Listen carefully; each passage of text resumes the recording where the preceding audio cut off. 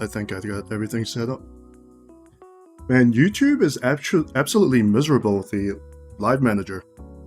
Like, there's no button for me to just go in and check my analytics. I have to jump through some hoops. It's really annoying. Alright. Let's see, look at the stream title. Is everything alright?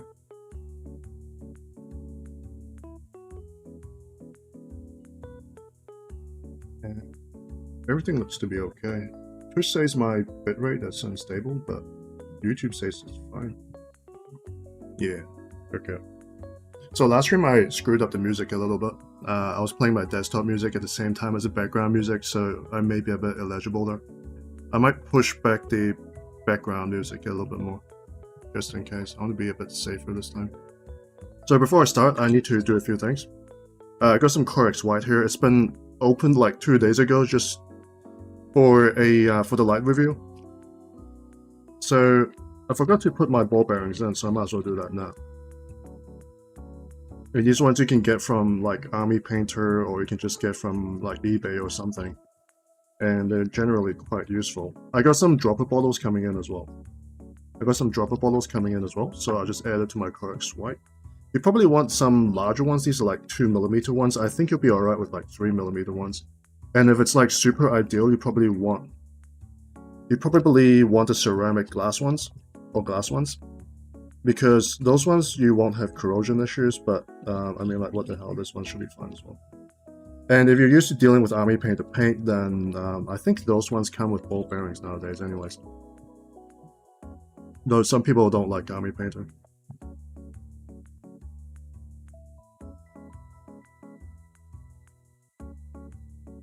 So I'm gonna shake this a bit. Yeah, I think I should use larger ones. These smaller ones don't really have the click. They don't really do the clickety click in there. In fact, they might just jam up, I feel like. Corex White is just that, scummy. I almost said scummy, but not really. It's more gummy. Yeah, these 2mm ones are too small, but it's better than nothing. I'm gonna check on YouTube for a second. Yeah, okay. YouTube being YouTube. I mean, does YouTube even want to be a streaming platform?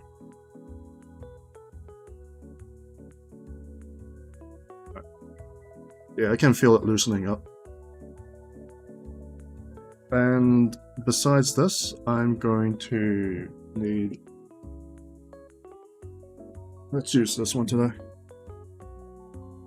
And let's throw this one up. And I'll do the same for the Corex White, because Corex White, it settles a lot.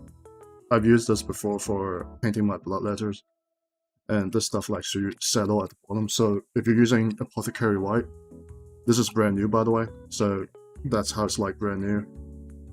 You definitely want to drop a few ball bearings down there. Just drop it in, break up all the stuff in the bottom, and then give it a good shake. If you've got like the vibrating like paint mixer things that you can get from Amazon for a lot cheaper, I recommend those as well. But just make sure that the lid is properly closed, otherwise you'll get paint everywhere, and that's not ideal. So depending on how my phone battery lasts, I'll probably be streaming for about 5 hours today, and I'll go get some dinner, I'll do some personal stuff, and then I'll come back at night maybe, or tomorrow. I'm not very specific right now. I'm just having a chill weekend, man. But hopefully I'll come back at night, but I may have some, I may need to follow up on some art commissions and all that. So that's the plan for tonight. Anyways, I'm happy to get started. I haven't started on this project. This project's been sitting around for almost 5 years now, so it's pretty much time. Giving it a good shake. I'm just making sure that the bits at the bottom are properly loosened up.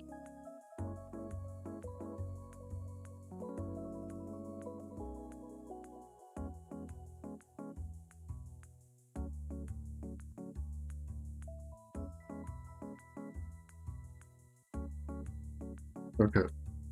This should be fine. And I think for my first model, I'm just going to warm up with a Apothecary White. So I'm going to give this another good half-second shake. I mean, half-minute shake. And then, again, we can stop. Then we can stop. So this stuff is starting to come off.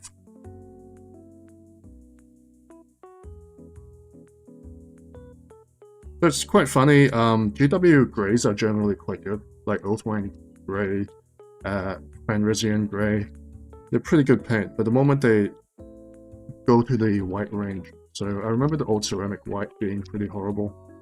White Scar being absolutely... If you want to do edge highlighting, it's good, but otherwise not so much. Yeah. So I'll paint this one up in Apothecary White first, so I'll just grab a brush. I've got lots of brushes here, they're just cheap brushes. I'm doing contrast paint, so nothing too fancy is needed. Just gonna wet it a bit. It's a little bit bouncy, that's fine. And I have to really watch out because space is a bit cramped here. Yeah. I don't like how this is going. I'm gonna move these models to the side.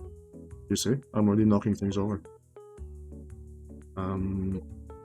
Move this over to the side a little bit, and I'll just do that. I want a good working area.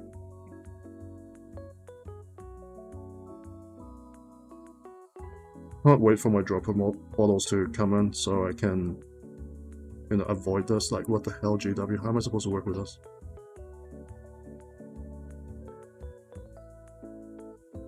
GW? But even before I get to the paint, the freaking bottle is already fighting me.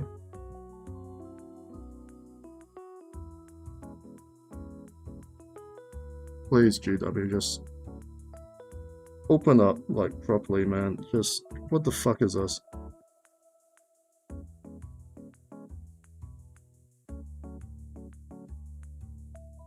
So, straight from the bottle. I just want to see how this goes, really. For real, for real. See?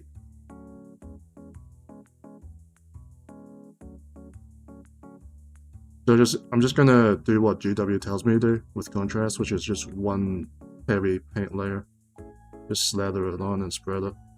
It's pretty watery anyways. It may be a little bit too much, but eh. I'm just gonna be an absolute menace with these. They're Prior Blasters, I mean, not Prior Blasters, I mean they're Infernal Squad, so it doesn't really matter. You get a million of these. They're not worth anything, they're worth less than Intercessors. That's kind of mean to say.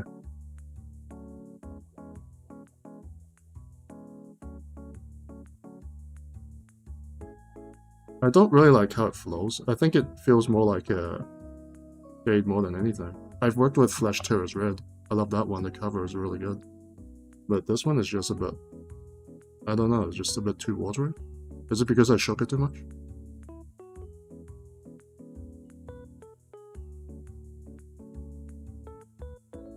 Could be. I'm just gonna leave the weapon. Yeah, I'm probably gonna paint that like black or something.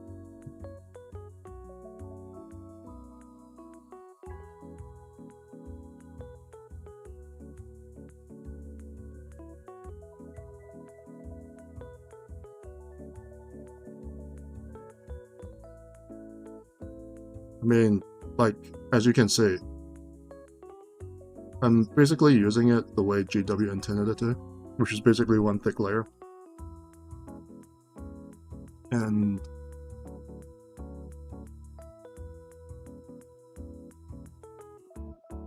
I mean, it's there, but it's not really sticking, it's just washing off really.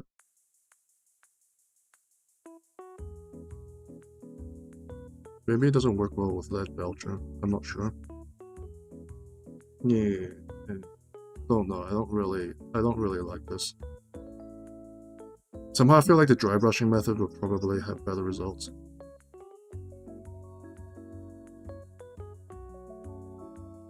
Also, this bottle is an absolute menace. Like, the lid will just fight you all the way. Like playing with a bear trap, see? I mean, it's good content, like man versus a demonically possessed GW bottle, but practicality-wise, it's not very good. There's like flicking paint as well. What the hell?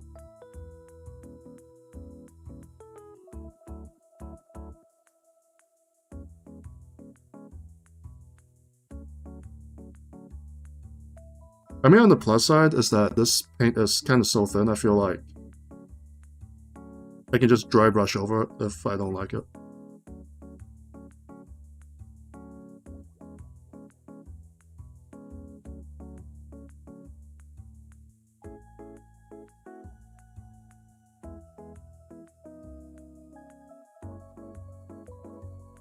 I do feel like there's some layers building up, but it's just when I build up the second layer, I feel like it's moving the first layer in the bottom, like it's reactivating kind of.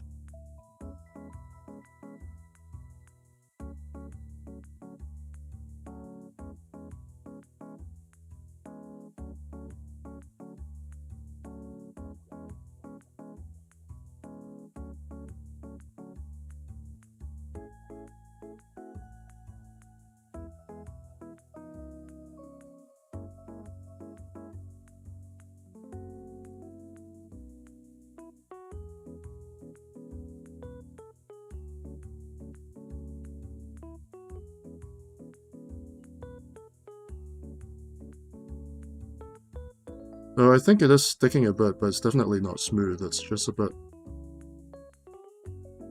being very awkward to use.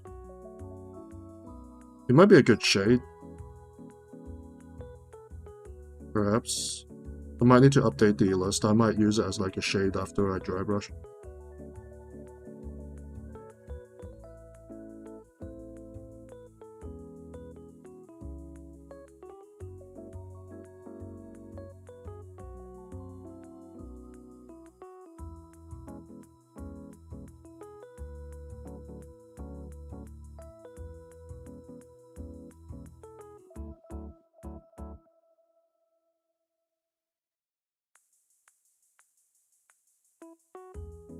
I think the flow is definitely the issue.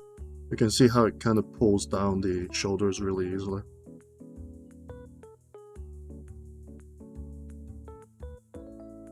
Which, with the red one, the Flash Terrors one, it doesn't really happen. So, this is a little bit of a wash for me on the side.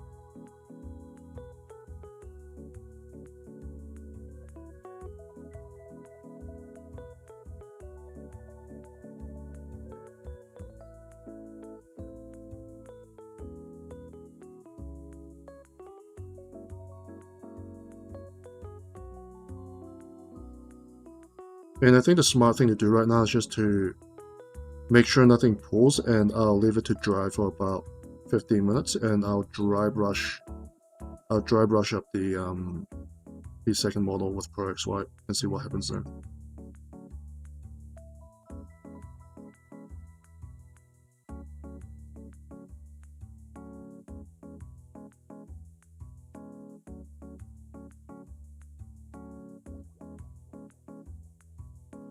We just need to make sure there's no patchy bits here first.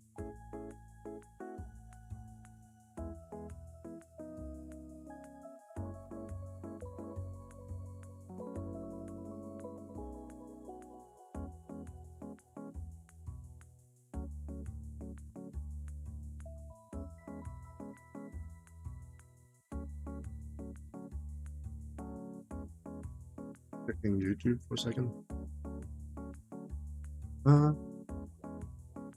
Yeah, I think the audio should be better this time.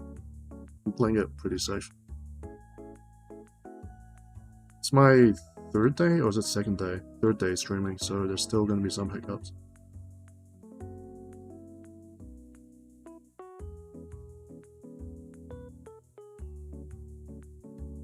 Yeah, this is a bit...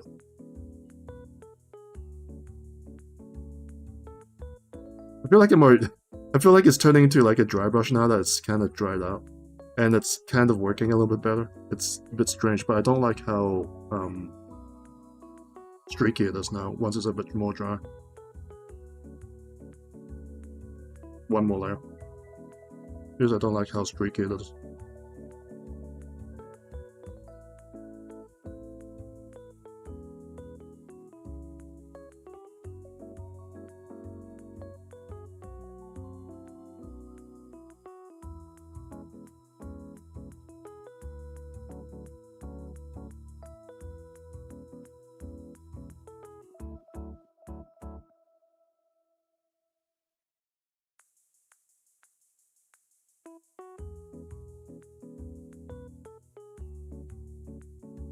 Like when it dries, it doesn't dry in a thin layer as well. It kind of pulls a little bit as it dries, and it leaves like this weird,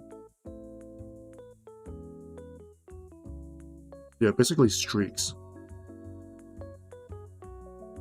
So I think this is more of a, this would probably do well as more of a shade than like even a second base layer, if you want to call it that. I mean, technically right now I am shading because there's a lead belcher base right now. So technically I am just using it as a shade. But even then, it's, I don't know, there needs to be something underneath that's around the same color for it to actually work, otherwise it just seems to be a bit too thin. So, this as well, I'm gonna give the butt a good, give it a good tickle.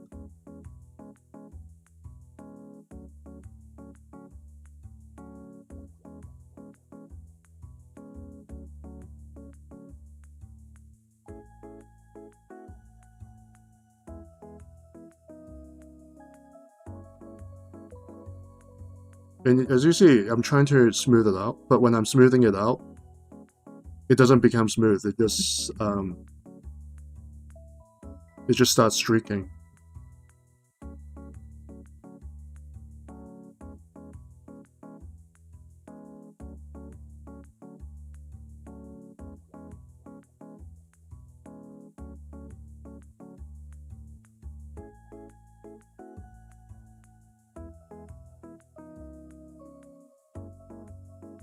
I'm guessing this would probably work better if you're working on smaller models. These large flat panels don't really seem to react very well with this Apothecary White. The surface area is a bit too large, and it just, you see, I didn't even touch it, it just starts becoming uneven, and then when you try to fix it, it does this, it just pulls away.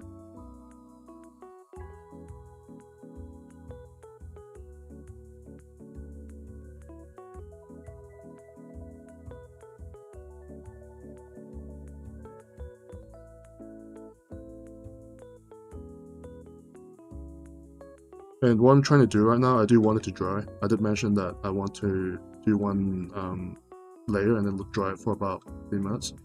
But it's not letting me. Because if I start working on it, if I stop smoothing it, the thing would just streak into this mess. So you can see here where it's a little bit, it's half dried off. And it becomes very uneven.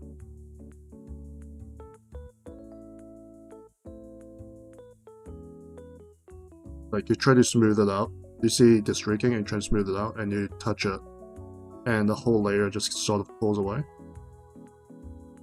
So it doesn't feel good to work on. And now this part is just pulling away into the sides. And I don't want it to dry over here, it leaves a clump. So when I try to smooth it, this would just all peel away as well.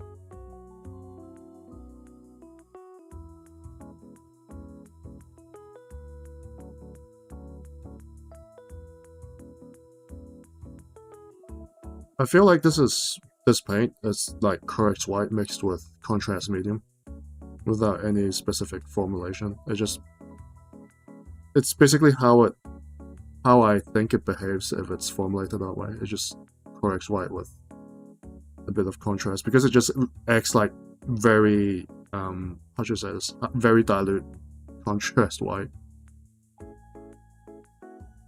And it probably has a bit of the grey paint mixed in, probably ultramarine grey, which I do have with me. Like with these areas here where... let me clean this up for you. Like these areas here where the surface area is not like this, where it's not as large, it's okay. It doesn't like pull away anything. It's actually quite smooth. It's quite nice there. But with these shoulders, it just like tears itself apart.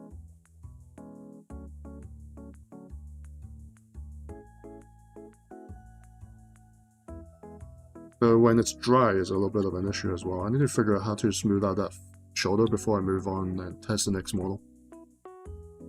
Because I don't like how this is going with this.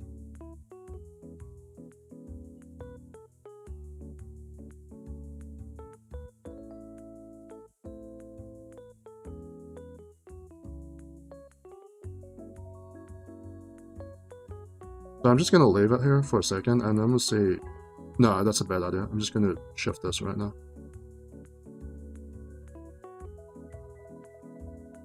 Because if I leave it to dry, it's just going to get gunky, and when I pull on it, the whole thing will just tear away. So I'm just gonna shift the paint to other panels.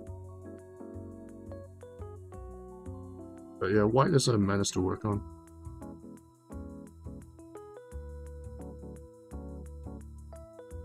Yeah, it's just tearing away now. I really don't. Cool.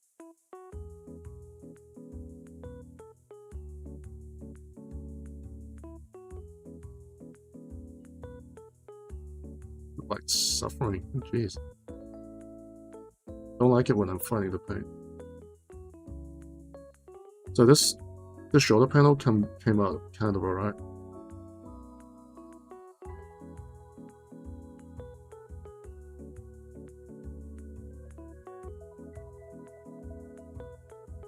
Say that, but you can see some pooling here, where some of the contrast kind of pulled into the corner and it's becoming too thick, and I'm trying to spread it a bit,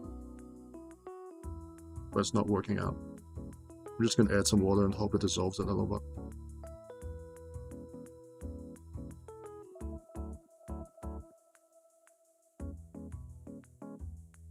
Let me double check if the cameras are on. Is it out of focus?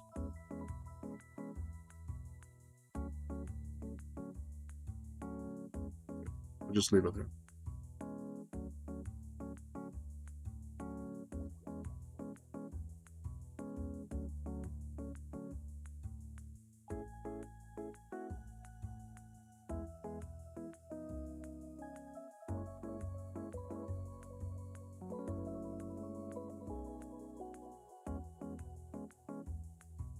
So I'm just washing away some of the thicker layers, because I think some of the contrasts kind of like some of the contrast paint didn't really apply too smoothly. It kind of dried as I'm trying to smooth it out, so it made some streaking.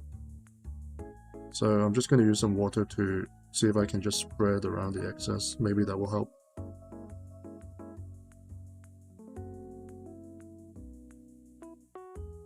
Ugh, what a gross paint.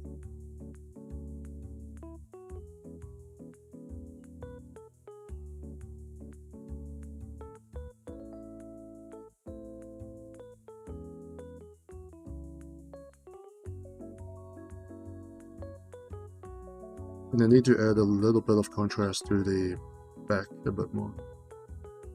Just underneath the power pack.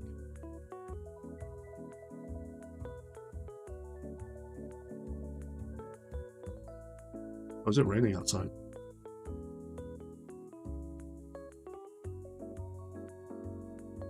It wasn't supposed to rain until Sunday here. And when it does, it's going to rain for about 4 days.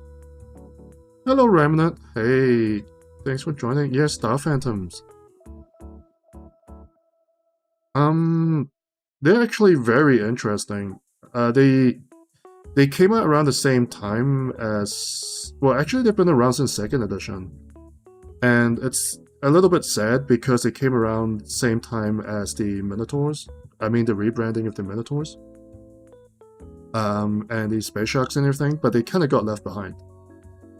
So if you've heard of the red scorpions, the minotaurs, the space sharks, they basically were introduced around that same time, around that War of Badab. But I guess because their name was a bit goofy, so people just forgot about them, I guess. But they're a really cool chapter. Yeah, I'm from New Zealand.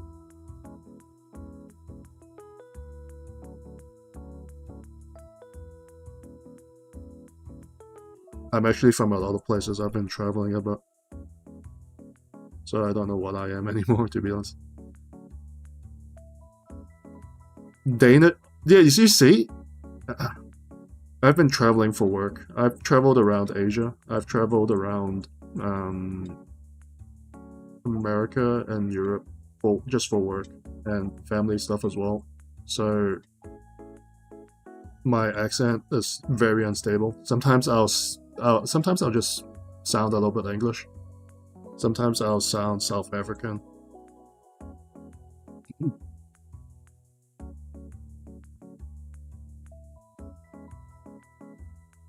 It really depends on my mood and how hydrated I am. But yeah, the Star Phantoms are a lovely chapter. They're a chapter that Alan Bly made. So he's the guy who made the first few books for Horus Heresy. And he's the guy who kind of pitched the whole Horus Heresy idea to Games Workshop. And the first few books were kind of an experiment. So if that whole experiment didn't work out, we wouldn't get the whole Horus Heresy book. So that's from Alan Bly, and this is one of the chapters that he created. And the interesting thing is that they do not like the Dark Angels for some reason. And then you look at the chapter icon, and you notice that it's actually the Dark Angel's old Dreadwing icon. And their whole iconography is inverted. So the old Dark Angel Dreadwing, which is the Destroyers, which is the the Exterminatus people, they used to be in pure black with white highlights. And the Star Phantoms kept the whole, they got the same iconography, but they're in white with black highlights. And the whole theory is that the Star Phantoms were actually the Dark Angel's Dreadwing that broke away from the Dark Angels sometime around the Great Scouring. Because there's a lot of stuff that's pretty much on the nose. But unfortunately what happened was that the Star Phantoms, Alan Bly, he passed away before he could finish the story. Before he could really add any confirmation to anything. And to be honest, these Star Phantoms, their name is not as cool as like the Space Sharks and all that. They're not that memey. Like their meme potential is there, but it's not as high. So people kind of forgot about them. Their name is kind of goofy anyways. Like Star Phantoms. So GW completely forgot about them. No, not completely, they show up again in 8th edition, but they act kind of more normal. Because the thing with the Star Phantoms is that they kind of, like if you believe them to be the old Destroyer squads from the Dark Angels, they kind of kept the same mannerisms. So even when they're acting away from the Dark Angels, they still go for like total obliteration with... I think the old rules allow them to take Devastator squads as a battle line in 6th edition. So they're very heavy on the firepower, and they do not care about any kind of friendly fire. And the funniest thing about that is that they almost wiped out the Marines Malevolent through just pure friendly fire once. So yeah, they're a pretty cool chapter that people kind of forgot about. If you're into the Badab War, you would definitely know about them because they were absolutely wild. They came in full chapter strength near the end of the Badab War. And then they just pretty much finished everything. Along with the Space Sharks.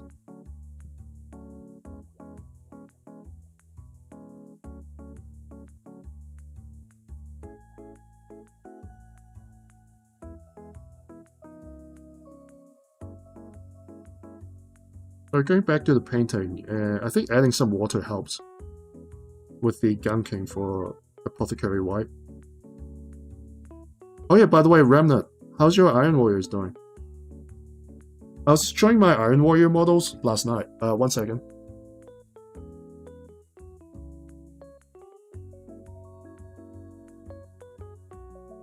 So for my, yeah, I think you mentioned Iron Warriors, right? So these are the ones that I haven't painted, and I printed out. Let me see if I can get a proper camera angle. Yeah, I think it should be clear. Yeah, so I got these shields printed out, and this was because I believe Iron Warriors used to have a rule where it's like -1 AP or something back in 9th.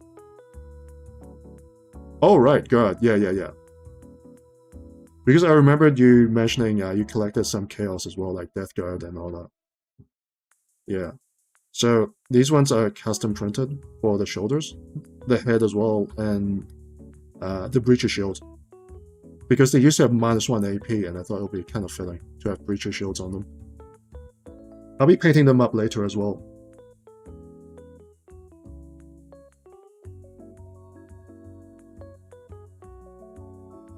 But I want to test the Apothecary Whites first. It's kind of like a Vendetta right now. Because I tried painting my Star Phantoms about 5 years ago with white paint, and I did a very bad job of it. And now that I have some more experience, and I'm just a bit more curious, to be honest, I want to try a few things. I want to see if I can do a better job. Oh.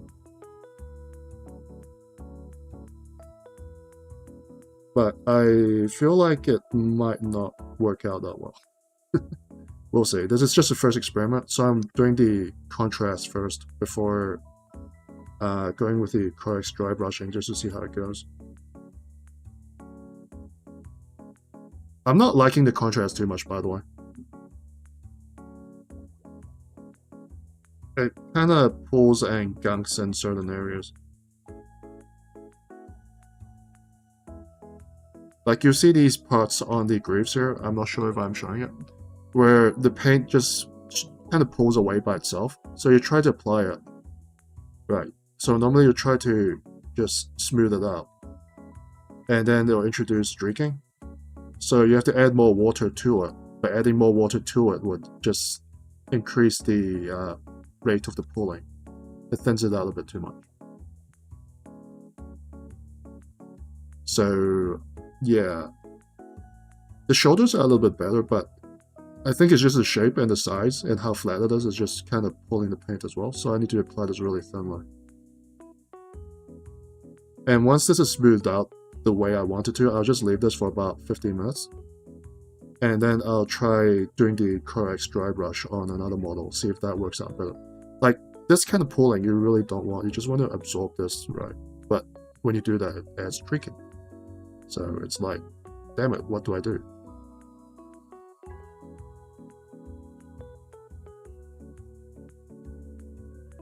And this is probably another reason why the Star Phantoms are not very popular. It's an entirely white and black army. It's white with black trims, and that's completely hell. That's a complete hell to work on. Absolute hell. Like, any mistakes with the black is like bye-bye paint scheme. Everyone's gonna see that little smudge in black. It's extremely unforgivable.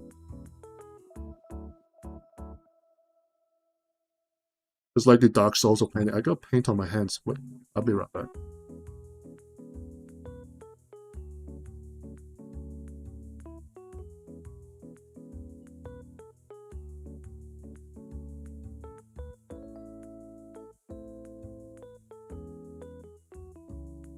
So how's your hobbying doing, Remnant, with your Imperial Guard? Did you get the new guard stuff? The Death Riders?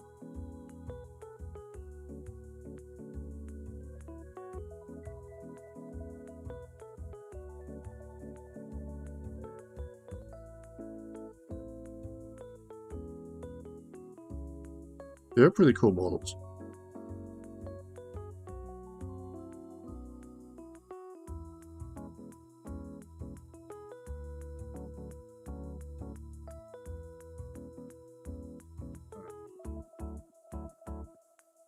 No, not smooth enough for it to just sit for 15 minutes. I need to smooth this out first, at the very least. Don't let it pull. I know that the paint will contract a bit when it dries, but shoulder details are important. Since Marines are like 50% shoulders.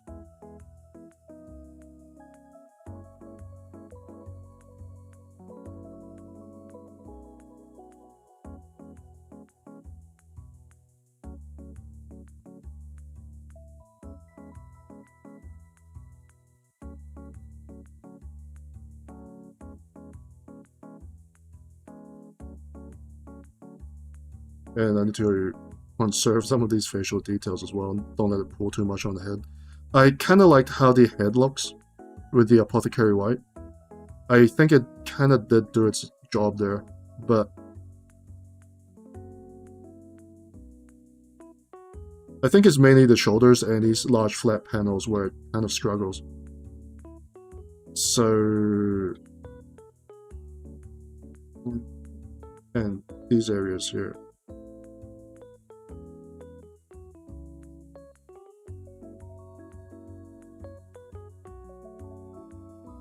I probably need a little bit more. Just to dab it here.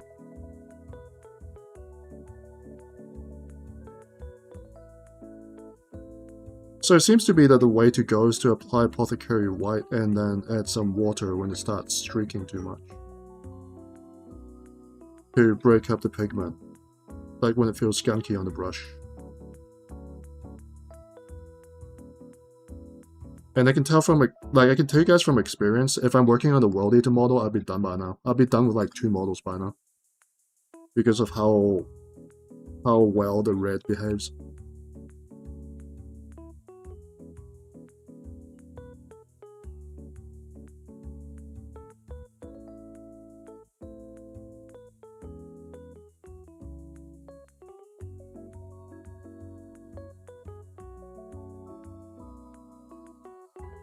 I think I should just give up on the shoulders a bit. This might need more specific work. Yeah.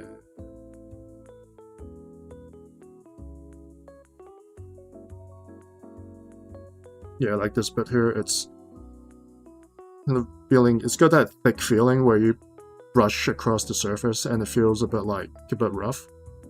So once that happens, you need to add some water to it. Just to smooth it out a bit more.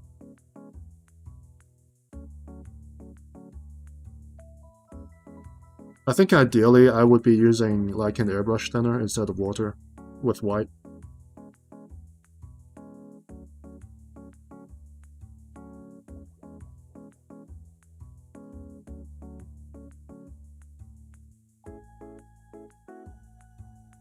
Getting some paint and some overflow on my fingers.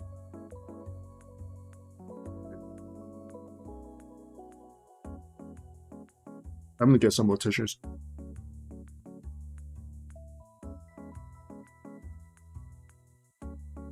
Someone got like a splatter of paint on my glasses as well.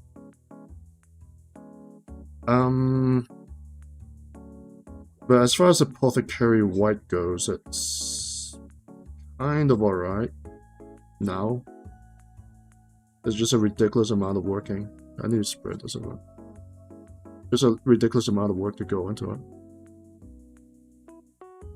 Like, the backpack right now is not even fully covered, and I just added like a big daub of it. I just added a bunch of Apothecary White to it. I'm gonna shake this up a bit.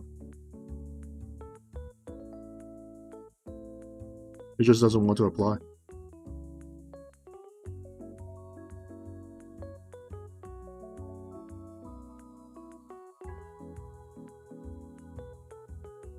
It just doesn't want to be there. Maybe if I stay still, or if no, it will pull if I pull it around the other one. Why is it so wet? So,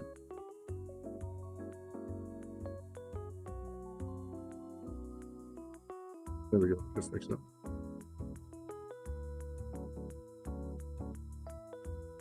Yeah, it's not Apothecary White. It should be an Apothecary Glaze. That's how I should be doing this. And then there's probably some male in the comment with like an airbrush just laughing at me this entire time, just eating his popcorn. Be like, hey, you fucking noob. You stupid noob. I've got an airbrush, you can just do this in 2 seconds. But sometimes you don't want to use an airbrush, you know, you just don't want to set all that thing up. You don't want to do the whole cleanup afterwards, you just want to pick up a brush and do something.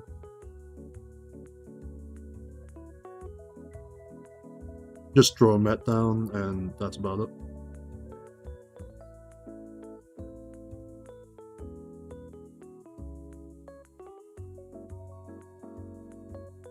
I can't imagine how some people paint tile though. Some of the white armor panels just look absolute hell with a brush.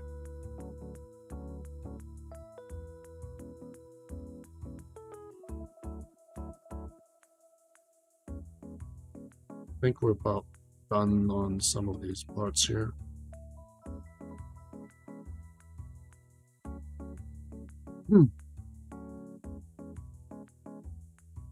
Need a bit more on the arms.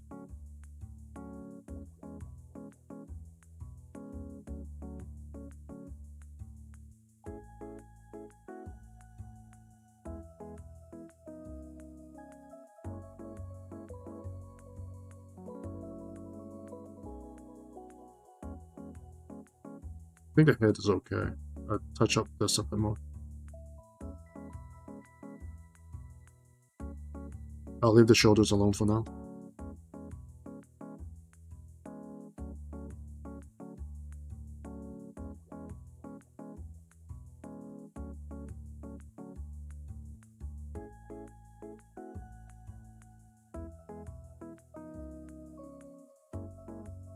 It is nice that I can reach like layers down here though. That's one good thing about contrast paint, is that it's good for reaching into those back panels, it flows in better.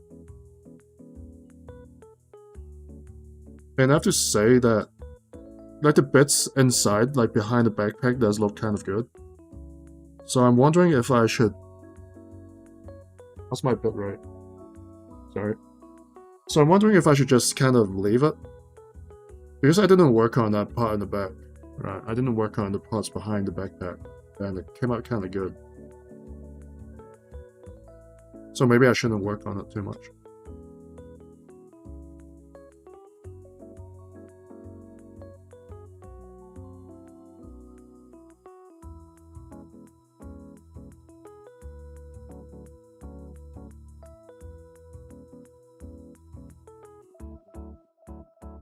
We'll set it. I think these shoulders have to be done in several small layers. Otherwise, I might just leave this for about 15 minutes.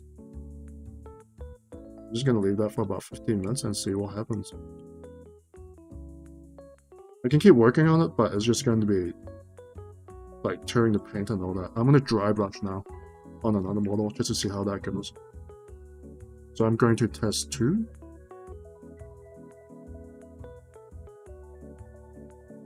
I'm gonna leave it somewhere to dry. On my other hobby desk. There we go. And for our second test model is this one, is another Fire Blaster.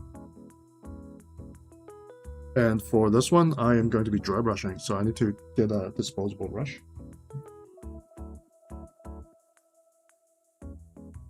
I think this one might work. It's a bit too big. Oh, whoa.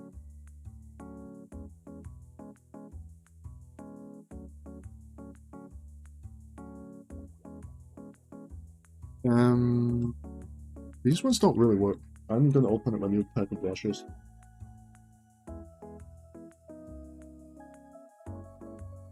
I got more brushes than the Imperial Guard has Guardsmen.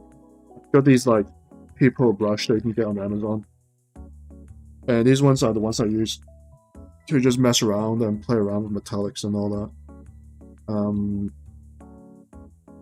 Yeah, I'll just use this one. This one looks good.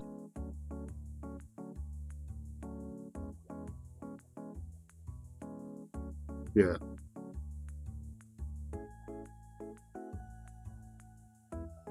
Though with dry brushing, you don't want it to be too dry, otherwise it'll chalk up. And I got some Corex White here.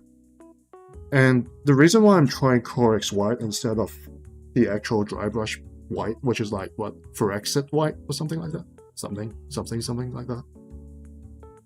And that's because that's way too dry. I've used that before and it definitely chalks up no matter what you do.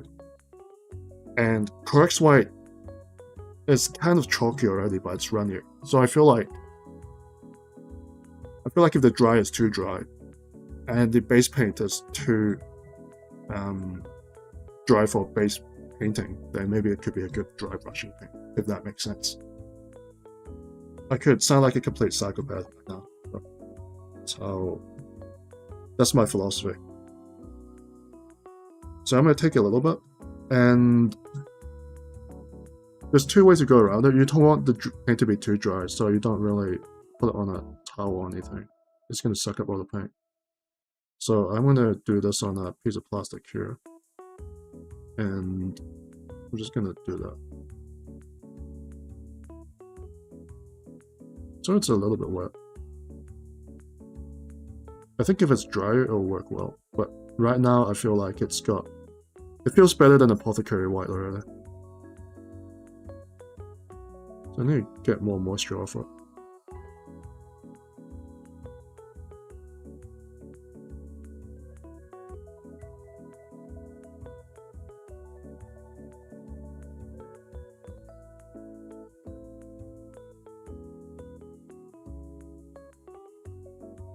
Yeah, I think this works out better, and I think I like this color a bit more as well.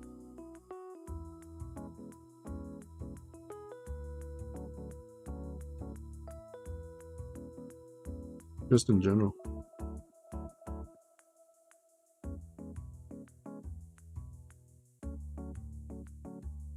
Yeah, this is so much faster than working with Apothecary.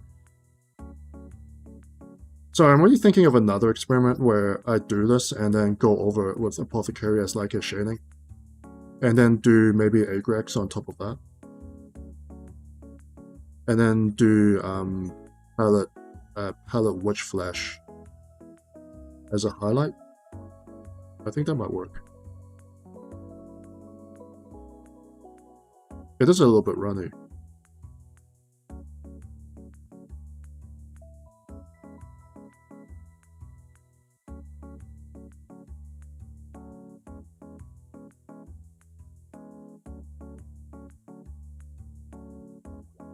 But that's what you get with white anyways.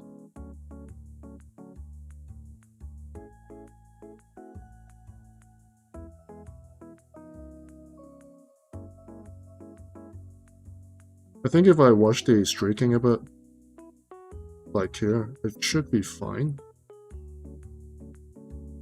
Let me get... Oh, this is still open. That was dangerous. I almost knocked it over.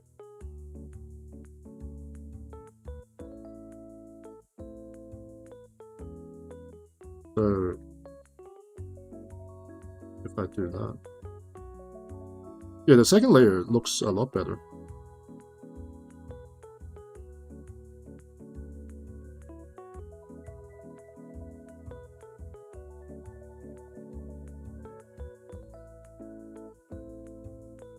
I like where this is going. And this is roughly the right color for my chapter as well, so I like... Yeah, I need to watch out for these bits though. So with this, it feels like I need to give it a second for it to dry before brushing it a second time, otherwise it would just rip itself apart. Like this here, if I smooth it, it would do that.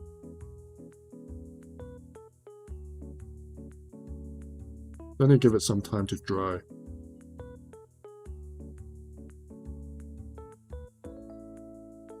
Before touching it with a brush again.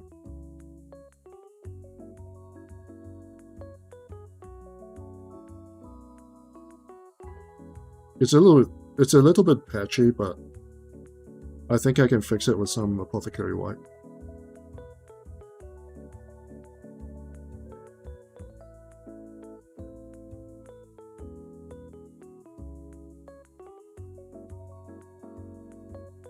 But you guys get what I mean when I say Corex White is like layering on concrete, right? It's got that same feeling. It's got that vibe where you're like painting a drywall.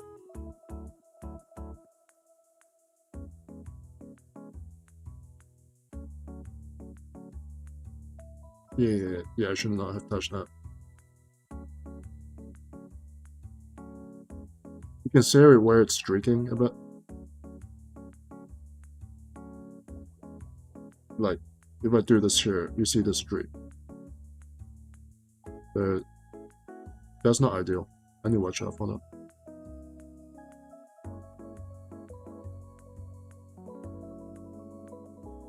I ordered some other white paint as well for my video reviews on YouTube. So there would be titanium white from Monument Hobbies.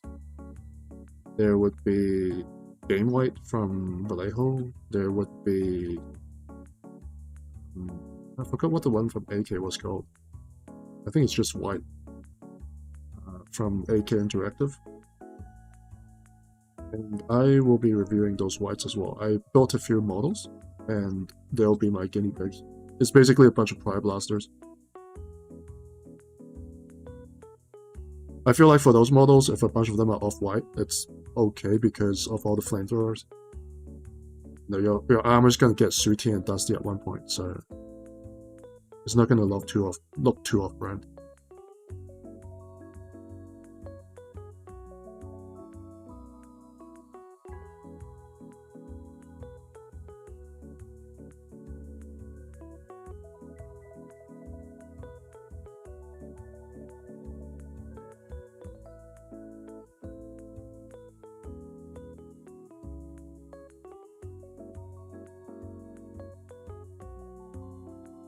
I like this method a lot more than the other model.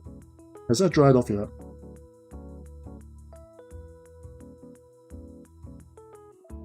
So this is the Apothecary White model. I'll just put it side by side for a moment. So this model, I painstakingly, it's still a little bit wet. I painstakingly went through with Apothecary White, and as you can tell, I used the same base coat. You can see it's done something, but it's not really there. It's not really layered on, nor is it actually white. I feel like it's more like a bunch of gray. I think it's a good shade paint, but like as a white paint layer, whatever you call it, not very interesting, not very nice looking.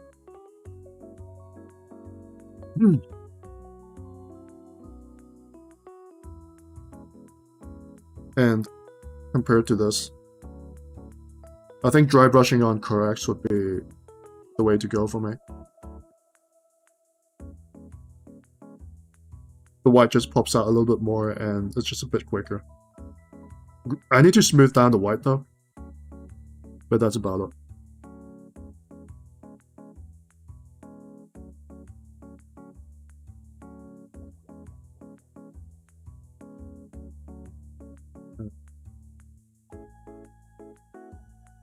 I need to pick some armor panels out that I haven't gone through before and just apply some white. That's a little bit too thick.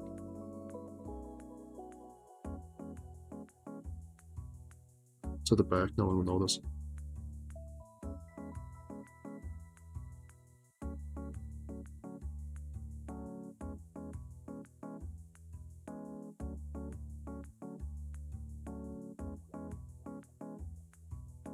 And I feel like the golden rule is just not to overwork it. It's a very temperamental paint, so you just apply it to one layer and immediately move on to another layer. To avoid any type of paint tearing. Yeah, I think that's what it's called. Just to avoid all of that.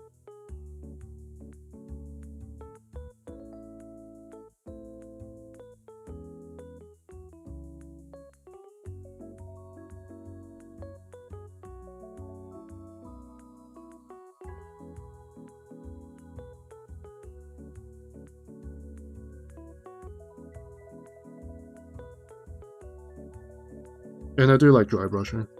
That's one of the reasons why I wanted to try this method. It's really just thinking of a method that you like painting and trying to apply it. Put a positive spin on things, basically. If that makes sense. That said, I feel like I'm gonna run through white really quickly doing this, because half the white's ending up on the board.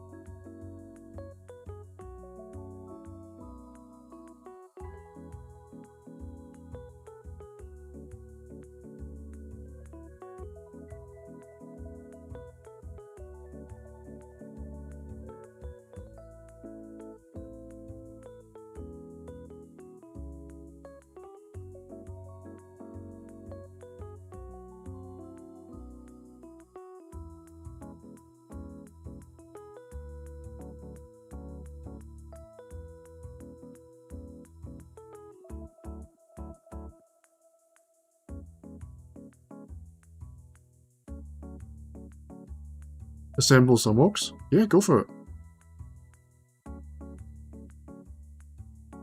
Do you have the old orc kit or the new ones?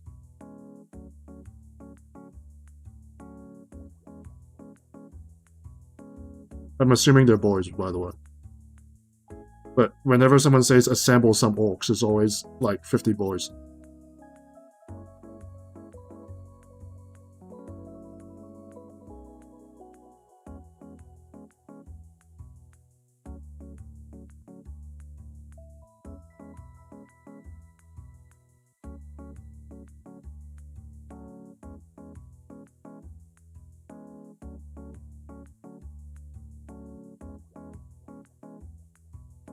That's great.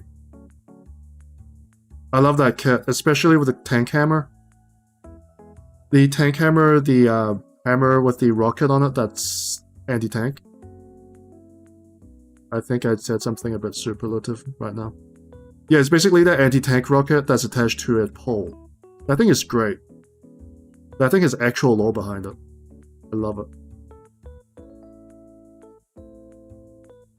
They're swinging like a high explosive round into a tank, and it blows the orcs up. I think in the old rules it definitely blows the orc up, but now it's hazardous.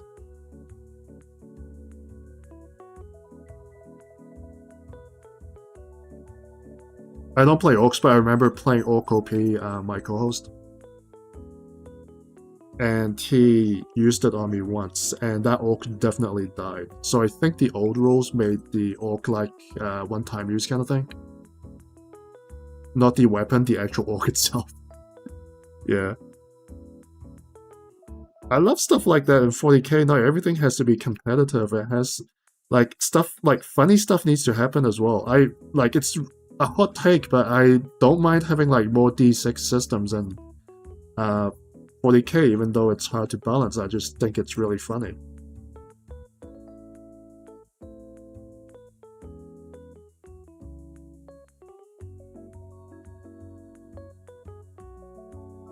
I like funny random stuff happening on my battlefield.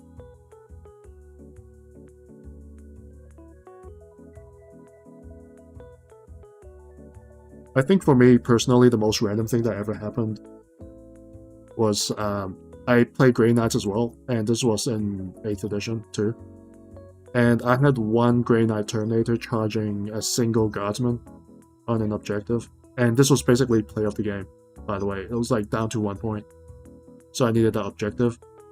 And I charged that guardsman, and back then they get free Overwatch, like every unit gets a chance to Overwatch when something charges them. So this one random guardsman just fired an Overwatch shot, and that Terminator was down to 1 wound. And it went through and actually killed him.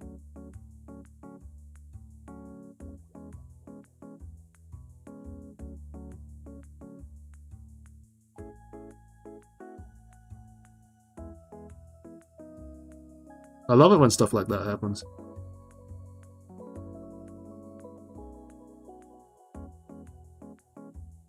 It's so thematic, it's so narrative, it's so cinema. You give them all rocket launchers? Oh yeah, yeah, yeah. My co-host, he plays orcs almost like he plays Tau. It's quite funny. He's very heavy on the shooting. He will definitely melee you, but he's very heavy on the shooting.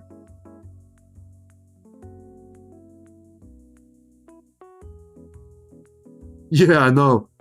And I was jinxing it myself as well. I was like, imagine if that guardsman killed the Terminator that was charging it. Man, that guy would be like a complete hero. Like, it would be so funny if that happened, and it happened, and I didn't know whether to like laugh or cry, really. Because in the first turn as well, something similar happened. It wasn't nearly as dramatic, but I charged a full squad of guardsmen, and this was back when Terminators had 2 wins. And one of the Terminators died from the Overwatch. But they were taking an entire squad's worth of Overwatch though, so I guess that's to be expected. I rolled really badly.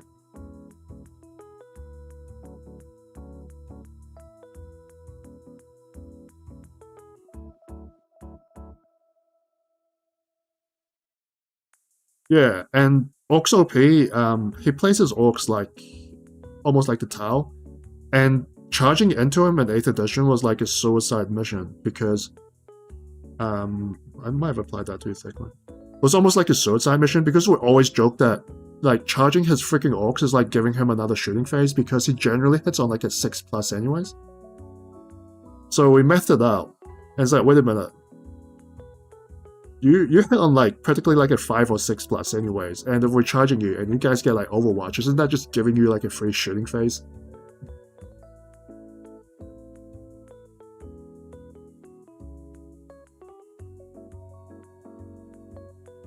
And this stuff was absolutely ridiculous. We had like a mega game as well. I'm not dry brushing anymore right now, by the way. I'm just trying to smooth it out with some water. Where he came in with like 8th edition orcs, and like his Morgonaut was just shooting like twice and shit. It was like a giant game. It was like what, 3,000 points each. So with 6 people, so that was like an 18,000 point game. And my orc friend basically like soloed the entire team with some orc bullshit.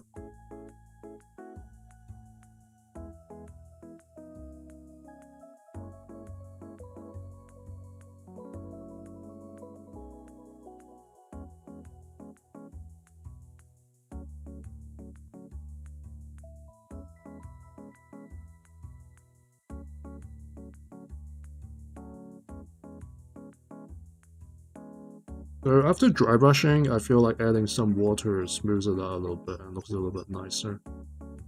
But I don't want so much water so that it starts running and starts tearing. And so I'm going to go over each armor panel, just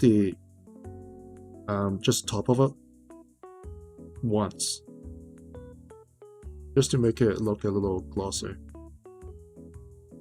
And then once that dries out, I'm going to maybe dry brush another layer on, maybe.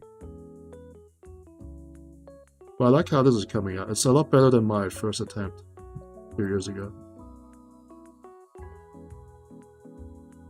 I remember getting like really mad with white paint, and it just used the Vallejo like blinding white, the white Vallejo paint, and just started blasting them. And the results were not so good. Because that white was pure white, and I could not shade it without it looking kind of weird. Oops, stabbed it somewhere. Did I ruin the paint?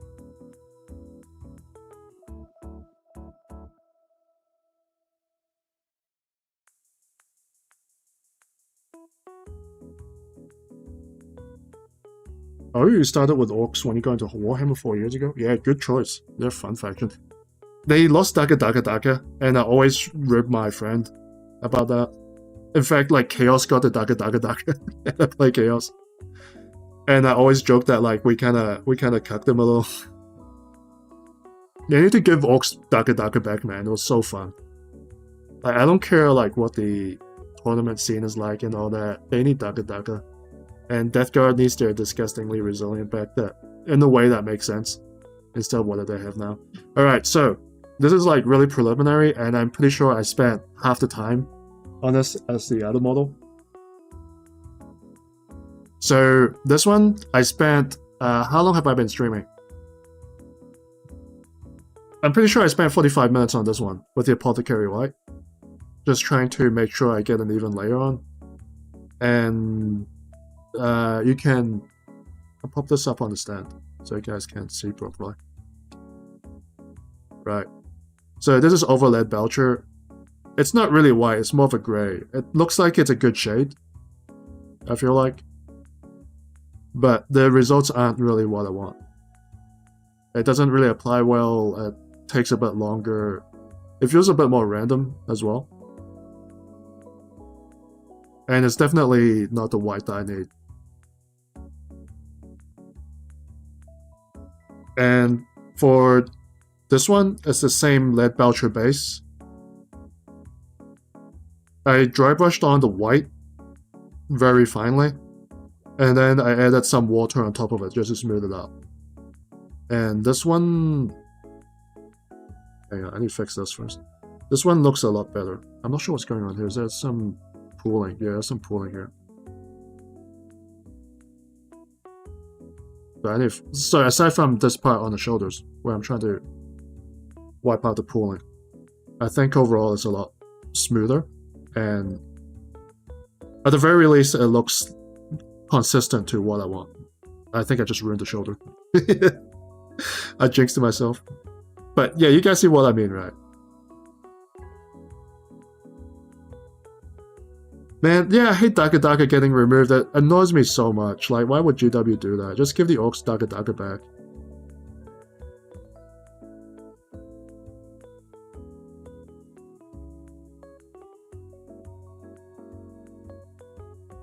I don't know what the actual reasoning is behind that either. Just taking away Daga Daga for no reason, because I already have lethal hits going into the game. It's not like the entire mechanics is unfair. Like, you get other armies getting sustained hits anyway, so that's the same thing, right? Almost.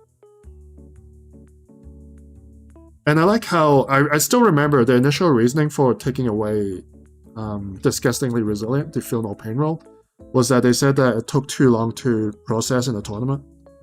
I'm pretty sure they said that in an article. And for a while, they took away Feel No Pain from several units. And then they started adding it back in again. And if I was a Death Guard player, I'd be so mad. Hey Dying, what's good, homie? Yeah, I'm good, man. It's 2 PM, it's a Sunday, no, not Sunday, Saturday afternoon for me. And I'm just vibing. And it's summer right now, but it's not too hot. It just showered recently, so it's nice and cool and everything. I quite like today. I'm definitely comfy. You got any plans for today? What are you gonna do? Gonna stay home and vibe as well? Alright, so. Oh man, you're getting a pizza? You just got paid? Ah. Oh. Hey, congratulations. That's the best feeling, man. The payday pizza. Alright, I'm gonna go back and do this, and then I'm gonna add some Correct Swiped on, because I think that's the way to go. Nothing like a payday pizza. What toppings are you getting, man? That's a bit too much, man.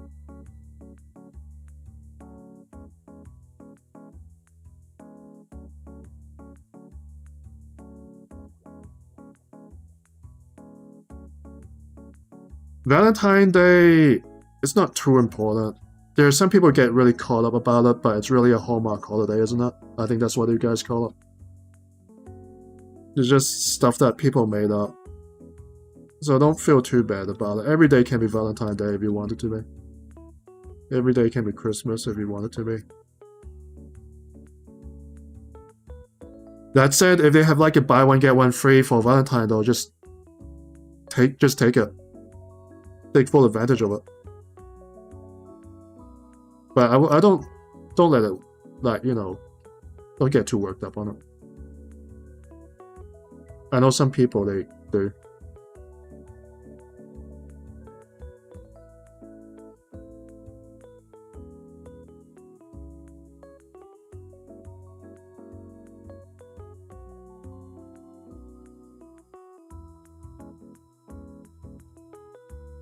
And I think nowadays for Valentine's Days, staying at home is best anyways if you've got a spouse or something.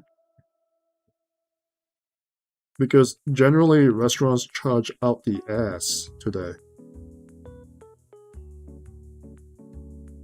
At least when I used to work in Asia. Dude. Like all the seafood places and all the like Italian places when I was in Asia around this time. Bro, the stuff that they charge, ridiculous. Just stay home, make some food, make some steak.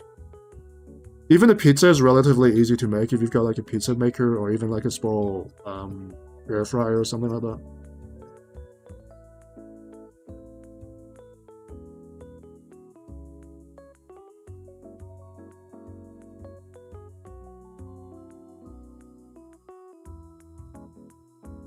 Domino's? That's nice. Now, Domino's, I'm not sure how it is in the States, but Domino's used to be really good in New Zealand. It used to be really good. They used to be very generous with their toppings. And we have another more premium pizza brand called House Pizza here. And Domino's is cheaper, but you can see that like it's very price effective. But now that I've returned to New Zealand, and I've had Domino's recently, and they weren't very good anymore. The toppings are a lot less. It's kind of like funny, party bread almost. So I'm not sure how it is in the States. Probably better in the States. You guys take your fast food more seriously there.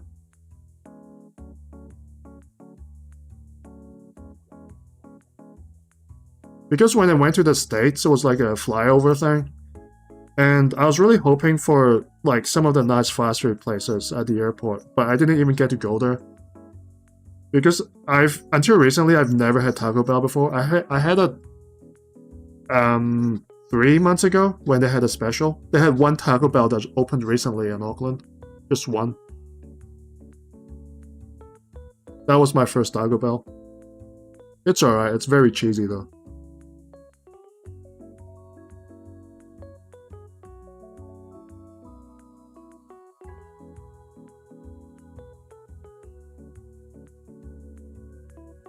It's the best pizza chain out of the top chains that are everywhere. Oh yeah. Yeah, I guess they do it properly. I mean, they have to due to all the competition, right? But in New Zealand, we get Pizza Hut, we get Domino's, we get House Pizza, which is the premium one, and that's about it. I mean, we got all these other random places like takeaway pizzas, but they don't really count. So they just pretty much slack off. I'm pretty sure they're frozen pizzas anyways. The Domino's here in New Zealand, I'm pretty sure they're frozen. And they just reheat the dough and all that.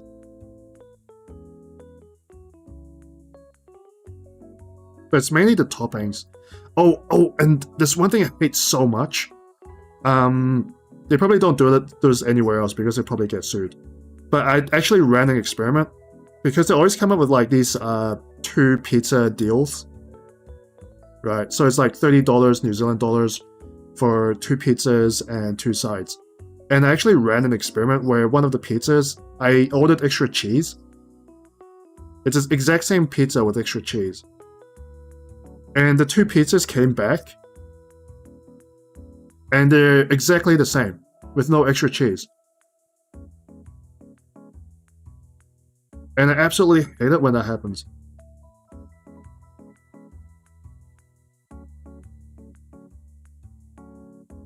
Oh, dude, Remnant, the tank hammer, it's absolute go, but it depends whether you want to actually go up and melee with them. But the tank hammer is like the most random, like, it's one of the most lawful weapons. It's the most soulful weapons.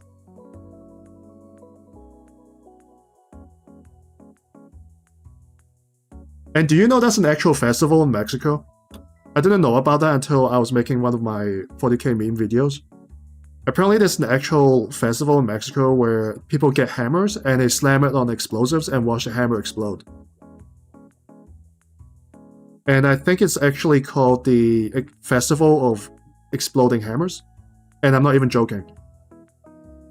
You can go on YouTube right now and like take a look. It looks absolutely wild.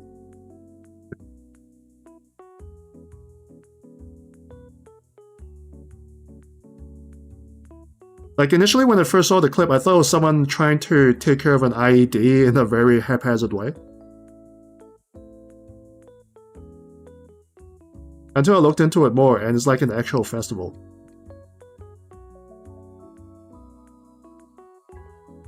And one more layer and I'll smooth this out.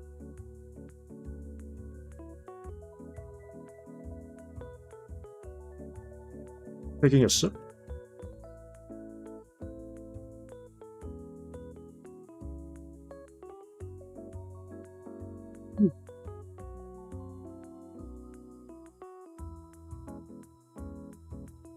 Though that said, I'm quite partial to the orc with the knuckle duster as well.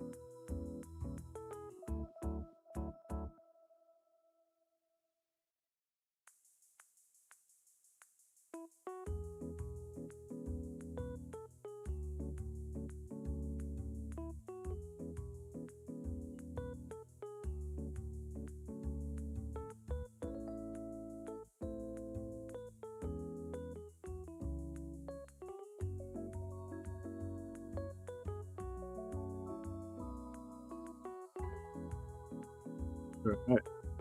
Checking for any spots that I missed. The paint's going to be a little bit thicker on this one because of the contrast white that's underneath. But I think it's okay. I just have to be a bit more careful. If I smooth it out, it should be alright.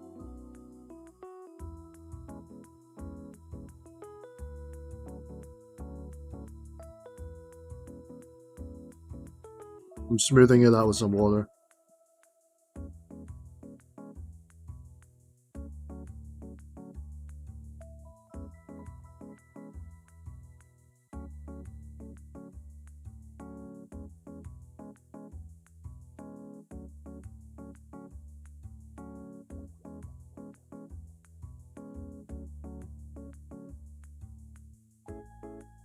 How's the music volume and the audio volume? Is it alright? Because I did change it since last time. It was a little bit loud last time.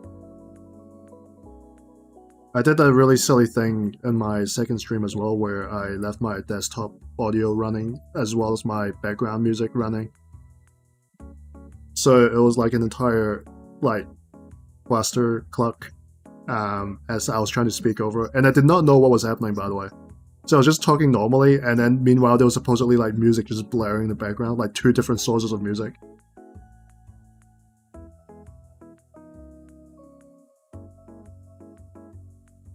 That's good. Thanks. Audio is one of those things that's kind of hard to figure out.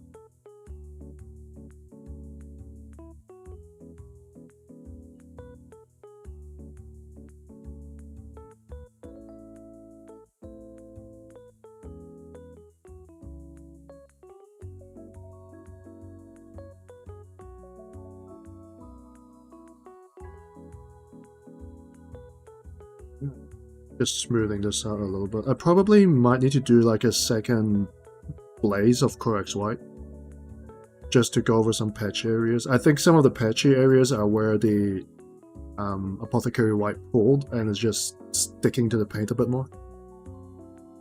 But I think after this model would look pretty good as well.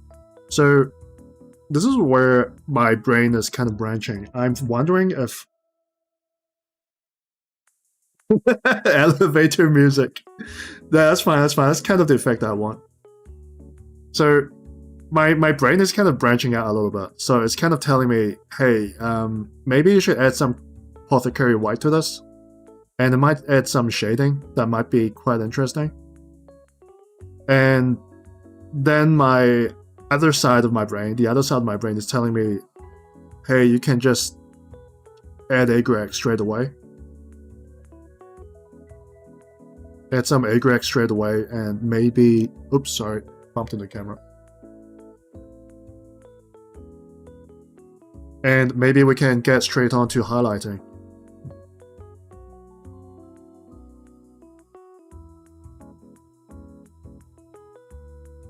What do you guys think?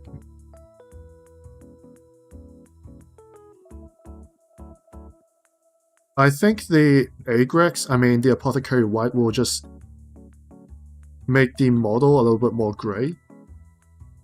It might actually turn him into a Space Wolf.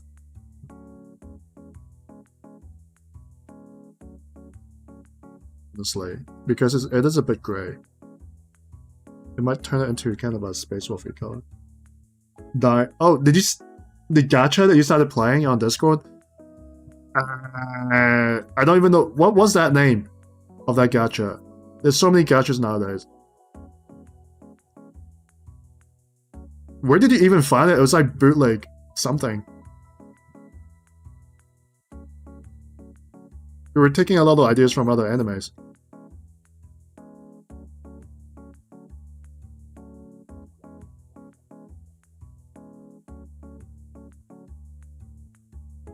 Look, even the name sounds like a bootleg, man. Sepia. I'll show you some sepia.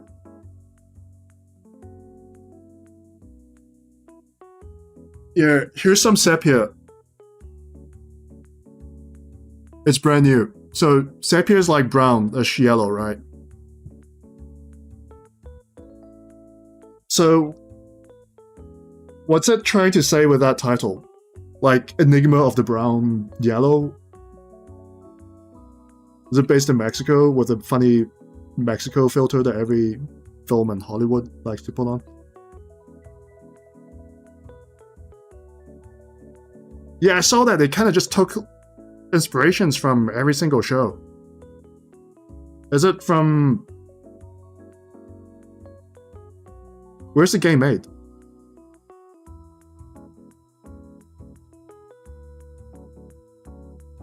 Bro, I don't even know what I'm doing anymore.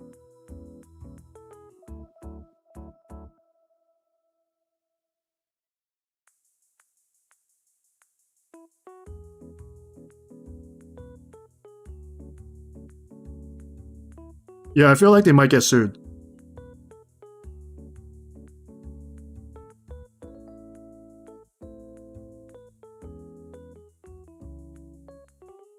Because I remembered reading... there was another light novel that took a lot of inspirations from a bunch of other shows.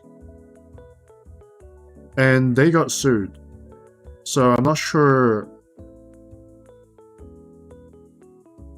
I'm not sure how that would apply to that, because that was even more egregious. It's a crash grab. Yeah, I think I can tell.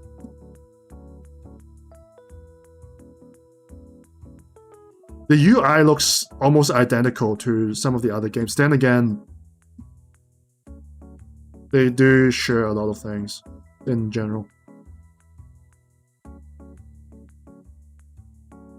I'm trying to concentrate on this model.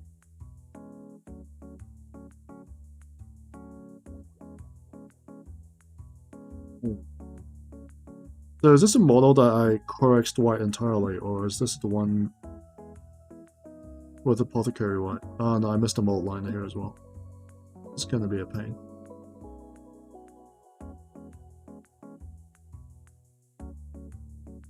I mean, Dying, I hope you're not spending money on that gacha game.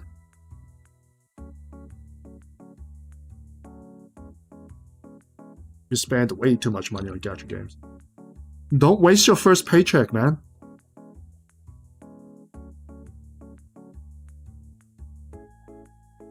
Get more pizzas instead. Get like $80 worth of pizza instead of spending money on gacha.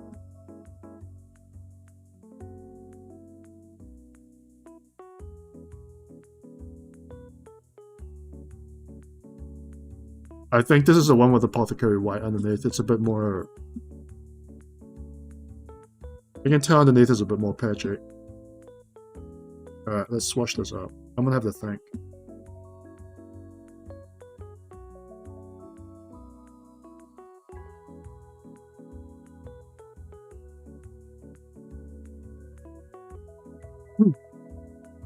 Alright, so I feel like if I add Apothecary White, it's gonna turn kind of dull, it's gonna turn kind of grey.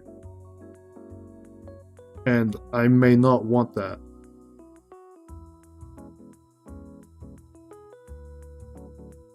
But you know what, I've got two models anyways, I'll just do it on one and I'll do straight Agrax on another.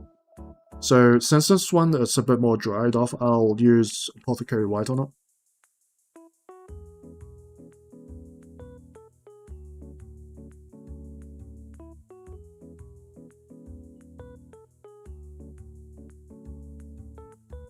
Because I think Apothecary White will work better as an actual shade. It's a cheap game put together littered with microtransactions for quick cash. Yeah, if they're doing that, I won't be surprised. But people will fall for it anyways.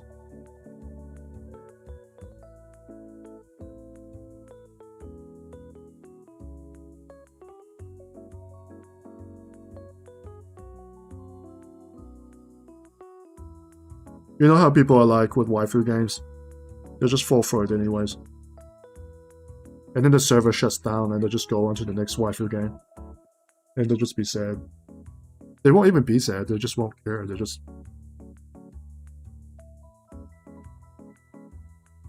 You know, they just be there to consume stuff. By the way, Dying, it's been like 30 minutes since your pizza here yet. Otherwise it might qualify you for another pizza. Do they still do that over there? Like, back in the day, they had that stuff where it's like, if the pizza's not here within 30 minutes, the next one's free kind of thing.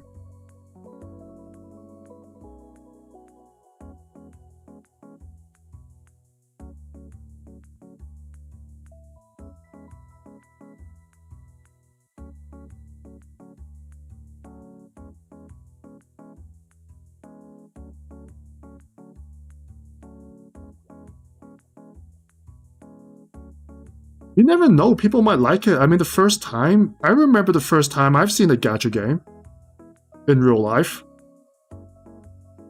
Everyone was shitting on it on the internet. Like, absolutely everyone was just shitting on it.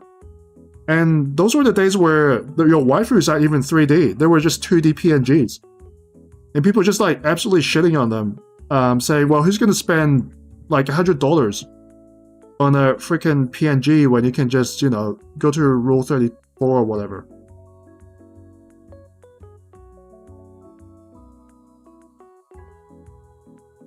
But look at it now. Like, there's some really, really horny mofos out there, they'll just suck it all up. You never know.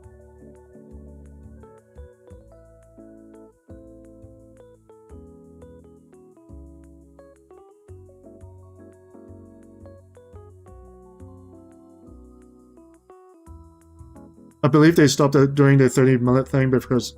sorry. I believe they stopped doing the 30-minute thing because delivery people ran out of...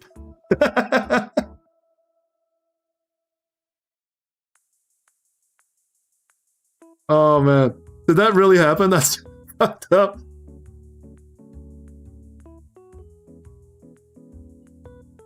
Oh my god, it's just a pizza is not worth a life. I can see why they'd stop that. It feels really abusable. People put like a Ninja Warrior course at the end of the driveway just to hand them out.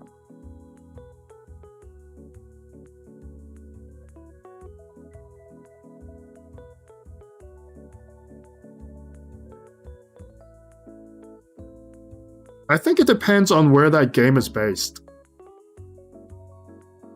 If it's based in, like, China or something, the jurisdiction might not apply to them. And then it's not worth really enforcing that in general.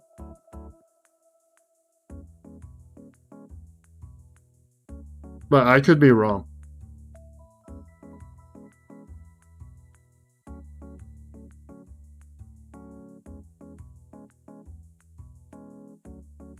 Are you serious? Like,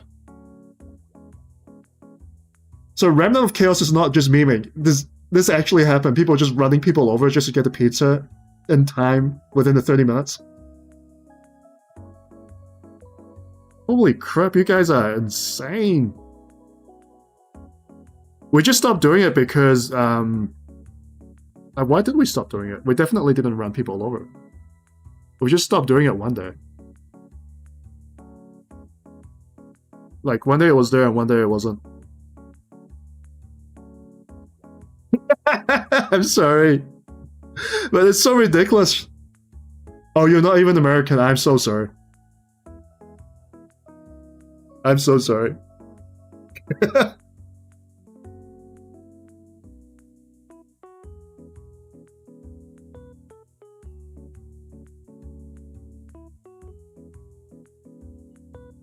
Wait, so if that did not happen to you and you're not... Wait. So did this happen outside of America as well? Or were you just reading American news? Or was that like a worldwide phenomenon where Pizza Hut just ordained people to run people over? Ordained their staff to run people over just to not give away free pizza? Man, I'm fucking this model up. I'm absolutely fucking this. And I don't care.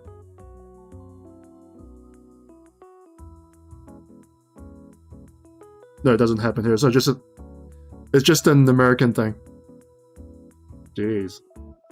And I thought the feud with the deep dish pizza and the what's the other one? You guys have deep dish and then there's the thin pizza. And it's like a whole field over there in America as well. You see, that's why I want to go to America and have food over there. Like, just to try the fast food and then have barbecue and all that. Because I know there's another food that's not like the pizza, it's barbecue. You guys take barbecue really seriously. I was on my friend's Discord and they were having like an argument over Kansas barbecue and Texas barbecue.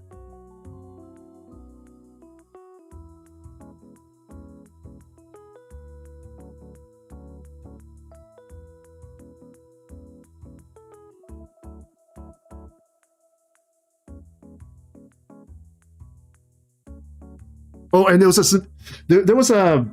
a Mississippi guy there as well.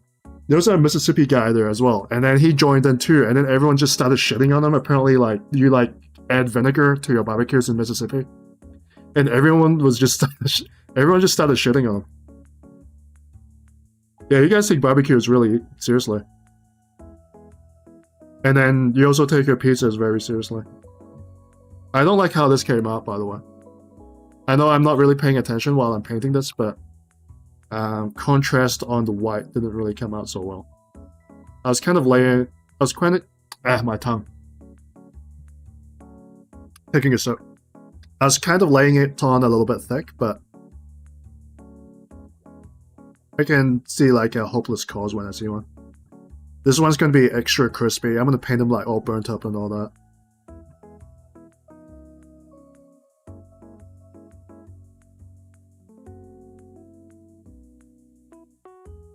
Like, compared to this one. Because this is the actual color that I want. And this one's gone a bit gray. So that's this guy's nickname now. This guy's called Brother Gray because his armor's gone a bit gray.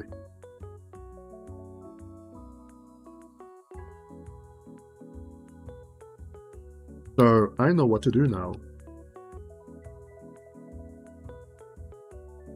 So just by default, I think I'll go straight to egg Rex. That would be the plan.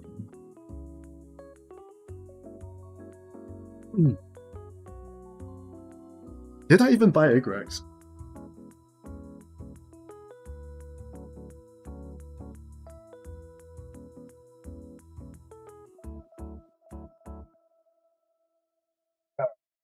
Yeah, I got some egg Rex.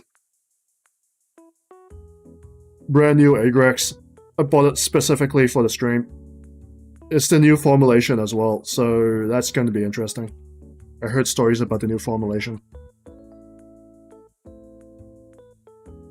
How am I going to recover this one? Or should I even recover this one?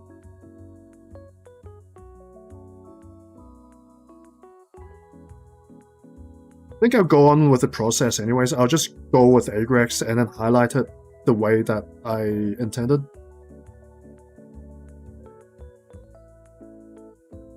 And see what happens. And this guy could just be like a special character for me. It's an experiment. You never know, it might turn out better later down the line. You never know with these things. I need some new tissues.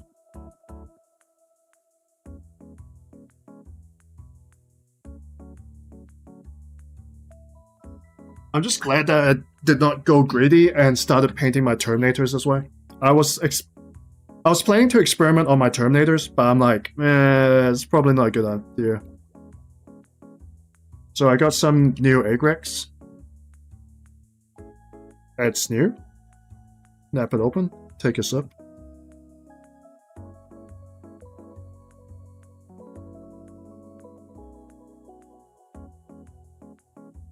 Uh-oh. Well, got a brush. Brand new brush. And I'm going to shade... Actually, I'm just thinking, should I paint the gun first?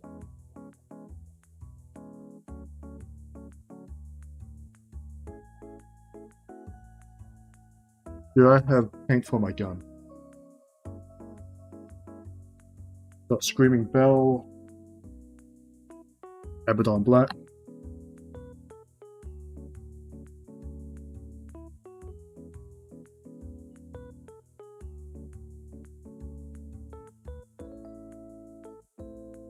I think I do. I might paint the gun up first. Since I'm going to go over everything with Agrex, I might as well do it. Right. So I'm going to apply... Abaddon Black is probably too strong of a color. I'm going to do Black Templar on the gun body.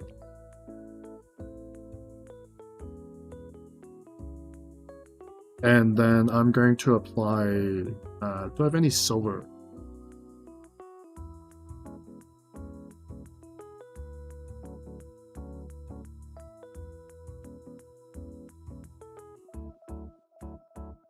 I think I'll apply iron... Ow!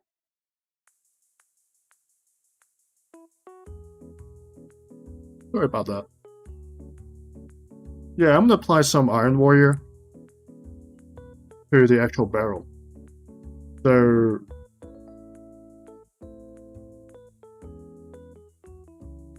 Oh man, there's purity seals there as well.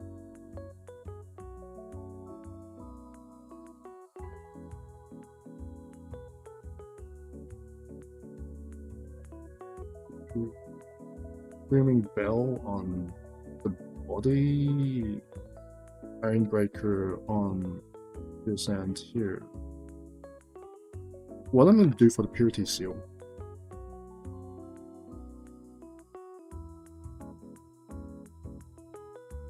I think I'll leave out the purity seal for now. Yeah, let's go with that.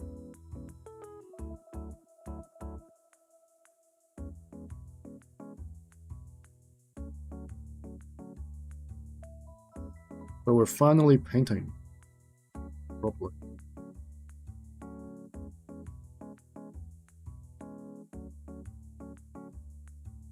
This brush is a bit stiff.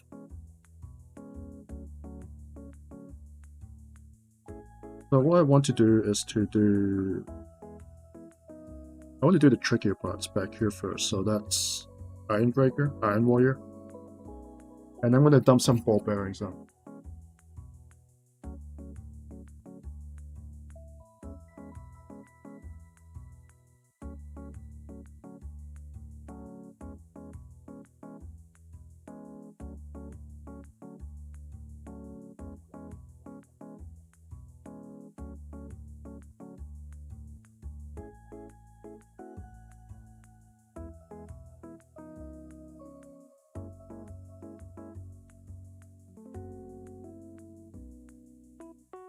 Give it a good shake.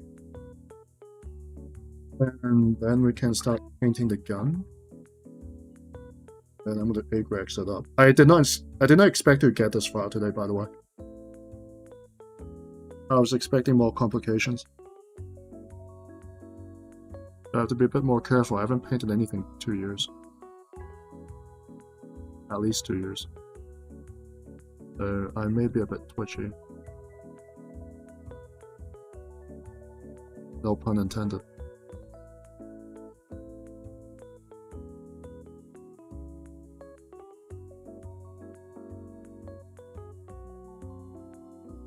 And this is the problem with painting white, is that if I'm not careful, I will fuck a lot of things up.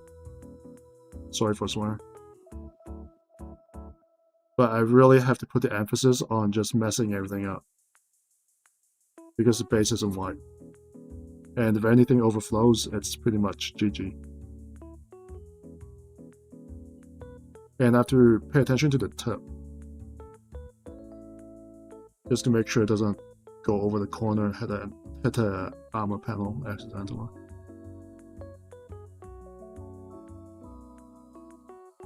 This might not be the best brush to do this with, it's a bit too sharp.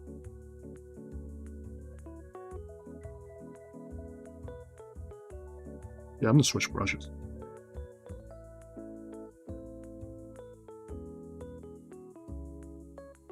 Let me get another one. I need a stubbier brush.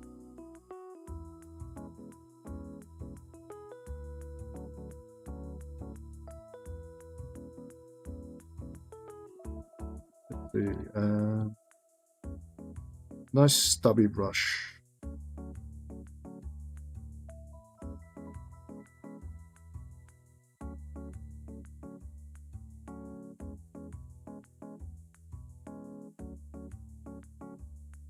This one's good.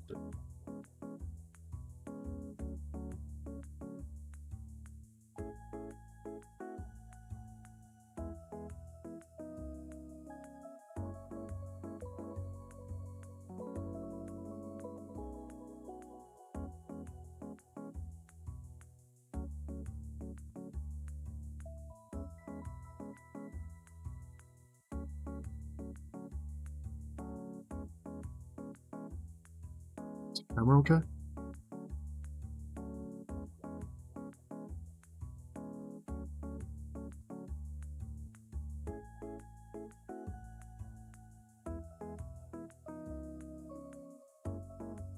For these parts here, I want it to be an Iron Warrior.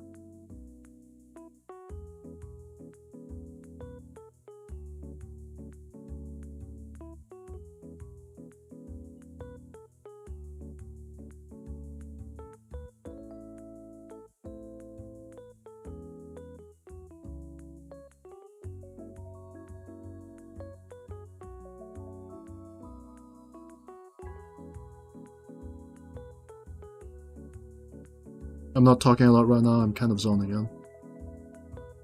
Kind of zoned in. I made a mistake already.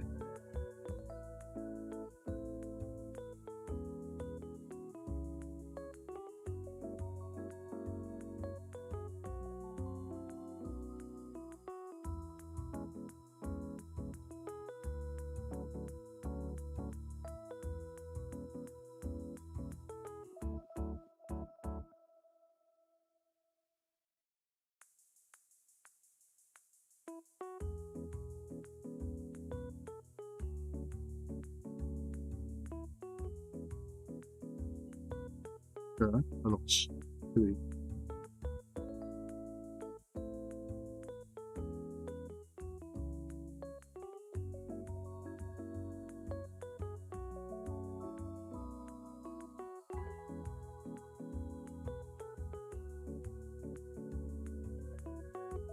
And over the top, and that should be it for that area.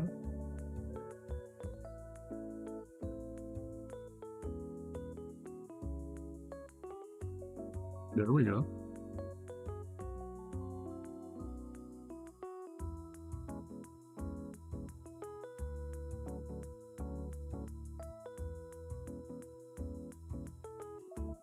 Now, is this an Yeah, that would be in silver as well.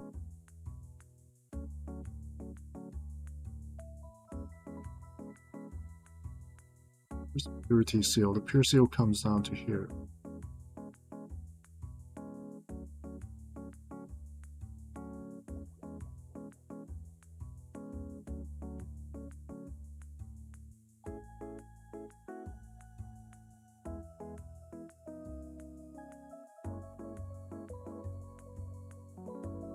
Trying not to hit the knee panel.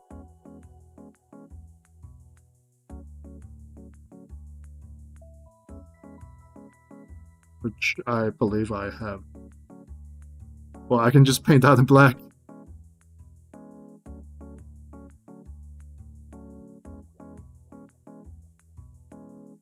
It's just gonna be battle damage.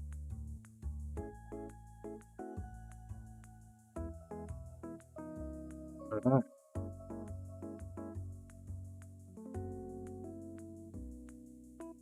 And these bits in the back don't really matter, but I like to paint it anyways. No one's gonna pay that much attention to the back of a Pry Blaster. Alright, so I need to paint the handle as well, yeah. The handle needs painting.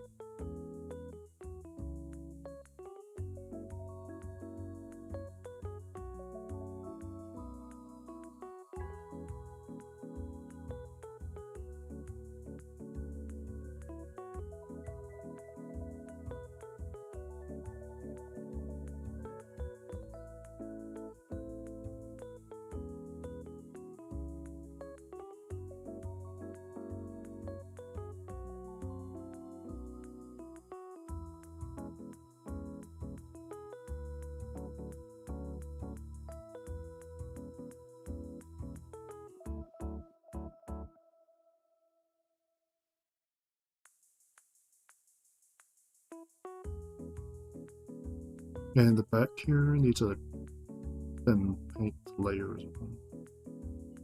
Just to keep things consistent.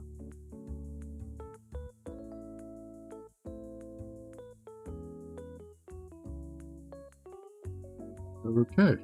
Yeah, it's cleaned up a bit better. I can add another layer here. This is so when I add agrax, it looks a bit more complete. Alright. Looking good. Yeah.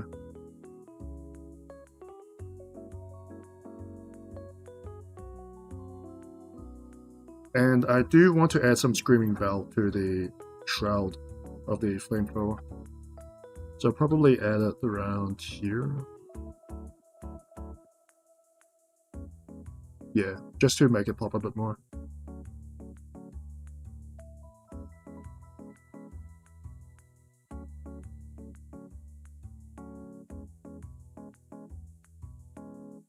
And since I'm already doing this, I might as well get the like Templar and then paint in the rubber as well. I mean, I'm already doing this right. I'm already at a point of no return.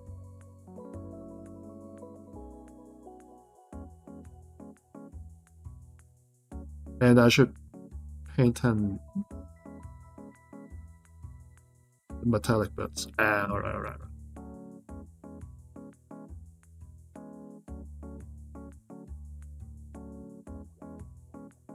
If I do one part, I might as well do the rest. Thanks, GW. Good bottles.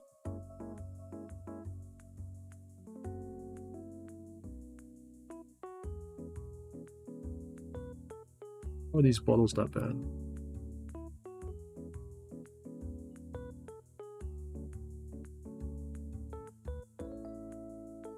I might as well paint these in as well. I feel like this is not a good brush for it.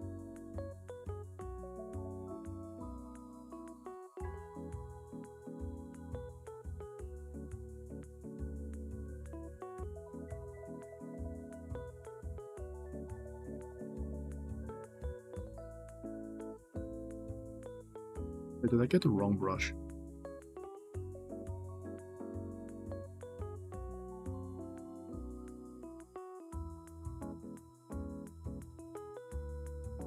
Here we go. How are you? Building your ox. Here we go.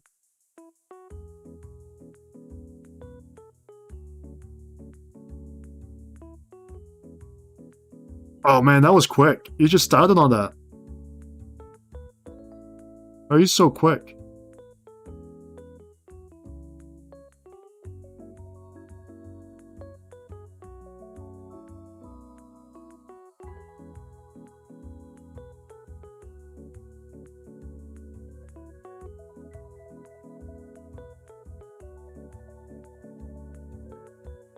Oh, okay, that makes sense.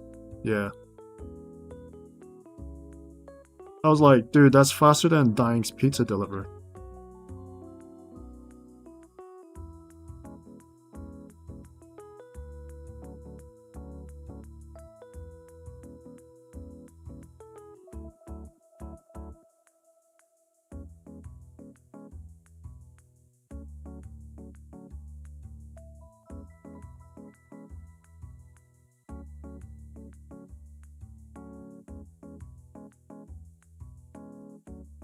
This brush is way too wet.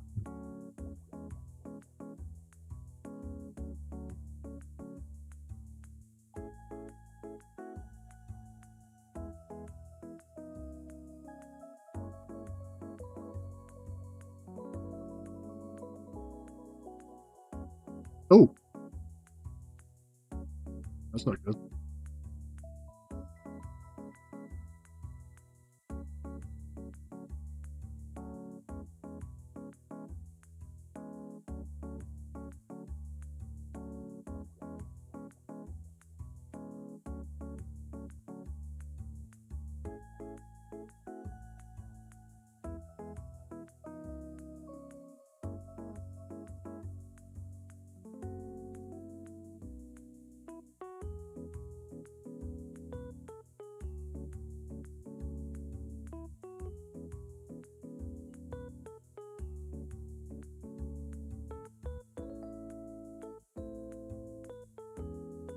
My shoulders hurt.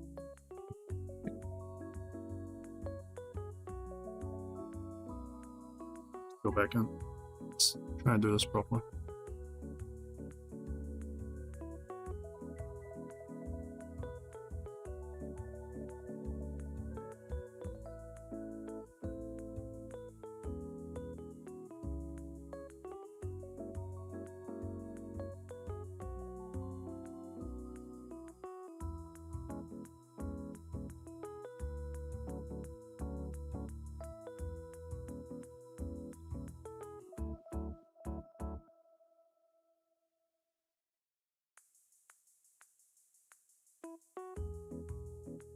If it goes over a little bit, I can fix it. If it's not too over. And the good thing with silver paint is that you can always pass it off as a bit of weathering later, if it's irrecoverable.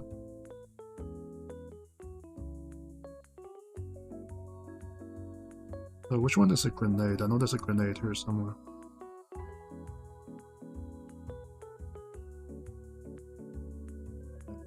Just a handle here.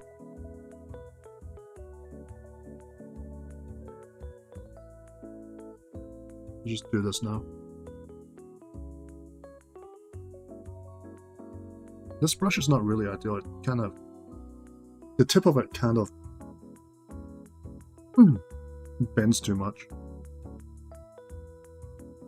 Is there a better brush for this? There must be a better brush for this.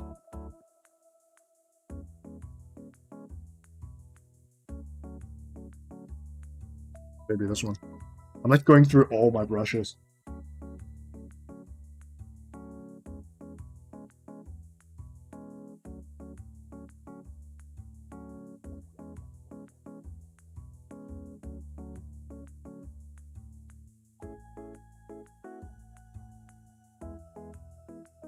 I got paint on my hand.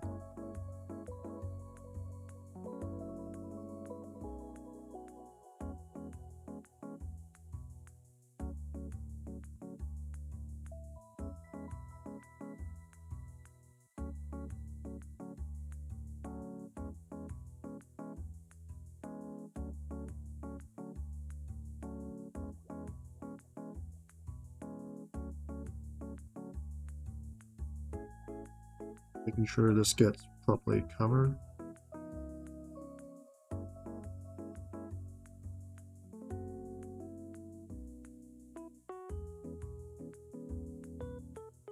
Some of the minor silver stuff is not too important. It's just the major bits that I want to cover now. The pouches I don't have the paint for, so I'll do that much later. The power cabling, it's not too important. Can I actually reach in and help this? Yeah, I can. So I'll do the rubber bits now. The joints. And that's the riskiest part because I'm using black tape. Holy crap, what's my... Is it leaking? It is leaking.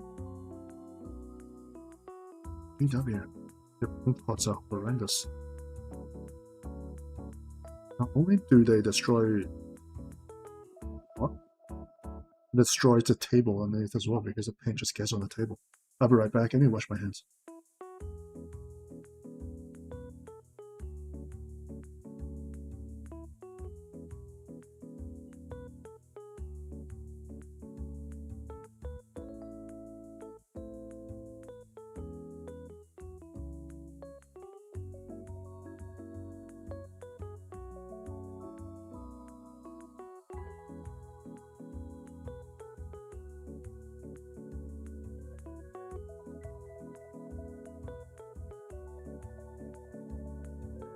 Oh.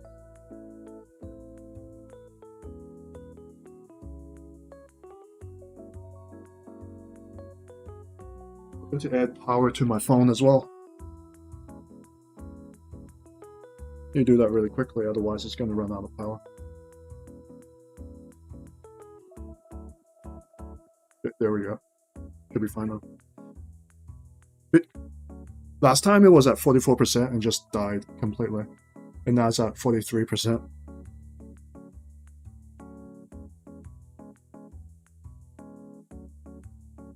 So we're going to use some Black Templar contrast. And I think this is the new... Used to be called Corvus Black, I believe. I can't find any Corvus Black anymore. So we're going to use this one.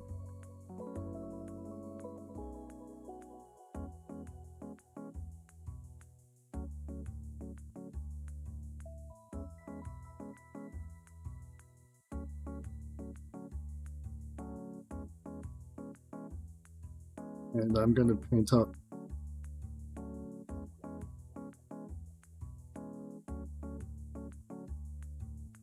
these armor panels here, and hopefully I don't go over too much.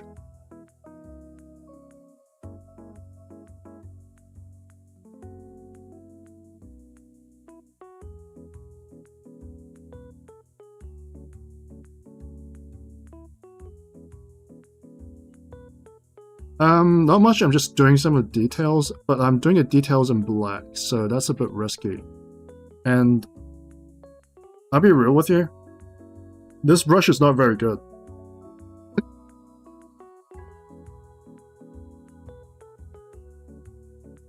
It's fraying a bit, and it's making me a bit jumpy. And since I'm working with paint, there's no going back if I screw up.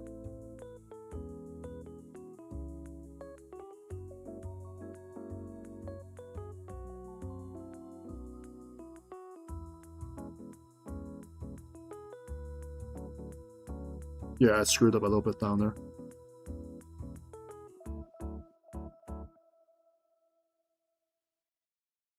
I should be using a fine brush.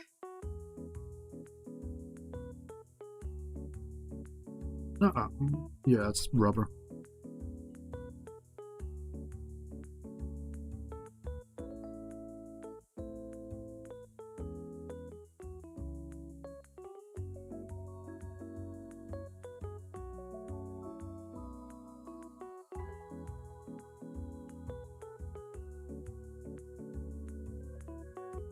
It's high stakes painting. It's the dark souls of painting.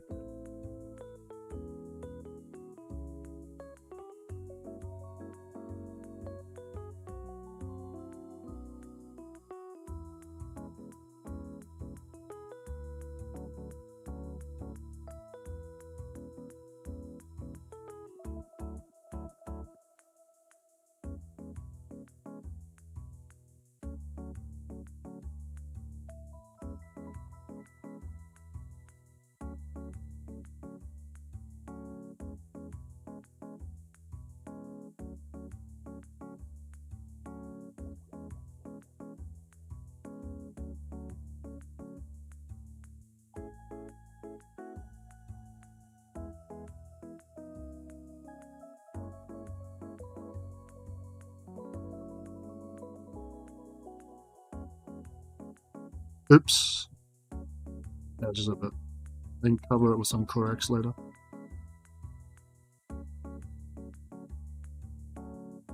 That's what the edge highlighting is for.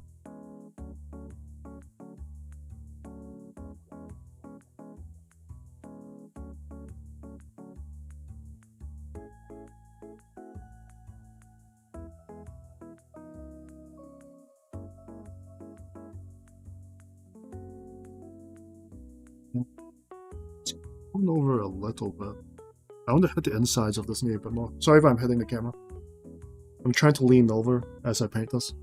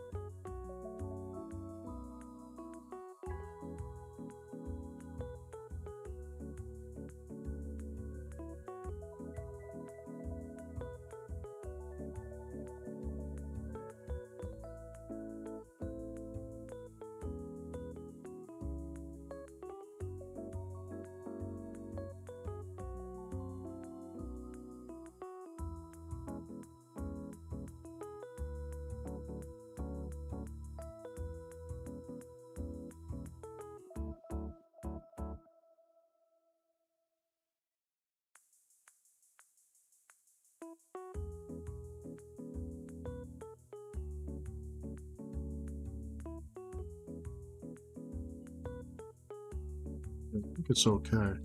It's mainly this bit here that's gone over. I'll just add some corrects to it and try and fix it. Should be okay.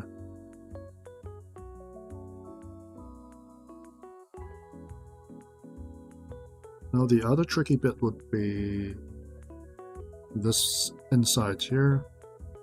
And I'm feeling a little bit greedy. I'm not sure if I should do the trims.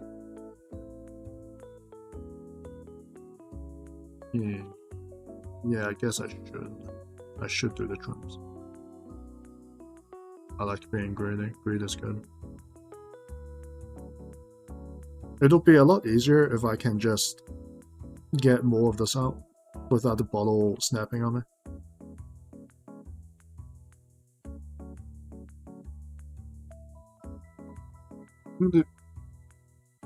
Yeah.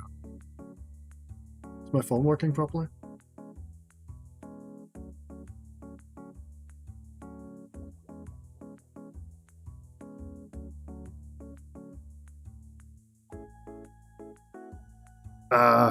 No, my phone's still up. What's going on? 1 second. Let me try and fix it.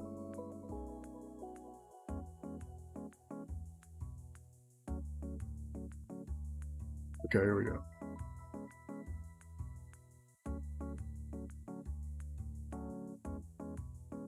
Yeah. Is this better?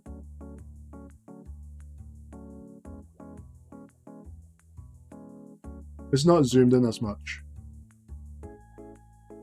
I'm gonna really lean in because I'm trying to do black details on freaking white. So if I screw this up, it's gonna look really bad.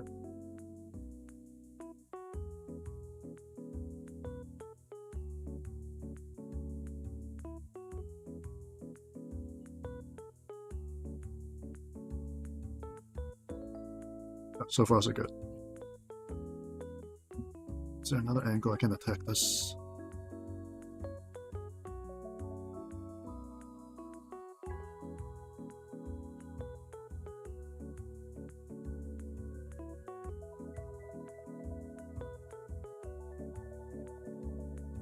Alright, that's good enough. The highlighting and the A-grass will have to do the rest.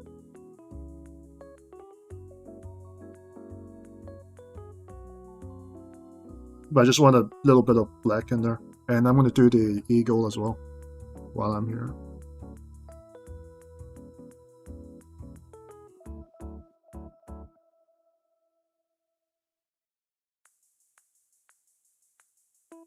Man, this brush is absolute garbage.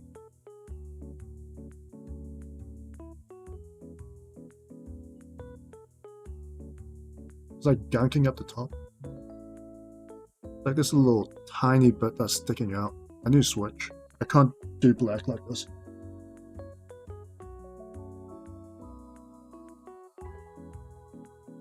It's fine if I'm base coating, but if I'm doing black on white, I can't have that.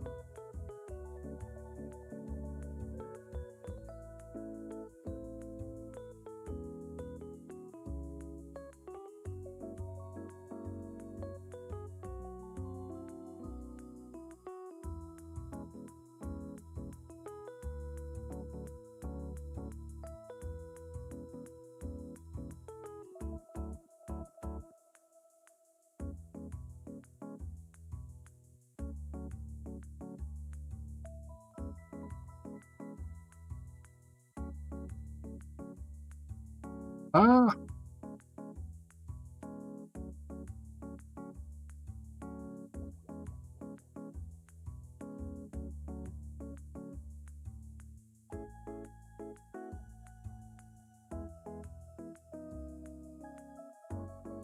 It's so nerve-wracking. And the paint doesn't really want to apply either. It's a way to steady myself while I do this.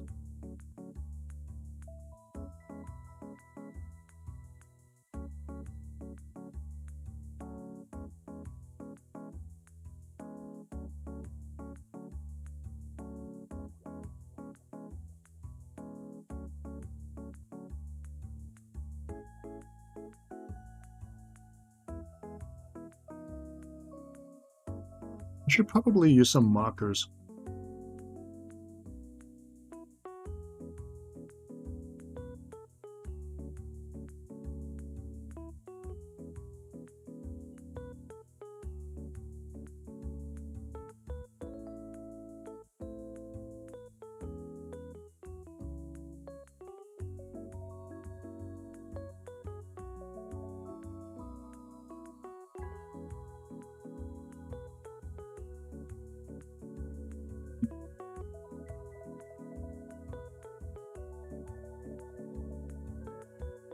Doesn't look very good.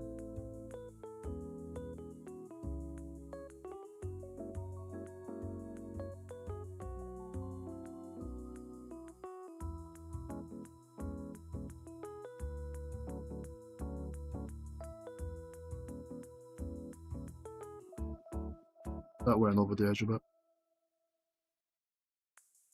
Oh. Yeah, it's gonna be a pain in the butt.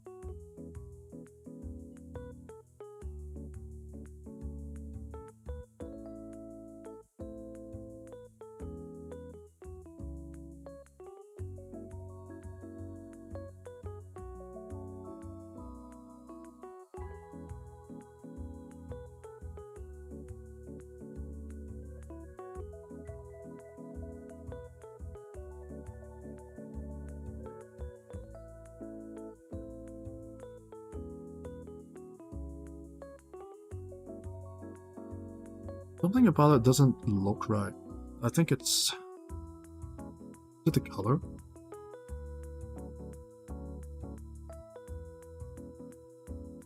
Or the shape? Or...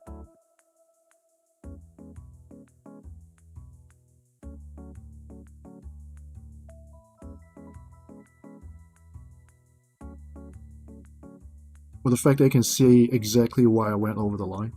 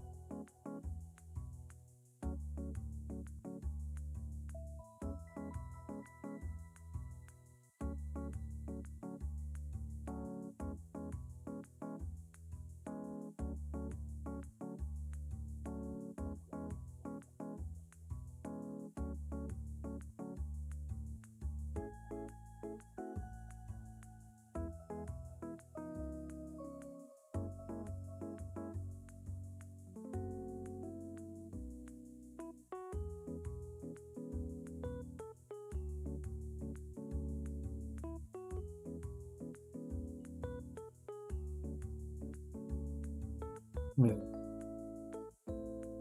It's a little bit messy. I can see parts where it went over a few times. and up here as well. I'll do something about it when I do my highlighting, but it's a bit distracting. Ooh, my shoulders.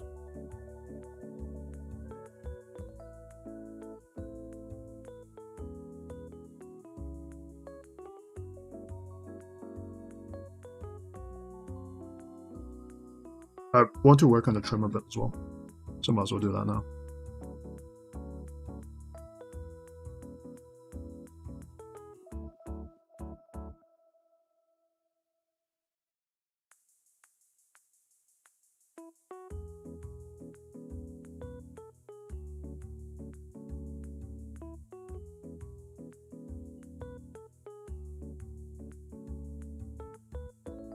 Uh-oh.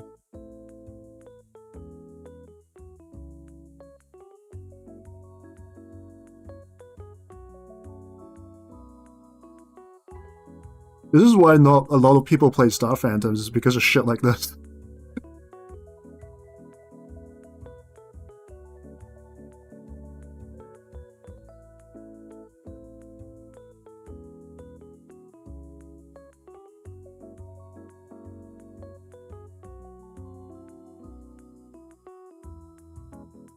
No, the Marine chapter that I chose is not very popular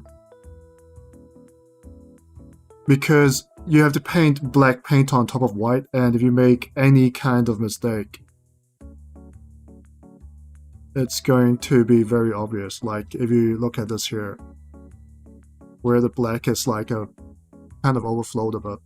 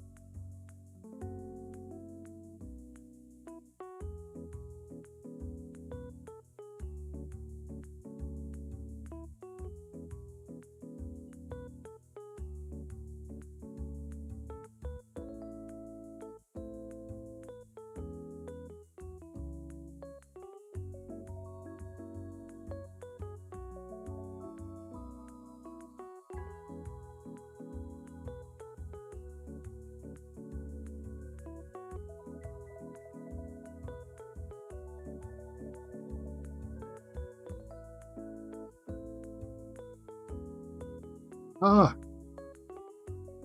Ah! Oh, okay, sorry. I thought it overflowed onto the panel.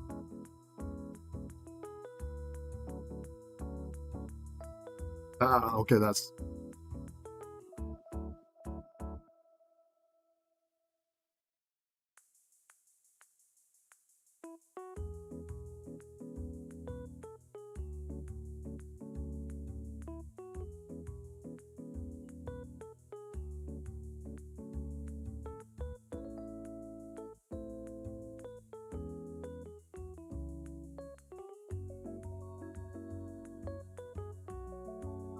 Yeah,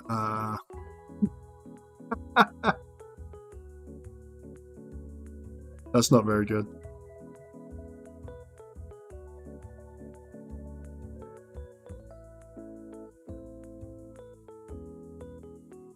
This brush.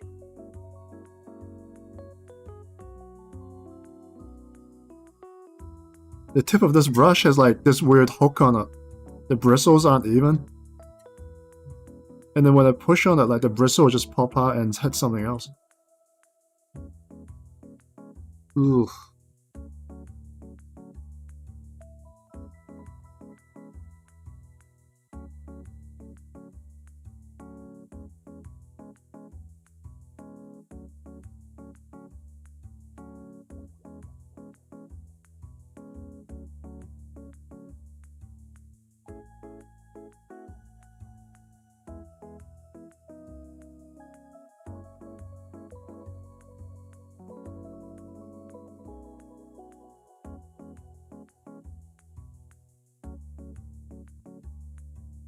You see that? Oh my god. Doing it again.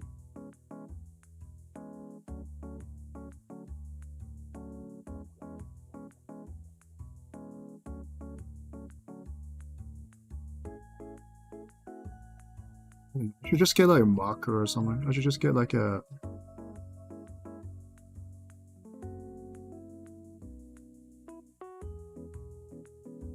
black marker and mark these panels instead. Like a panel marker. Just look at this brush, like at the edge here. It splays into a hook.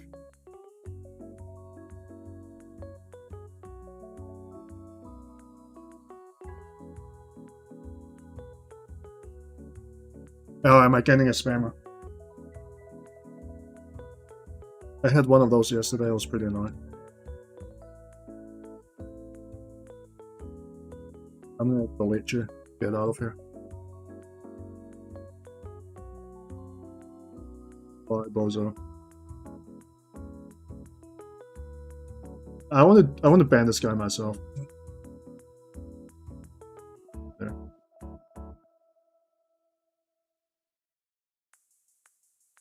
Is he banned? Let's go.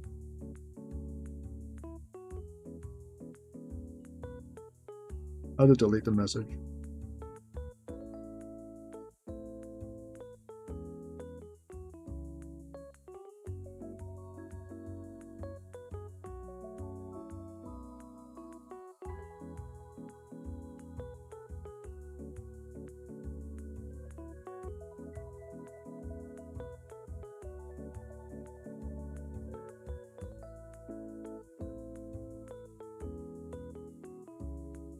I'll figure out how to do mods later.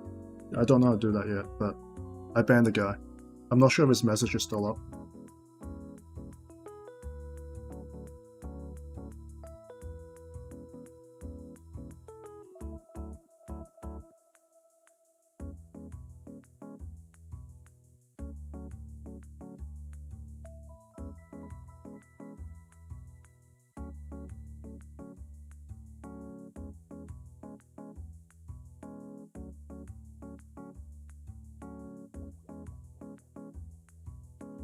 It is? Okay. 1 second, let me try and do this first.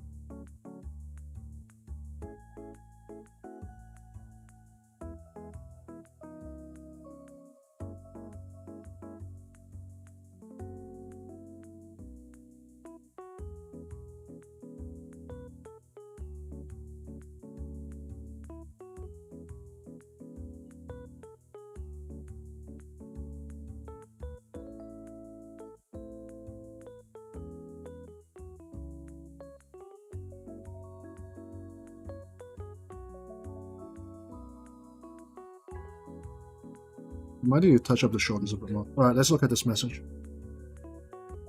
I'm gonna get rid of it.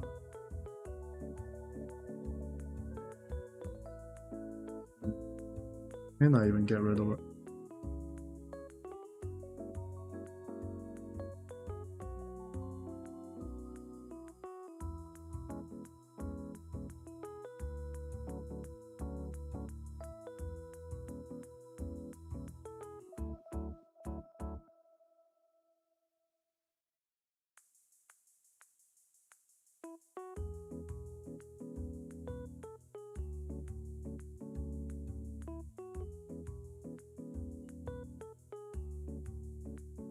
I don't think I can.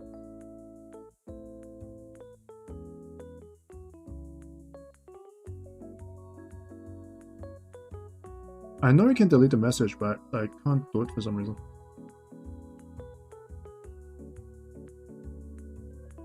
Oh, there we go. Yeah.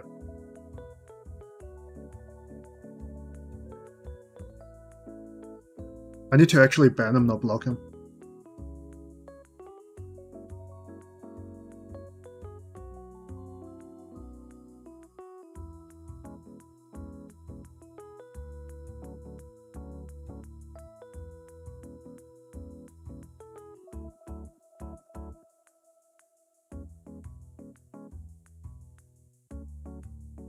I'll do something about the mod later. Dying. I need to get through this model first. I should probably have some mods. I was having some issues last night after you left. It's basically the same kind of thing as this. It's pretty annoying.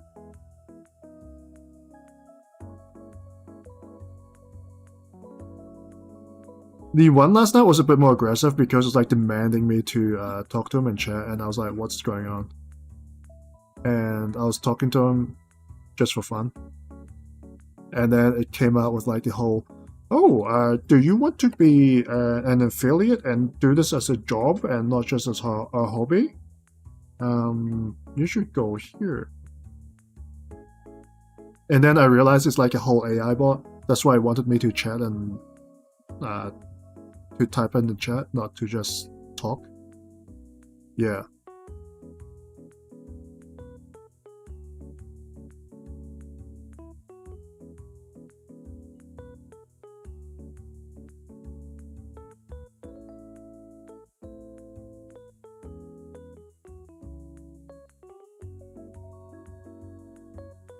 I mean, it's not even a scam, right? They're probably gonna do what they're gonna say, but it's just not like, it's just stupid. Like, why would you do that? I mean, they could just take the money and run. I mean, yeah. But why would you even do that? There's no point of doing that. I will need to touch up the shoulders a bit. Might as well do the other shoulders now. Other one. Boy, this is nerve-wracking.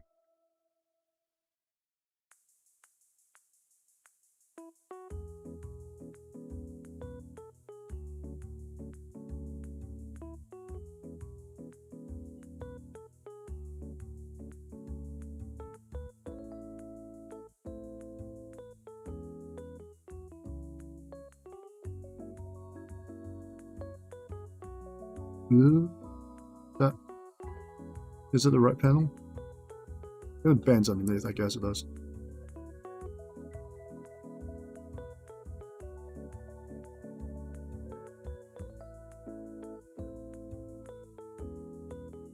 How are you enjoying your pizza, by the way, Dying? Did you finish it yet?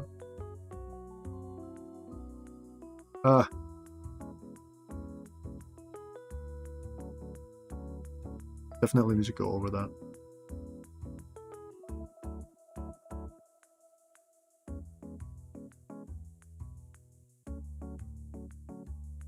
How's your pepperoni pizza?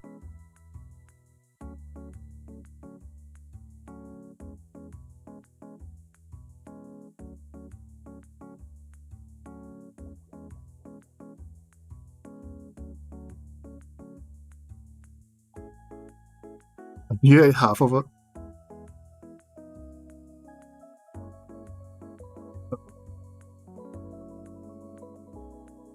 You ate half of it? Wasn't pepperoni? I thought you said it was pepperoni. I might have misread it. It's probably cheese or something. There must be cheese on the pizza.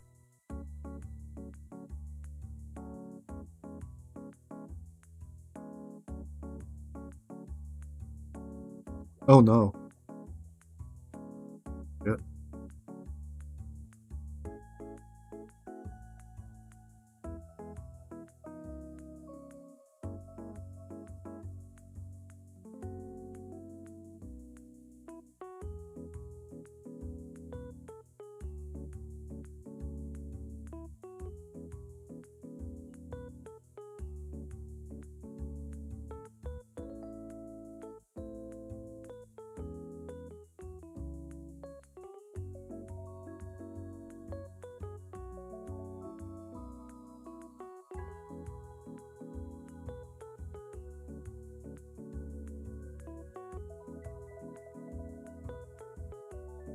I kind of want a pizza now. Maybe I might get one tonight.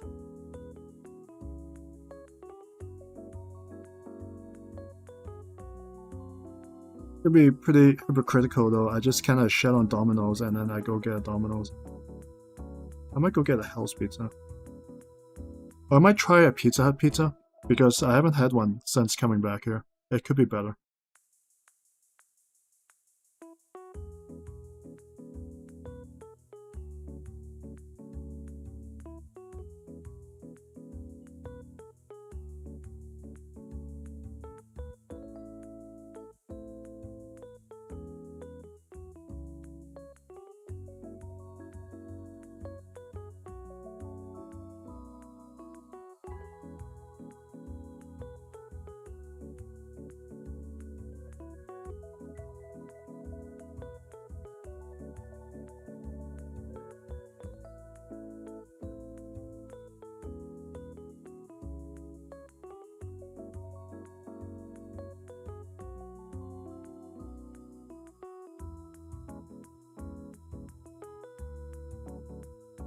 Parmesan pan pizza with bacon and steak, but the kind that goes on a Philly cheesesteak. It's all alien language to me. I don't know what a Philly cheesesteak is.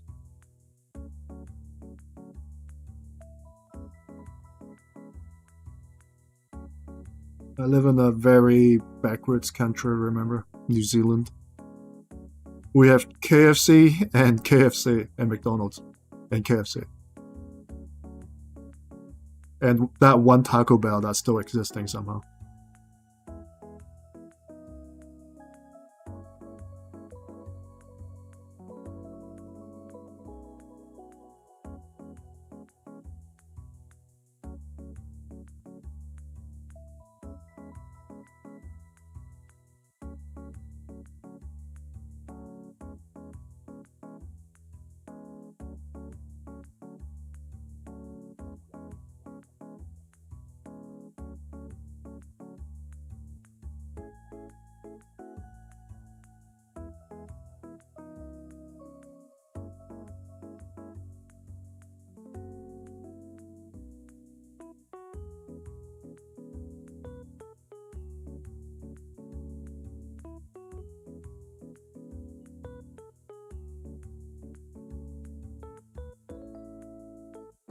And then after this trim, I'm going to clean up the panels a little bit, and then I'll do the egg racks. I know I said I was going to do egg racks right away, but and there's a little bit of a detour, but I thought I'd just do this before everything else. Otherwise, I feel like I have to do the trim, and then I have to fix, and then do another layer of egg racks, which is going to make the paint maybe a bit too thick. And that's something that I always worry about when painting with white, because white is already kind of a thickish paint. Don't you hate it when you apply something and like the paint doesn't go on properly? That's such a bad feeling.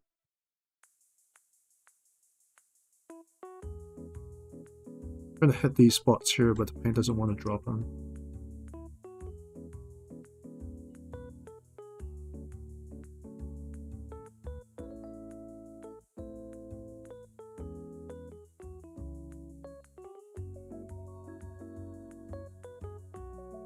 Yeah.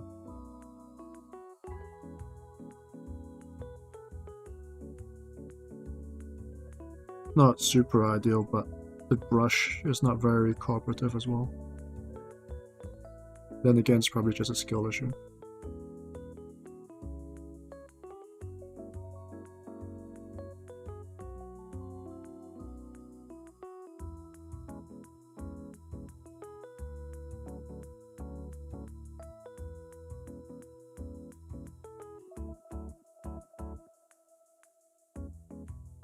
You sent me what a Philly cheesesteak is on Discord?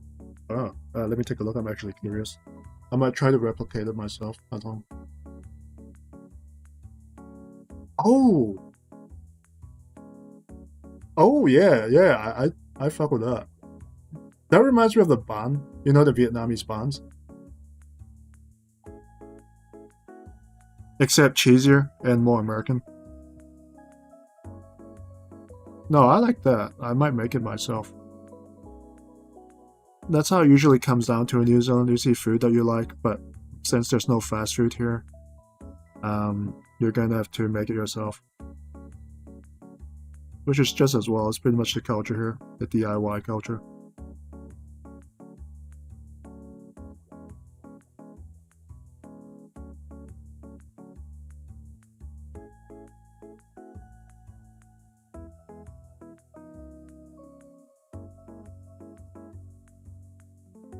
I mean, there is fast food. There's stuff like Burger King and all that, but not the super fancy fast foods like Papa John's. We don't have that. We don't have Five Guys. We don't have, what's the other one? Chipotle.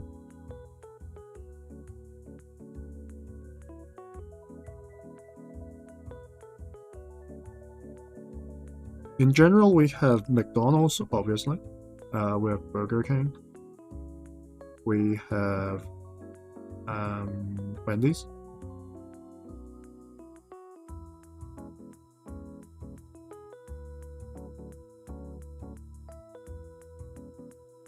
KFC.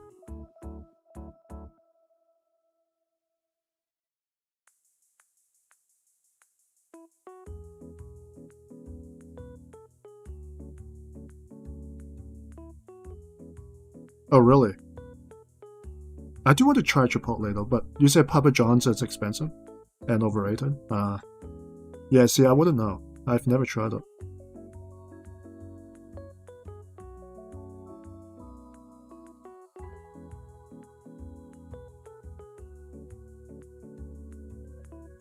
And I've had Five Guys when I was in Hong Kong.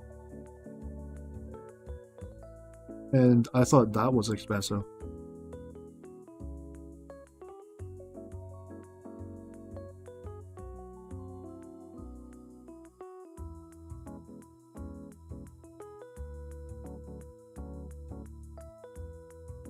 So I need to clean up the trims a little bit, and I will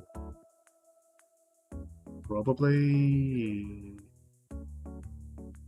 yeah, I'll clean up the trims and then we'll do the egg racks.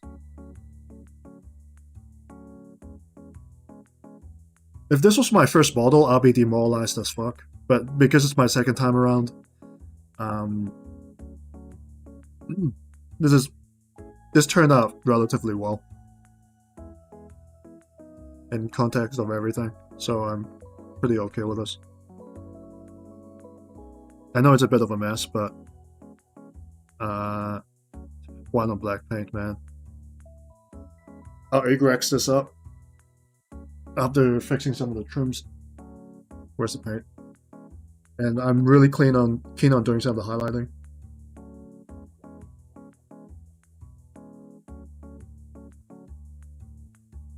Now, I've had Five Guys, and it was weird. Like, having a Five Guys when I was working in Hong Kong, a McDonald's meal will cost you like 50 Hong Kong dollars, right? And the Five Guys, you go in and you want a burger and some chips and some. It's basically just a normal combo. It's going to cost you almost $200 Hong Kong dollars, like 4 times more than McDonald's.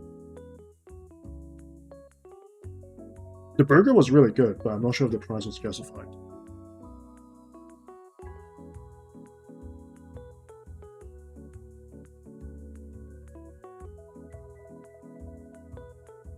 And you do that thing where they put the fries into the bag after ordering the fries. It annoys me a little bit for some reason.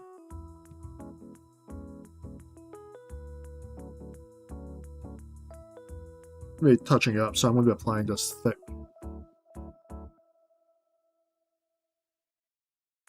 $18? So that works out to be about 30. Oh.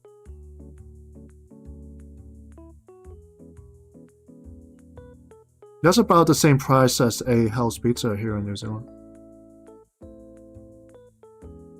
Okay, this is way too thick.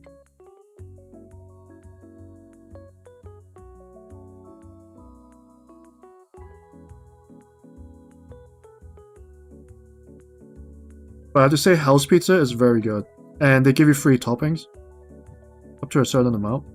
So if you need extra anchovies or maybe like extra cheese or something, you can select up to like 2 for free.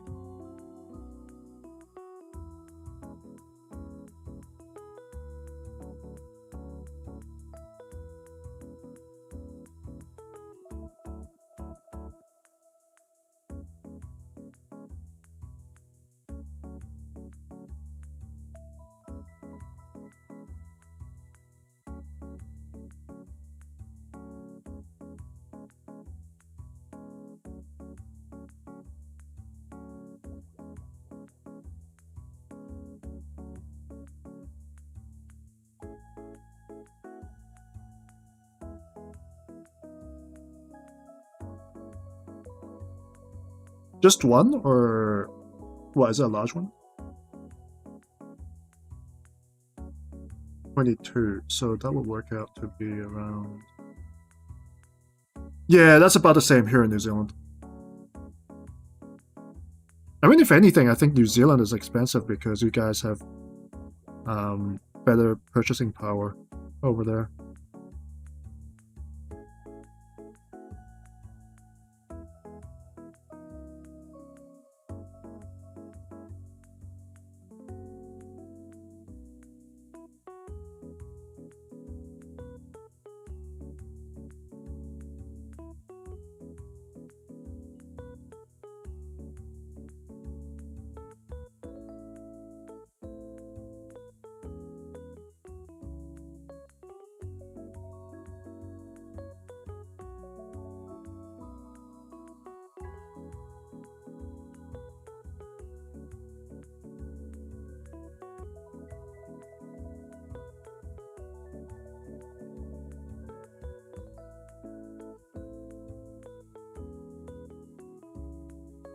Because I think a Domino's deal would be about $30 in New Zealand. So one New Zealand dollar is about 70 or 60. I think it's 60 US cents.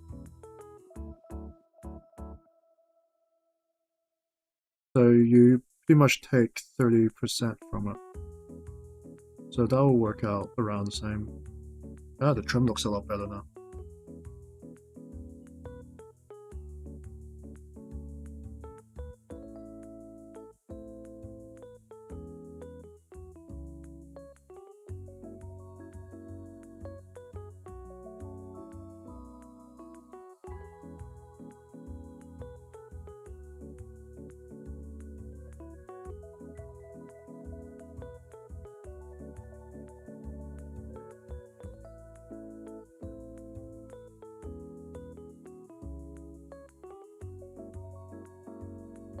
It's not going to be very smooth after I've done this, but at least it's better than having like this random black blotch there.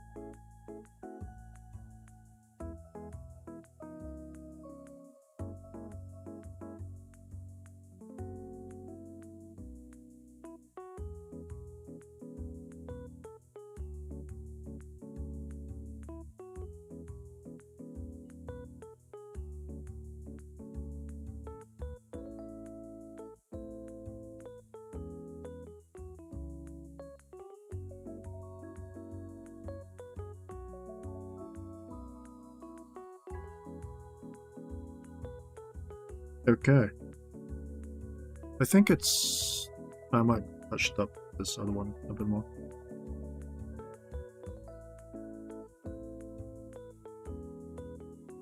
This bit here.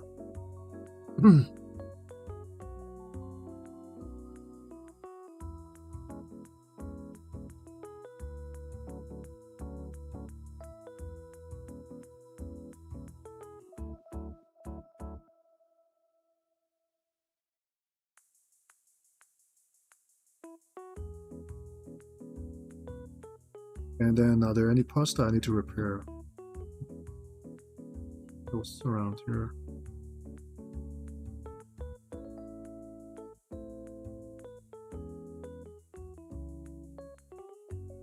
Yep, there we go.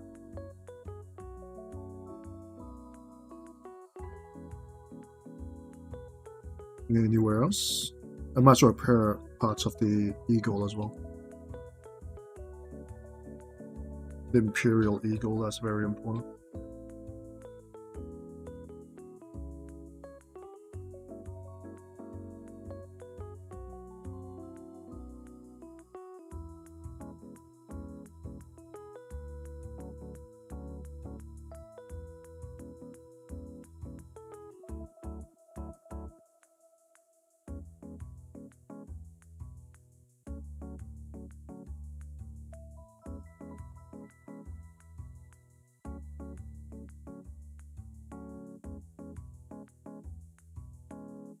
If it's any other paint, I really don't need to do this. The Corex white would just... I mean, the shading would just kind of blend it away. But if you're dealing with these colors here, it's kind of important.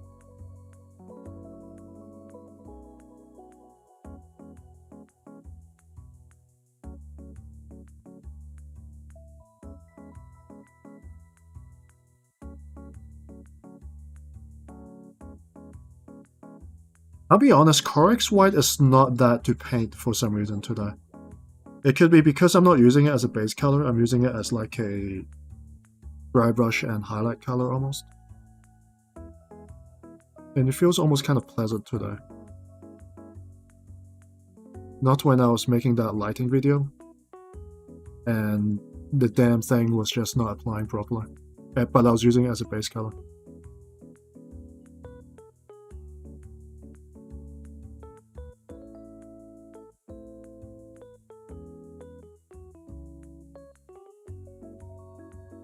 Yeah, wait. Cover the ego too much? No, alright, it's fine. I'll just keep it like that. Maybe some parts up the top here.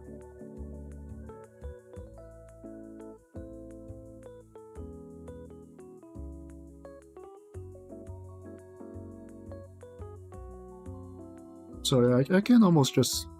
I can almost recommend it as a dry brushing color over a base color.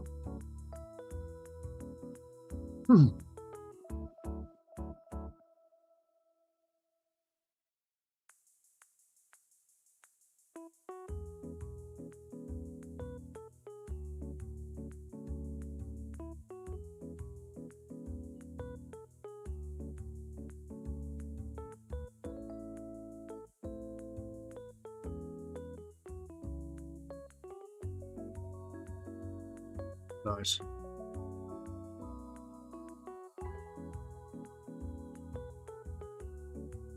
There's some whites on the edges here, but I'm not going to worry about too much. I will edge highlight this model, so that these parts are going to get edge highlighted.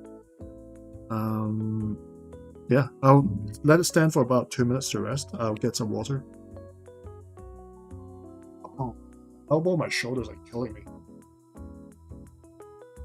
I've been leaning over the entire time, trying to get the model closer without my head appearing underneath the camera.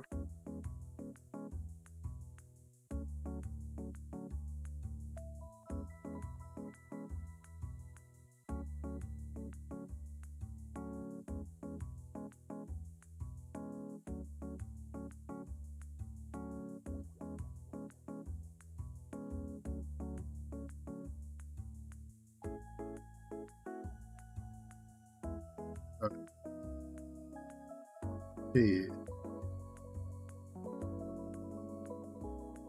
I did say I was gonna add Screaming Bell.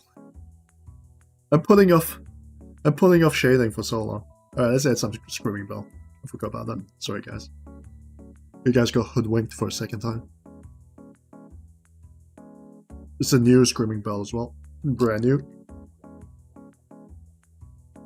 And I am going to apply this to the casing, the weapon shroud. And let's put this here. That's too much. That's too many balls. We do not need this many balls.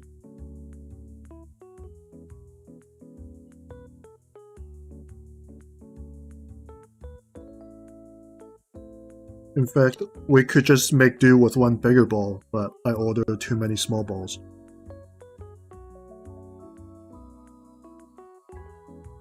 Guys are going in. Like so.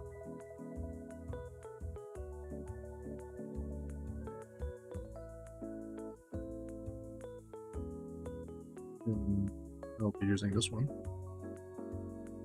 And I feel for metallics you don't really need to thin it down. So I'm just going to apply this straight away to... Whoops, hit the camera, sorry. I'm just going to apply this straight away to this area here.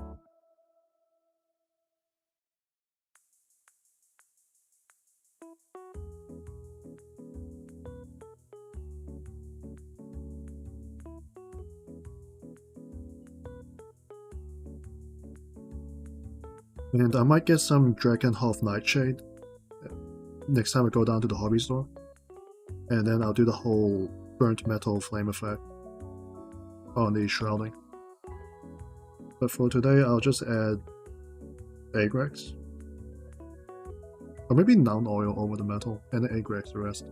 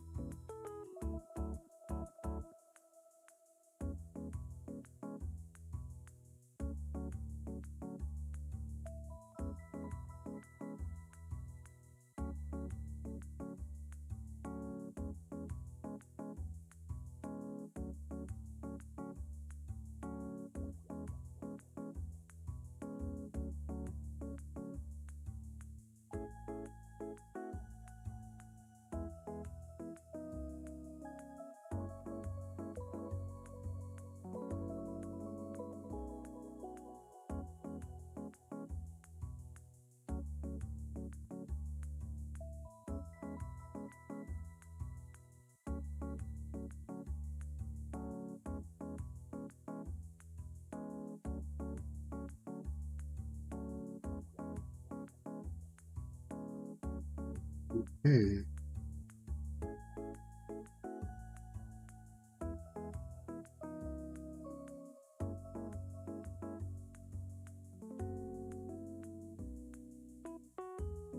The model would not be done completely tonight. I'm missing a few colors, but I can get most of it done tonight.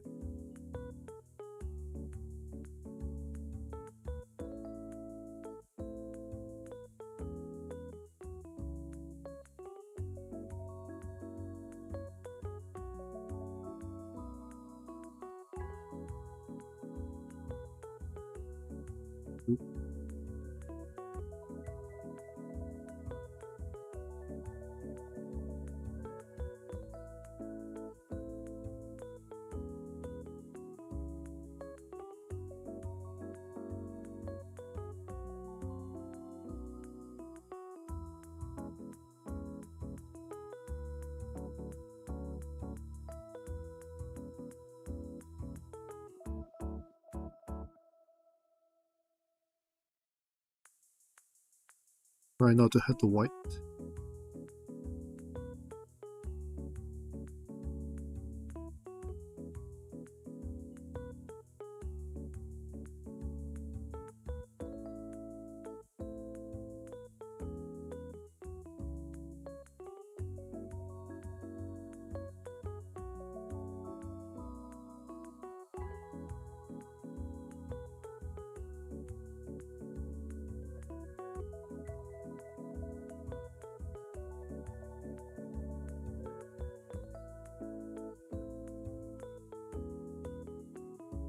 it smooth it down a little bit.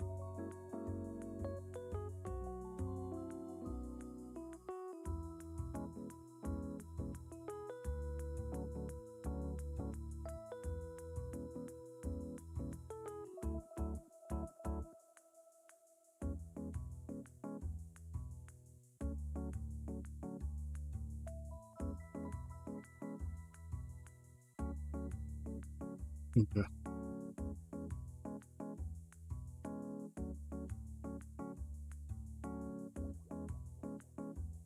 Right, so that's the barrel shroud.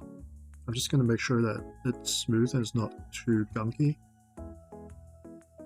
And this will be ready for shading, and later on I'll be highlighting a little bit. Well, not now, but not today. But I will be doing that in the future. Probably in its own video, just as a touch-up video. So I fixed most of the trims here. I've done the detail on here. Most of the details on here. I will have to do the purity seals, but I'll do that later. I need to buy the colors for the leather pads. For the most part, the repair is... it's alright. Yeah, it's ready for shading. Let's go with the shading. I want to see how it goes. Right. Because this is going to be the prototype model. So the process is more important than the results. I need to know what process to go over, and then if it works, I will fine-tune it a bit more. Let's do Agrax, and I need to find the shading brush. I thought I found the shading brush already. Where'd it go? Yeah, I'm using this one. Oh, sorry. Hit the camera again. Sorry about that. My music suddenly stopped. Not for you, but for me.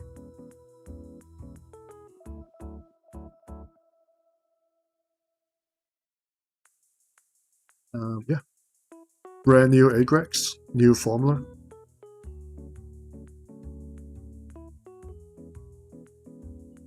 Let's see how this goes. Try the back panel first. Ooh.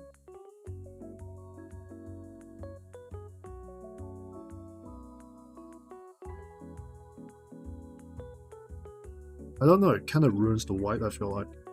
Maybe nano oil would have been better.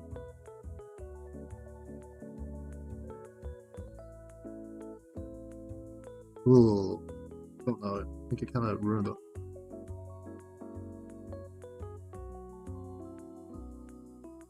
Three hours of work down the drain. But let's see, let's keep going.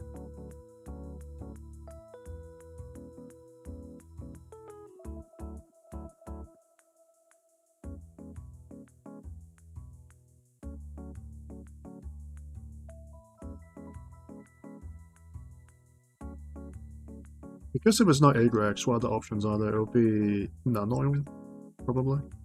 I think I've already tried nano oil before, and that thing... That thing creates too much of a gradient over white surfaces. Excuse me. I mean, at the very least, I made a very cool Desert Storm camo, if this doesn't work out. Which, right now, I'm not too sure of.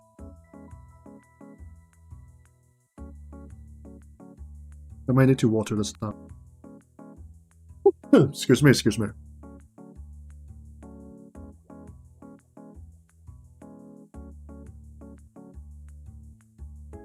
You guys watching are just vomiting in chat right now, as I'm massacring this model.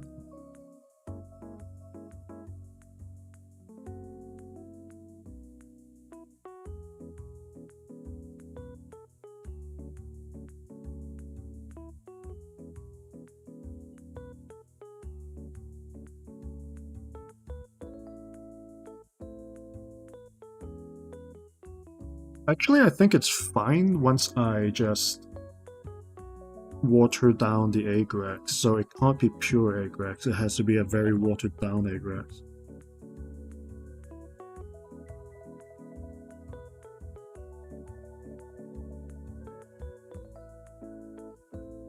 Yeah, I think that's what it is.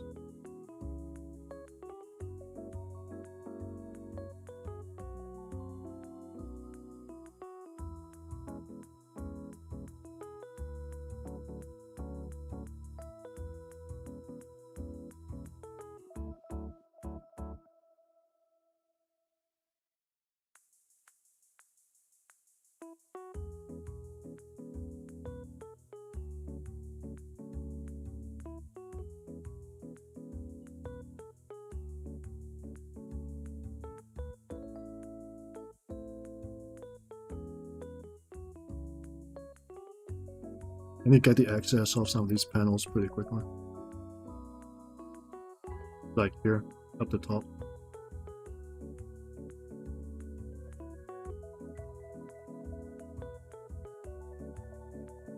Probably need to change my water as well. There's some metallic bits in there.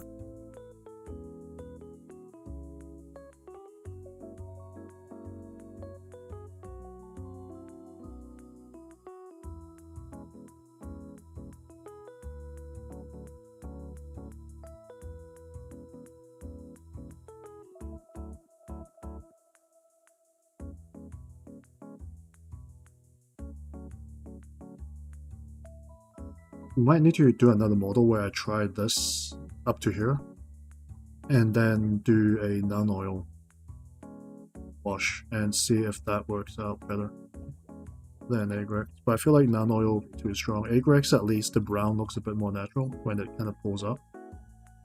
Whereas with non-oil, it's just the gradient is just really weird, I feel.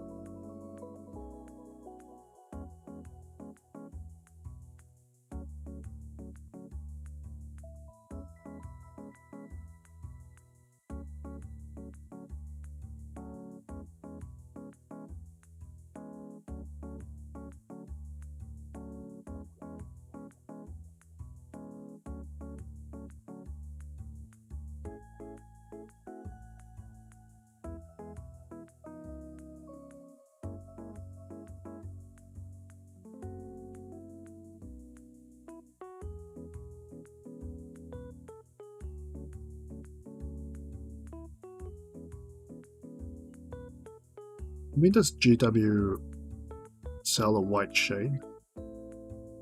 They might. I think there's one that's called like Basilicum Grey or something. Or is that the contrast?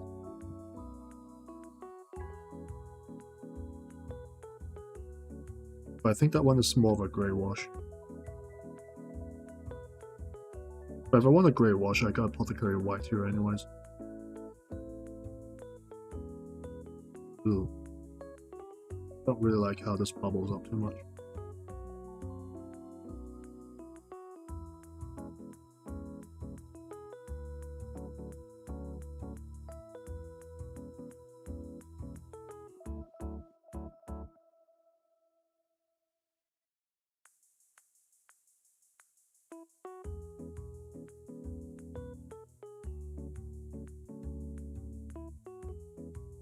Wiping off the excess.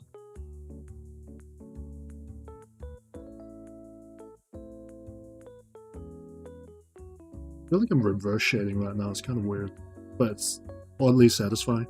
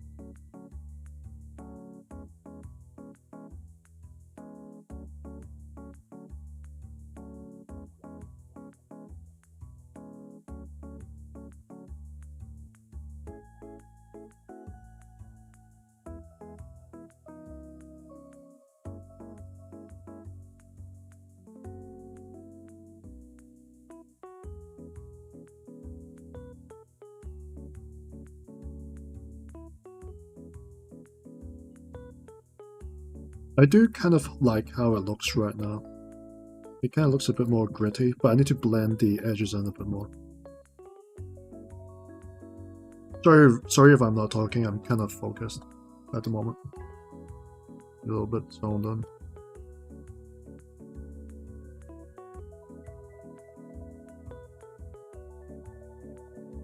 Brain's going in overdrive, trying to figure out what to do with this mess that I created for myself.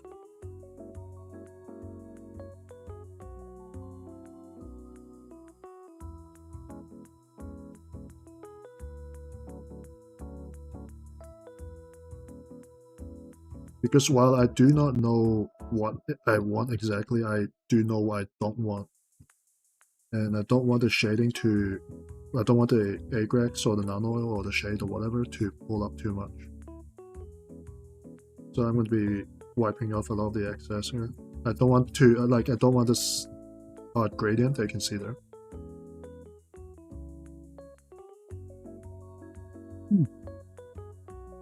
And I don't want it to be all over the surface panels. If I can wipe it down into the recesses, it would be fine. But at the moment, it's quite messy. So it feels almost like reverse dry brushing. It's kind of weird situation. And I'm reactivating it with some water. And then wiping away, soaking away the water while pushing the paint around in an attempt to just blend everything in properly.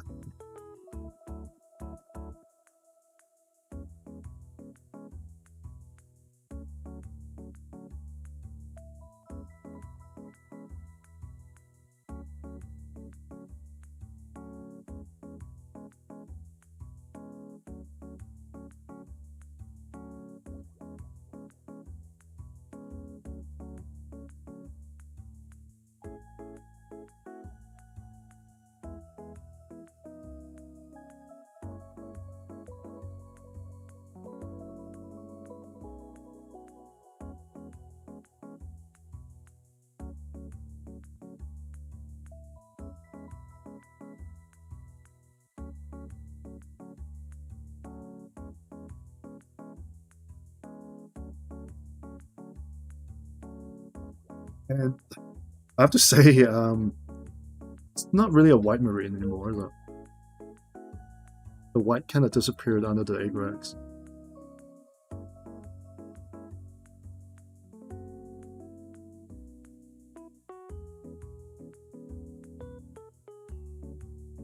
So let me take off the agrex as much as I can.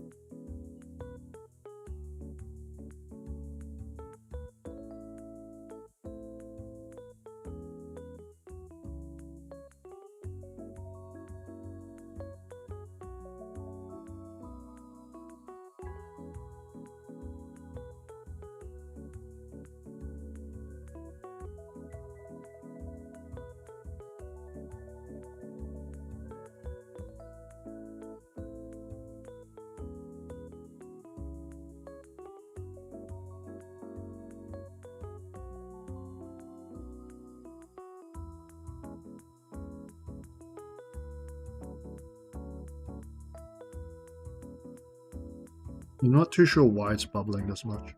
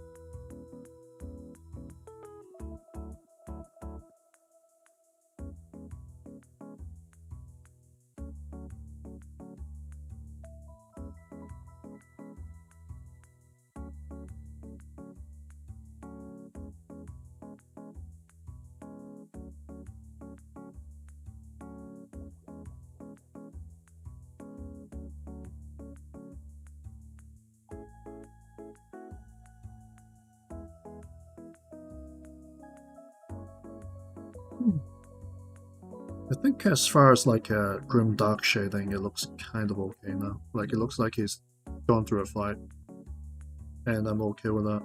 Looks pretty cool. Not gonna lie.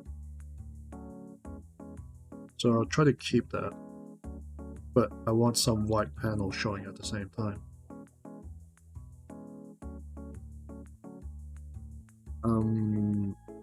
For the arms, yeah. So wipe off the excess on the arms.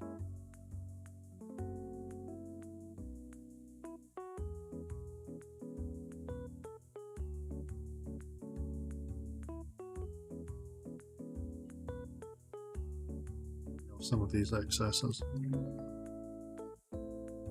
Leaving some of that nice weathering on there. The backpack needs a little bit of wiping.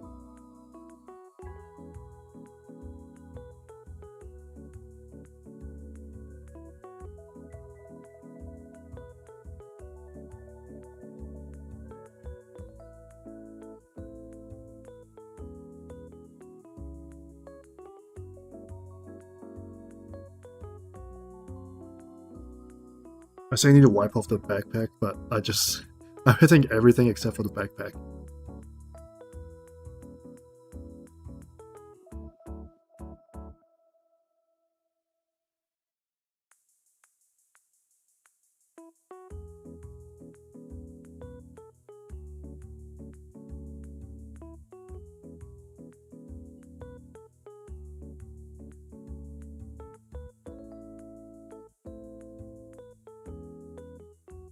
Need more tissue.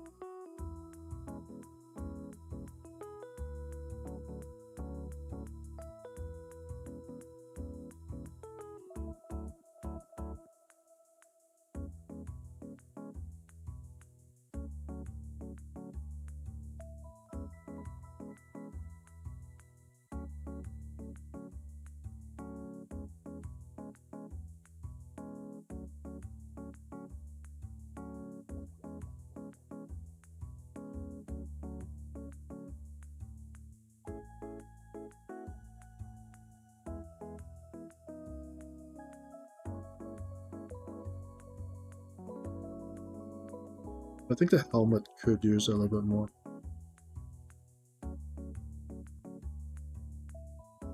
Could use a little bit of wash down egg rags just to pick up the definitions a little bit.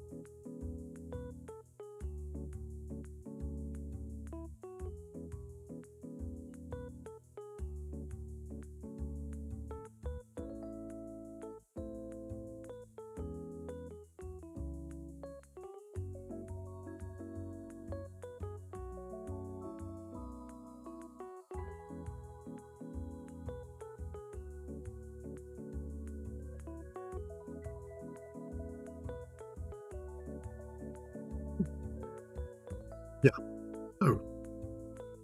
Not exactly the result that I want, but at the same time, I do kind of think it looks cool. And that's what's important at the end. I'm not looking for like a super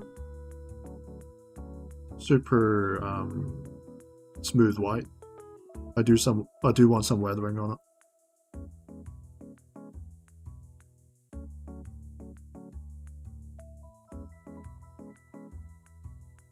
Like I do want it to look a little bit dusty. That's how most of my armies go. They're a bit. They look like they've been through a battle or two. That kind of feel. So this is about right. As long as some of the white comes through, and there's some good spots for me to do highlighting afterwards, I'll be happy. Excuse me.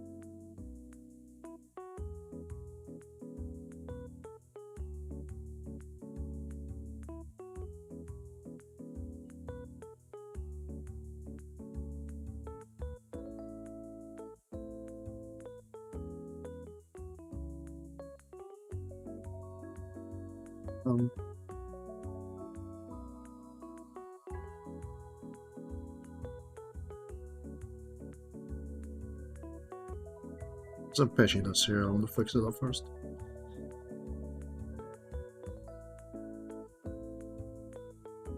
It's about. I feel like the head can use a bit more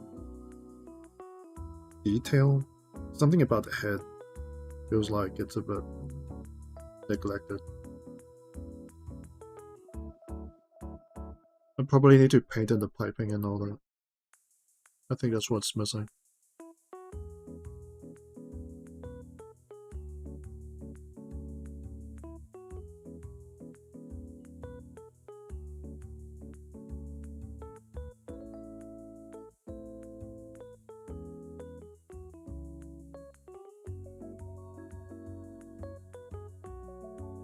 What are those big guys in Warhammer called? What do you mean big guys? There's tons of big guys. You have to be specific when it comes to big guys in Warhammer. But this is a Space Marine. If that's what you're asking. There's many big guys. There's bigger guys and then just absolutely huge guys. And there's bigger, huge guys. That's pretty much how it rolls.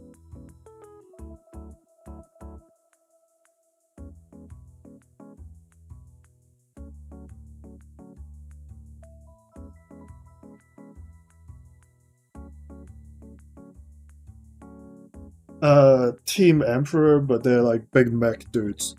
It's either the Adeptus Mechanicus or Knights or Imperial Titans. Are they robots or... Like, how big? Are we talking about giant big, house big, walking mountain big? Can you recall?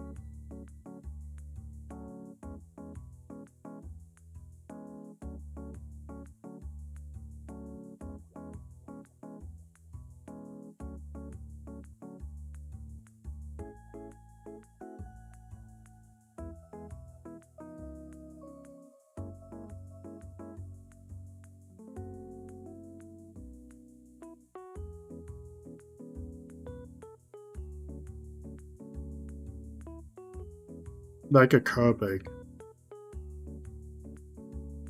It's probably a dreadnought. Like a part of me is thinking it could be Adeptus Mechanicus that you're thinking about, but in reality it's probably something like this, right? Probably something like this, which I need to paint up later. Oh yeah, that's a dreadnought. That's one of these. Except that one has an arm. This one has a this one has shooting attached. Why is he stuck? The arms can't actually move. What? What happened to the arms? Hold on. There we go. Yeah. So this is a shooting version. The one from the Space Marine 2 game is a just a normal version actually, with the arms. Yeah, these are dreadnoughts.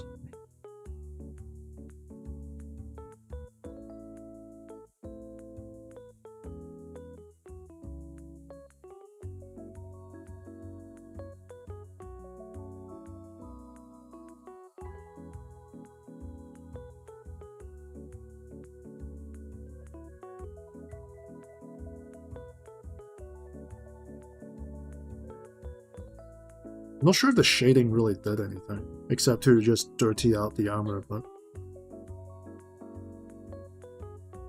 Yeah, everyone loves a dreadnought. They're basically like the top 5 Warhammer units. 30 years running. Everyone loves dreadnoughts.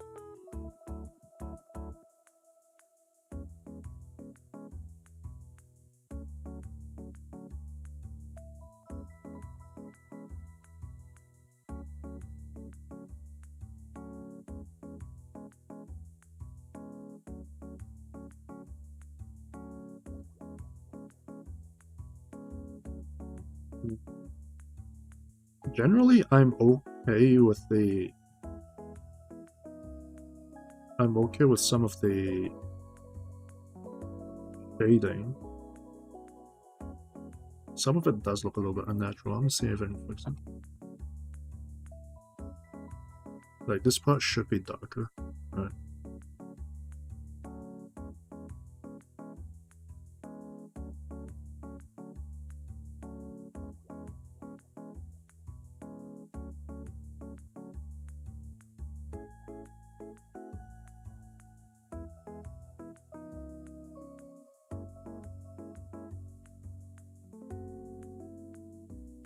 There's a very, very light touch of shading.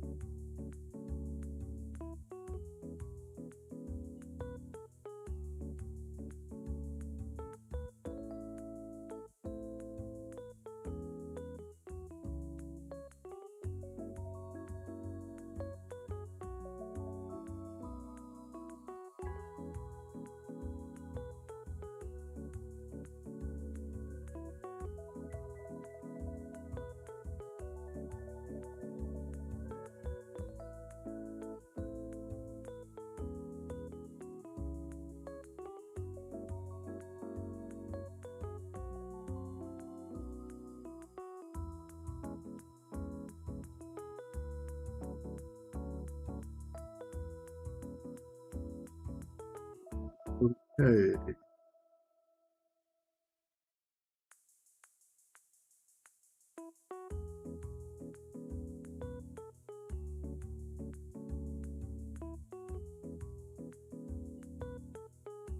Honestly, it's not like super smooth. Feels like there's something missing from it. I probably need to touch something up.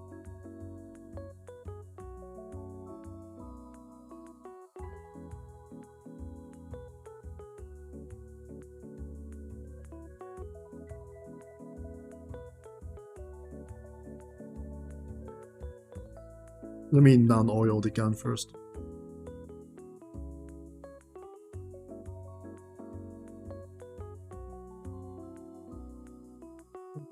Non-oil, where are you? Red new non-oil.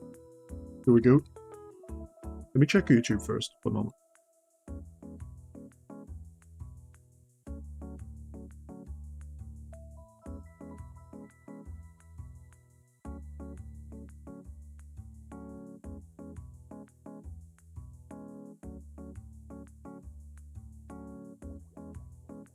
Okay.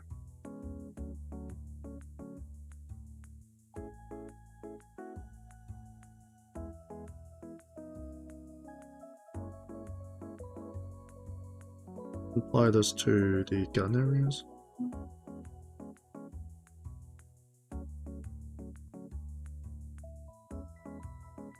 Just to add a little bit of shading.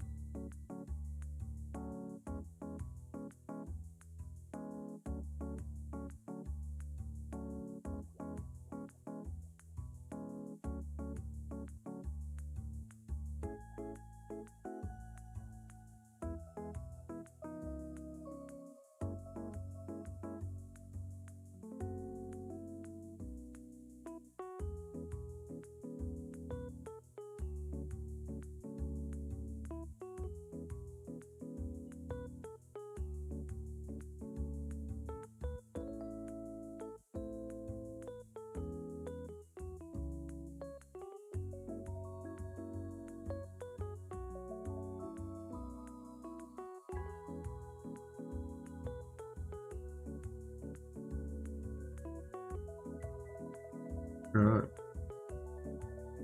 They're absorbing some of the excess.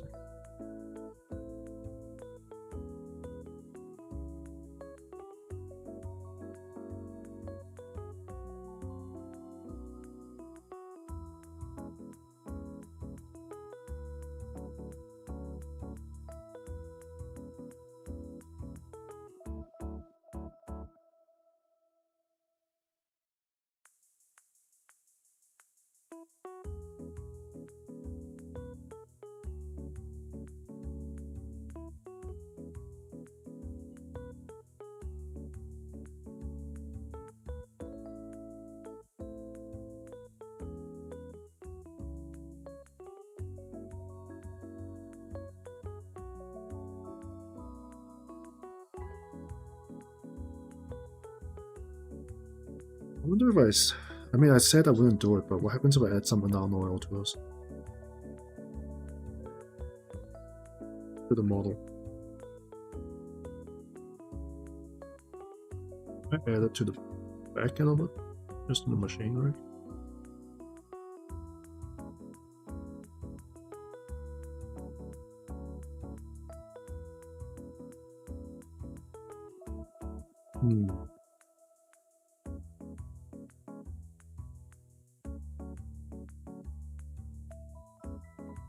I don't know. Maybe. It does highlight, like it does shade a bit, like it falls into the lines a bit better.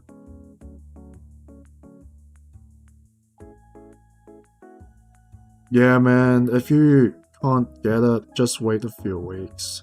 See if the game is good first. Don't force yourself.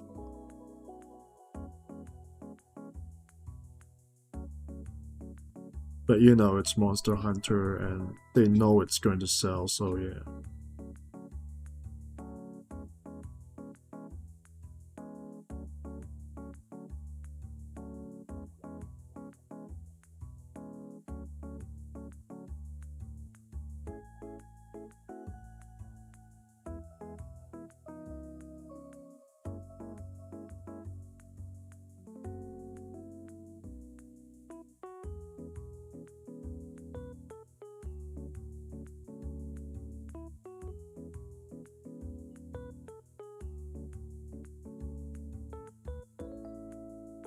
We can just play World, you know, we don't have to play Wild.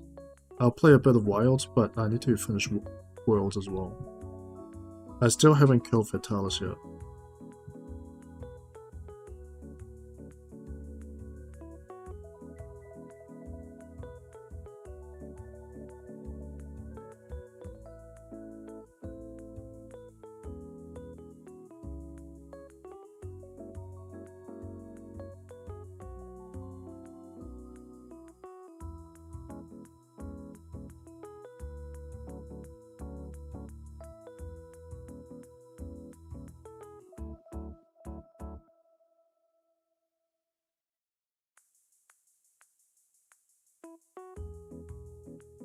Oops, sorry, I bumped in the camera.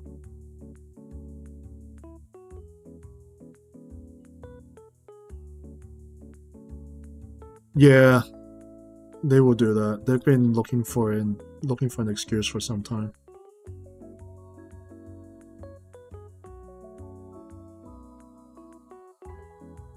I know EA has been looking for an excuse for some time. I think they even made like a statement about it earlier.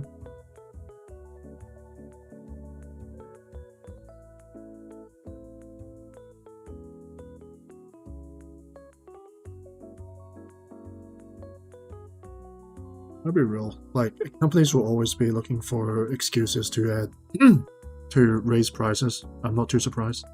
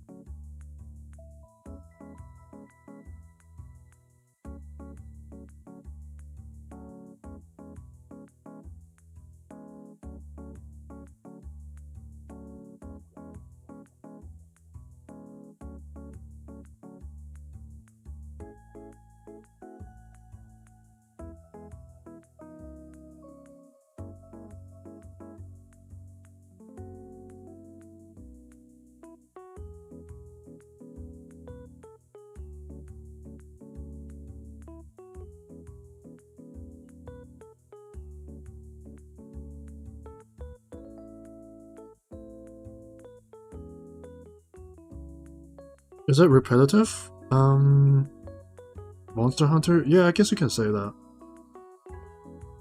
But it's kind of repetitive in a good way.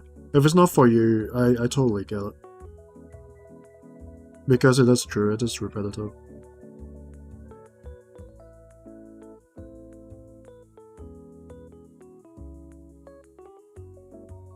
I just feel like games nowadays, there are a few exceptions, but it used to be that I would feel pretty bad for missing a game. Like, I feel like I missed out on like a live event.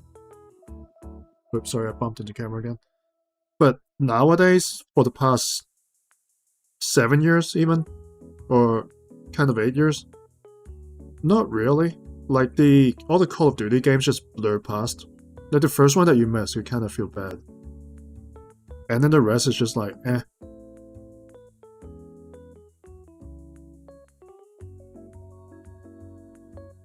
Like, I can't imagine missing, let's say, Call of Duty 2 Modern Warfare, like the first one, not the remake. Like, I can't see that. But then all the ones afterwards are, in my mind, not really that definitive. So I missed all those ones, and I don't really feel anything, to be honest. It's just abject apathy. And to be honest, it don't really interest me, just looking at the gameplay itself. It's completely, like, you miss a few generations of it, and it just feels completely unrecognizable. It's not the game that I played or chased after anymore. I feel like I woke up from like a time machine, like I did a whole Captain America thing.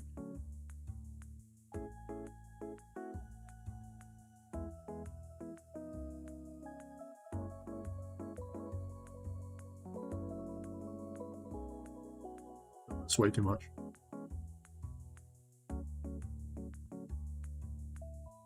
Oh, that's way too much. Ugh. Wasted some non-oil there, that's way too much.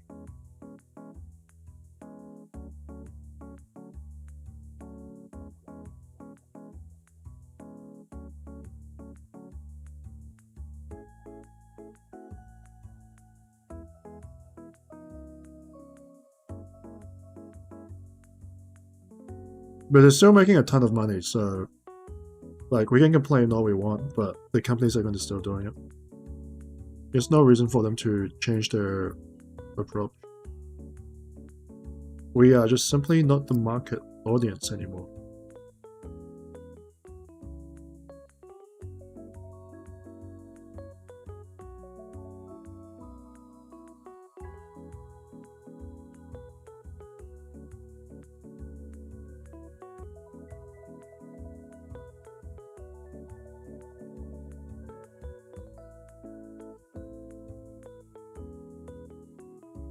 I saw I saw other people on Discord playing Marvel Rivals the other day, and I just could not tell what's going on.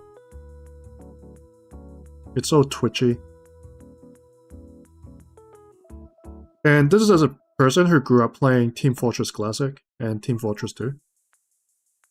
I just don't get what's happening anymore.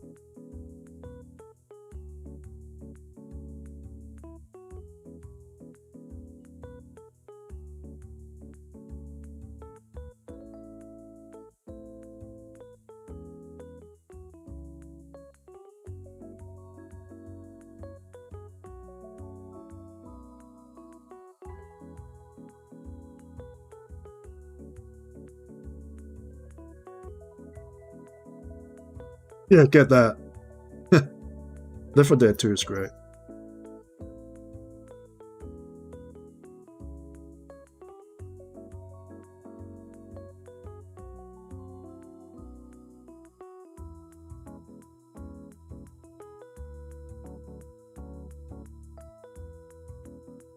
I think I might have ordered on it with the nano.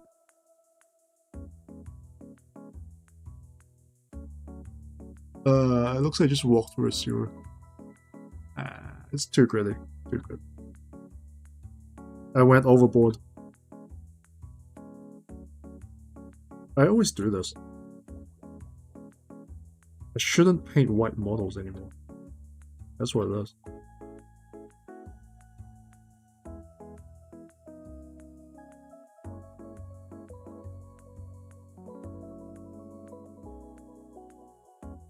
I just cannot control myself with the non-oil.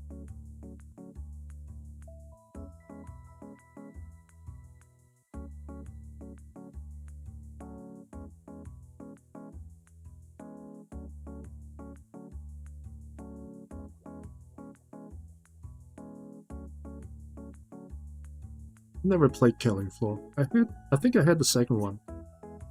I'm not sure, was it a gift or something? Or a game that I just got because all my other friends were playing it. Wait, what's this? But yeah, I got the game but I never played it. I think I played it once.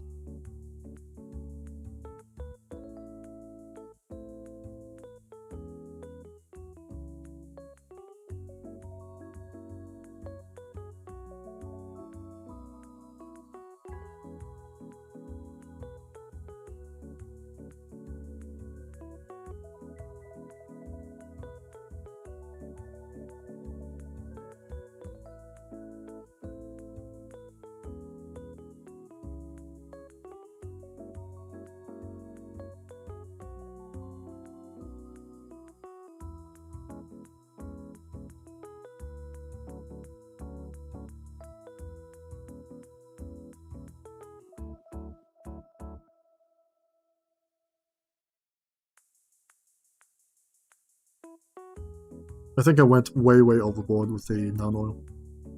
It looked good it looked a bit good initially, but then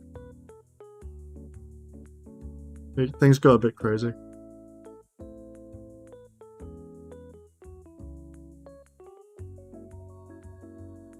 I'm gonna wash a bit of this away as much as I can.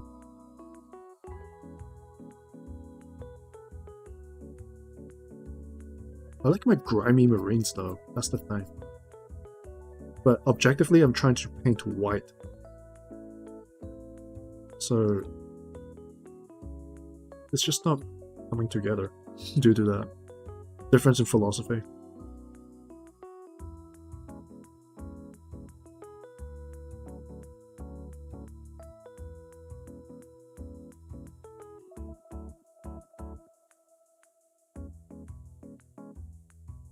If I can get some white to just peek out a bit, I think it will look fine. It's basically a reverse dry brush right now.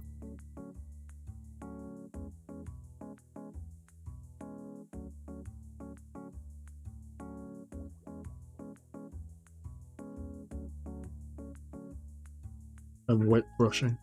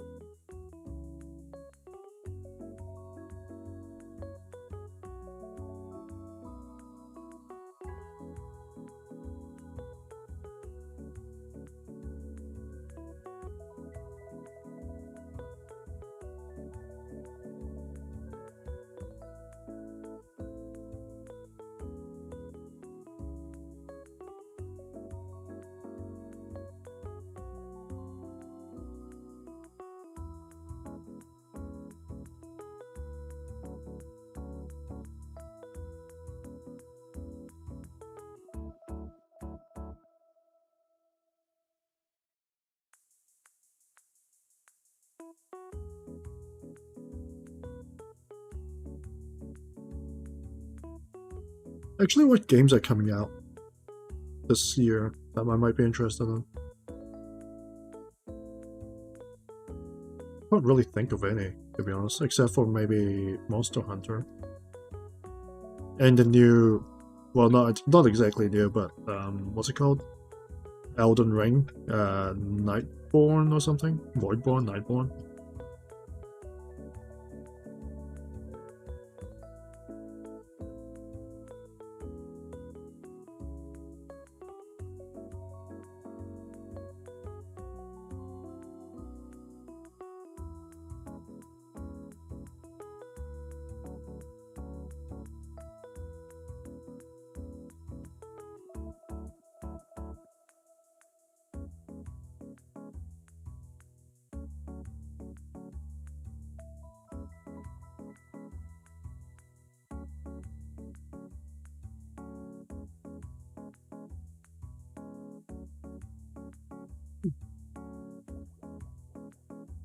Miside?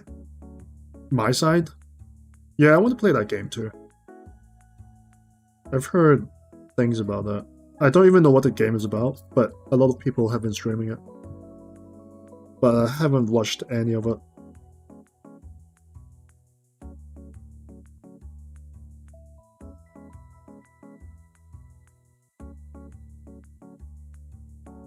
We can probably do that, I think, next week. Maybe next weekend. Actually, when does Monster Hunter come out? In 2 days. Yeah, we could probably do that next weekend. You want to get it? Is it co-op?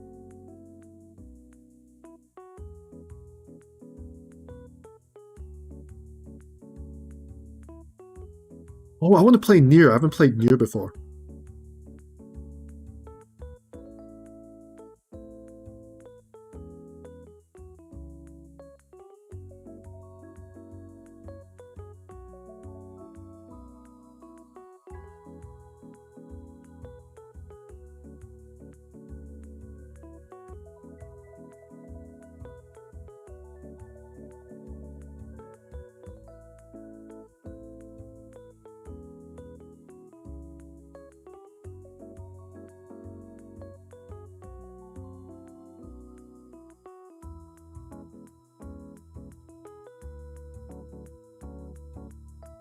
Yeah, I've never played Nier. It's one of those games that I know it's really good, so I've been putting it off. Like, legit. It's one of those games that I know it's very good, and I've been putting it off for almost a decade.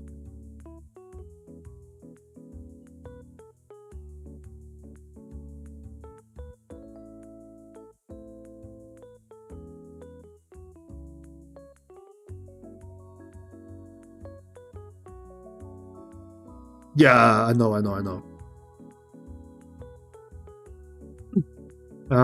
When's a good time for Nier, actually?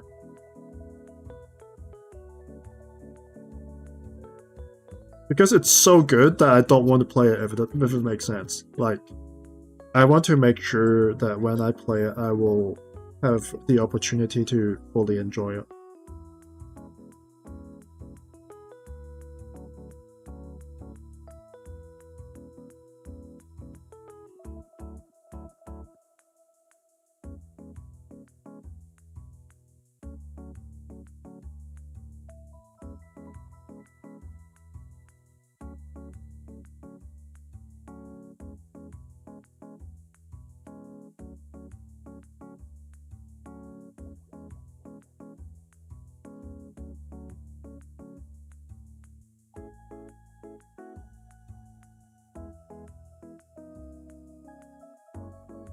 I feel like I'm shading and then unshading over and over again. It's kind of wild.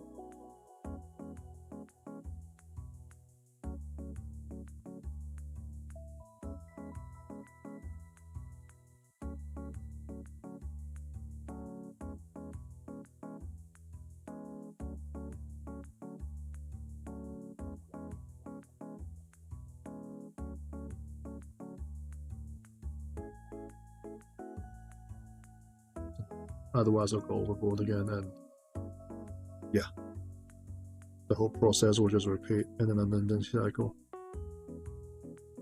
There we go. That's enough. That's enough character and grind for you, Mr. Space Marine.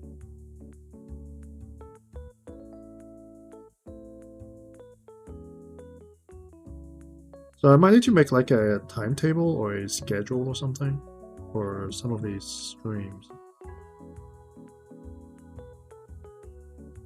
Thing is, I don't really know how a lot of these timetable scheduling things work. I barely got stream elements going, and apparently that's just the simplest thing there is to do. That's like bare minimum for streaming. Alright.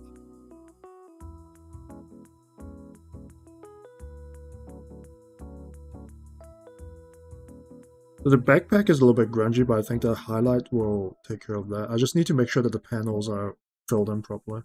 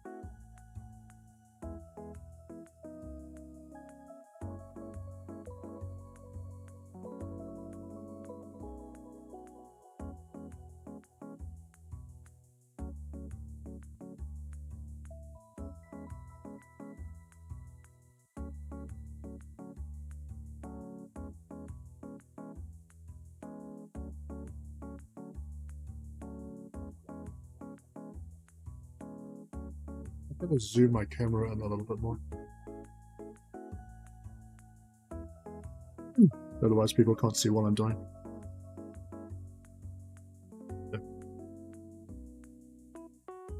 Which is a giant hot mess.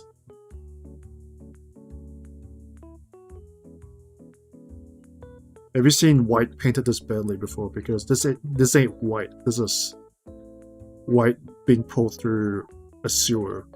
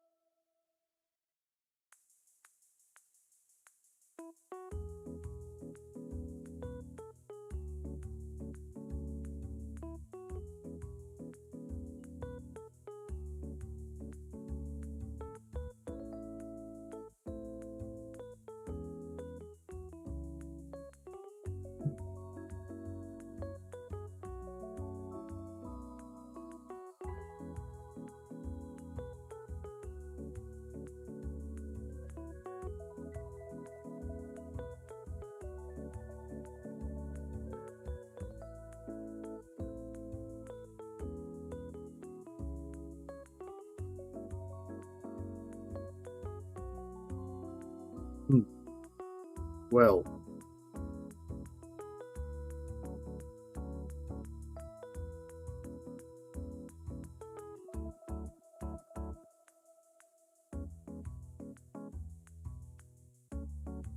I need to add more details on there.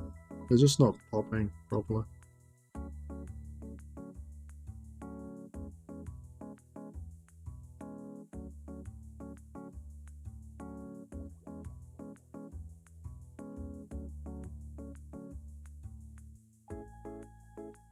Let it dry for a bit.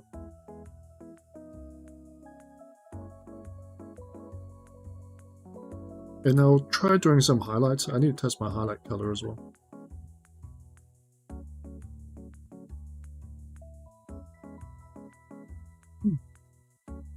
Let's find a highlight brush. I can probably use my Corex white brush as my highlight brush.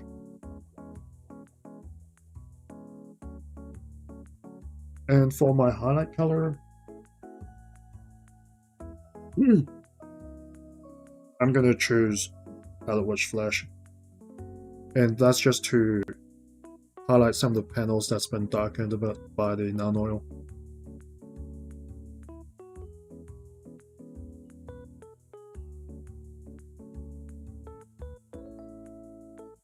It kind of looks bad, to be honest, but like I'm looking at it in real life and it looks kind of mean, it looks pretty cool. But on the camera, it just looks like a giant mess.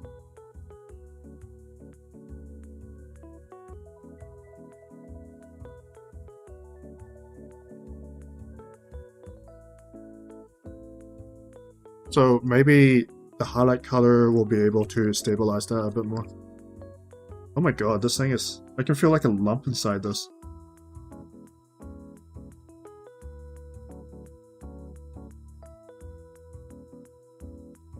This needs to be broken down a bit. I'll throw in 4 ball bearings in there. 4 whole ball bearings.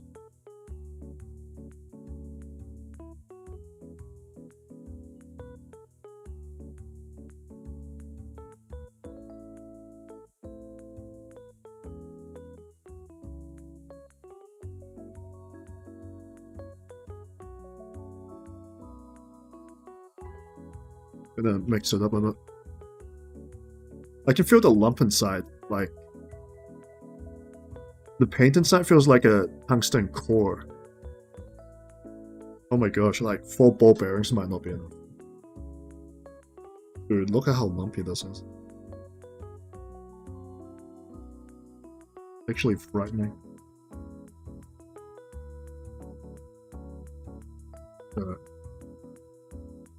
Let's get some highlighting done.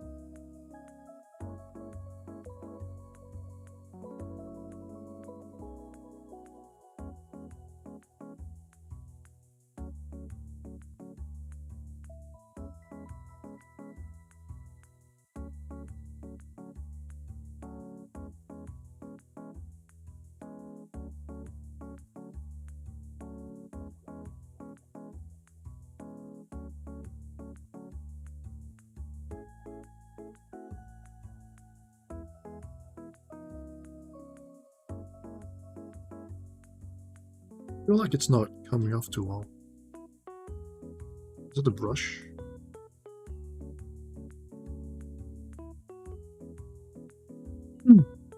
Brush feels a little bit too thick to do highlighting.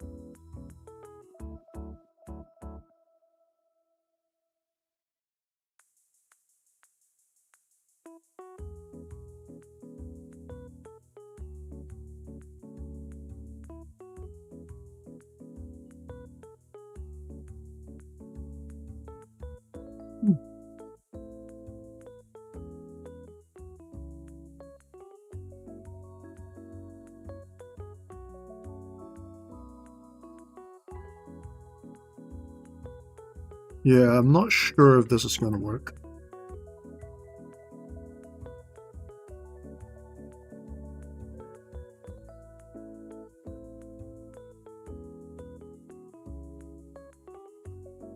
This damn fluffy bit on the end of this brush as well. It's getting paint on where it's not supposed to go.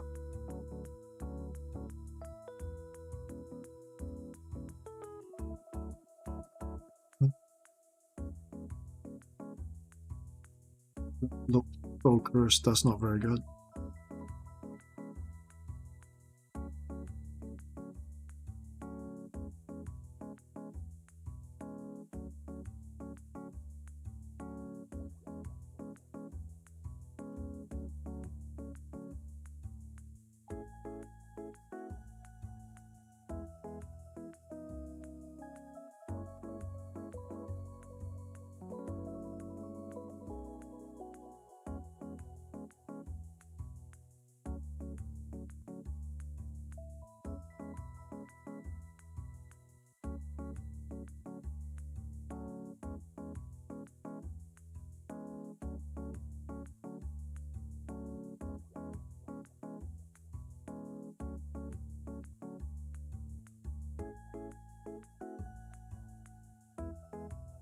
I think the main issue is that this highlight color is not a white color. It's like an off-white color that's a little bit pink.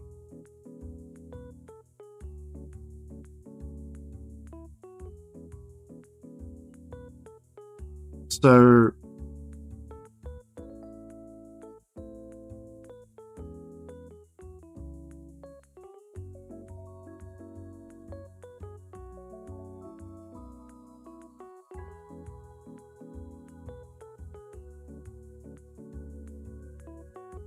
yeah, I don't think this works. Let me wipe it off.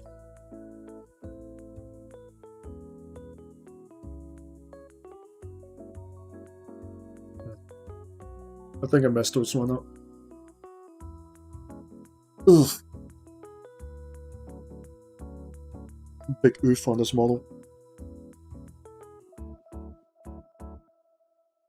I think I'll highlight with the actual base color.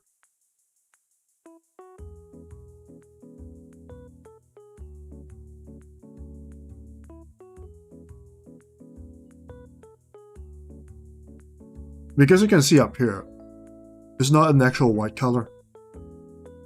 It's more of a flesh color. Running out of space.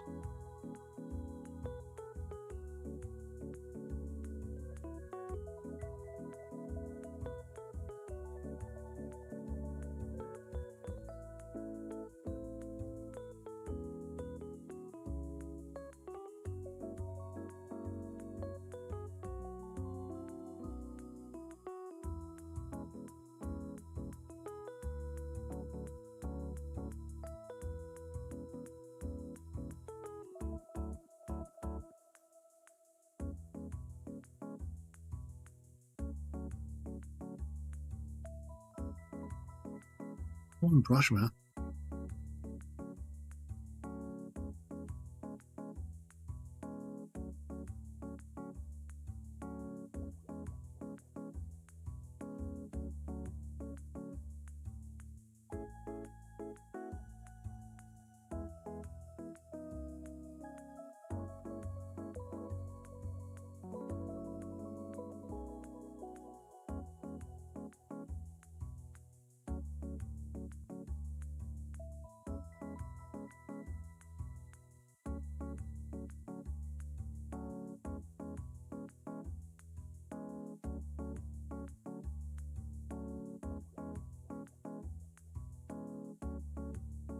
I think everything went well up until I added Agrax.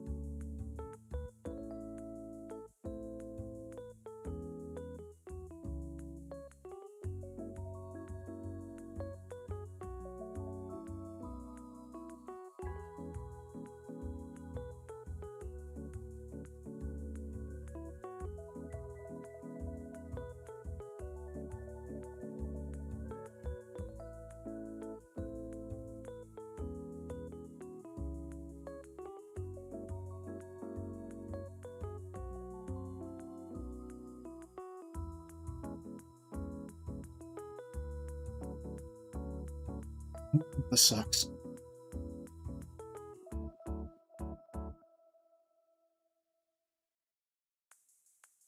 Yeah, this model did very well until it added agrex and all that other crap.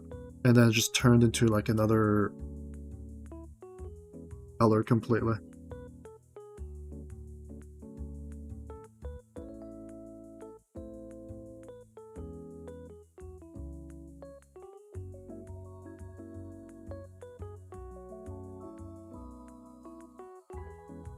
I'm gonna see if I can do something on the leg panels. Since it's like this already, I might as well just experiment.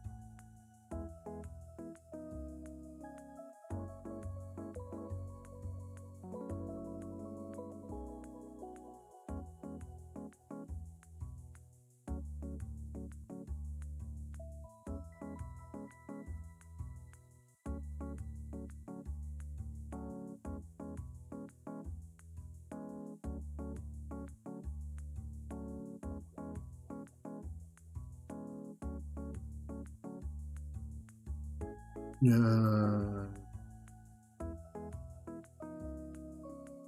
Don't really like it, it's way too chalky. And I basically lost all my shading, so what the hell? I'm basically back to square one. Right. If I'm painting over the shading again. This is frustrating.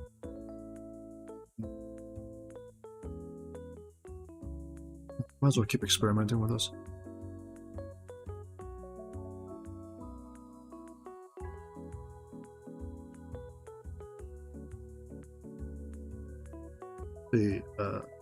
The head, if I highlight this way,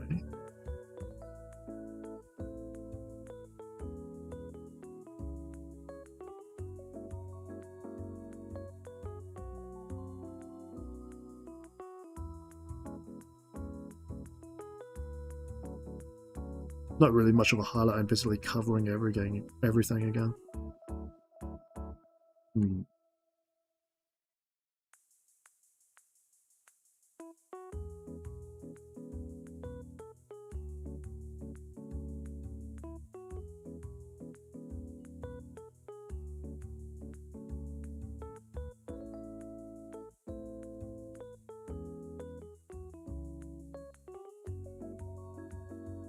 Not really working out too well.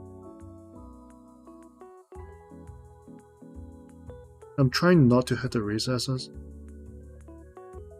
At least try to preserve some of the shading, but at the same time,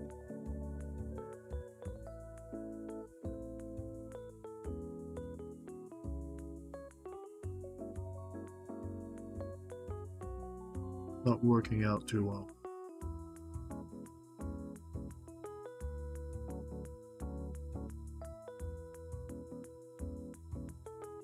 So I think this might be a bit of a wash.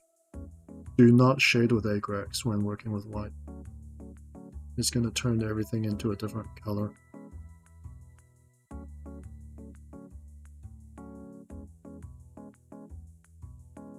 And palette witch flash does not work as a highlight for white. It's too pink.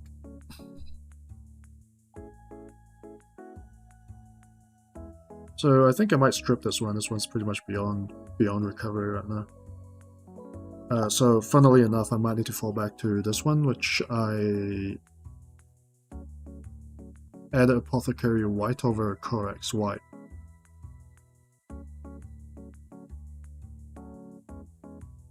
Let me test out something with it. Let me see if I can highlight over it. I feel like I should not be able to, but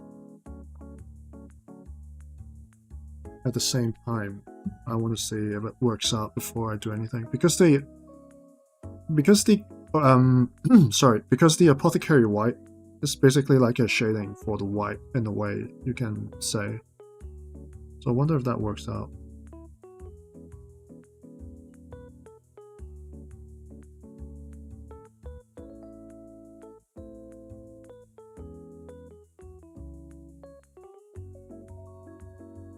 Where GW whites, man. I'm gonna switch brushes.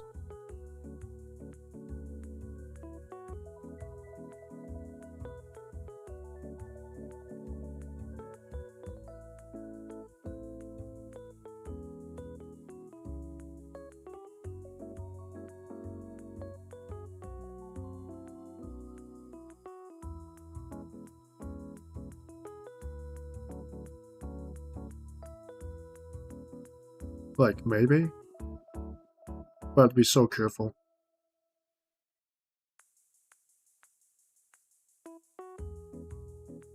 And if I do it this way, it means that I can't do the black trims first either. And I basically turned apothecary white into a glaze. I mean, not apothecary white. Corex white. Nope. Yeah, Corex white into a glaze.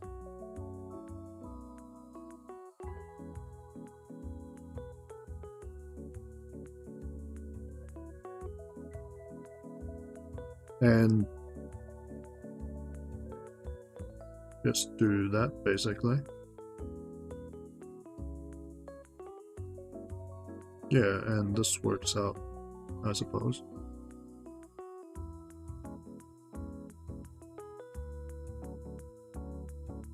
And a bit of hair.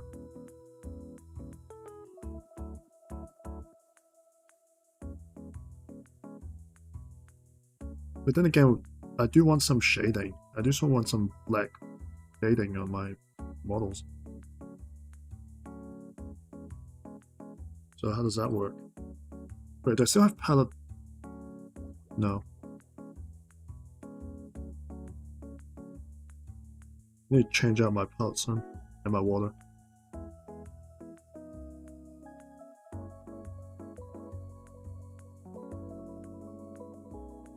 Is this even highlighting anymore? Or I'm just painting over this? I don't know. I'm going mad. I'm going insane over this. Like, I do want some highlighting, I mean some shading down in the recesses, so I should be using non oil, right?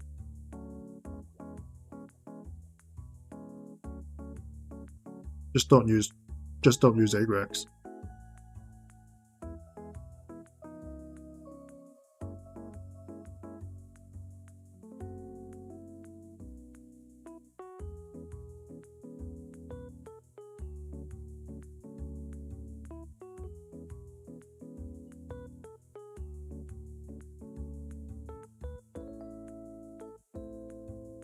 Like, just taking a look at this now.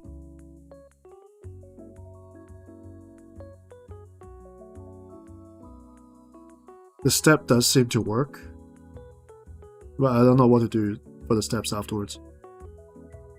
It's very frustrating.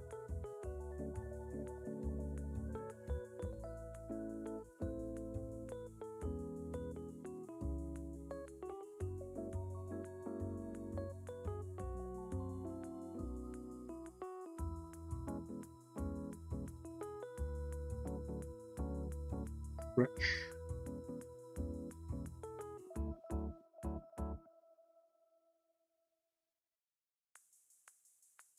I can keep building up the layers, that's fine. But what I'm going to do with these recesses, that's the question. So, by theory, it means that I should do that. Do Corex, do non-oil. Very, very light non-oil. And then put it with Corex again. The issue is that if I hit it with a very light layer of Corex and it starts running into the paneling again, that's gonna be a pain.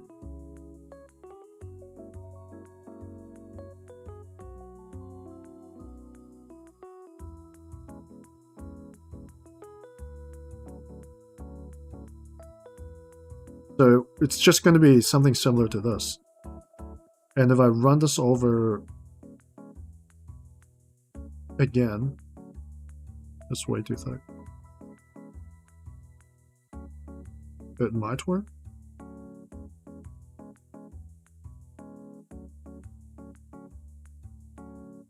Yeah.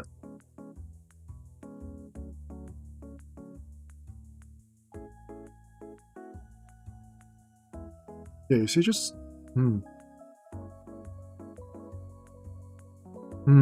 yeah. Might need to strip this. Not working out very well.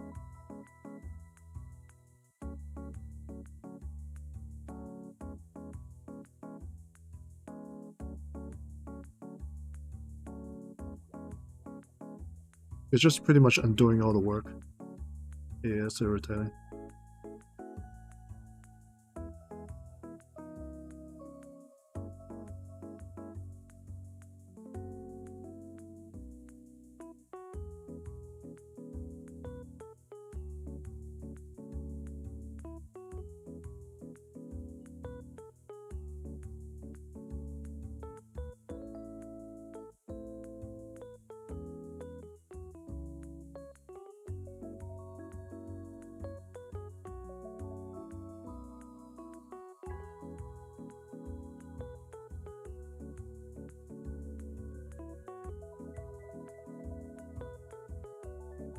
You're still playing Missy Day?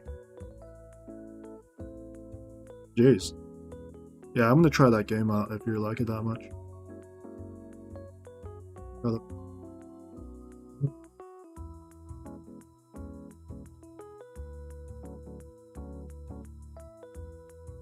Just pure irritation.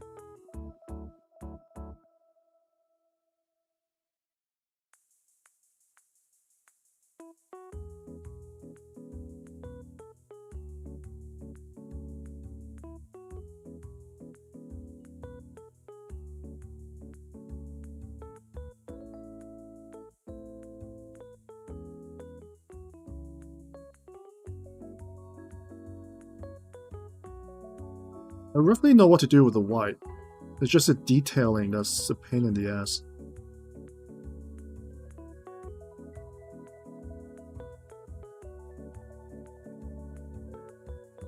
Because I feel like I'm just back to square one right now after going through this highlighting process.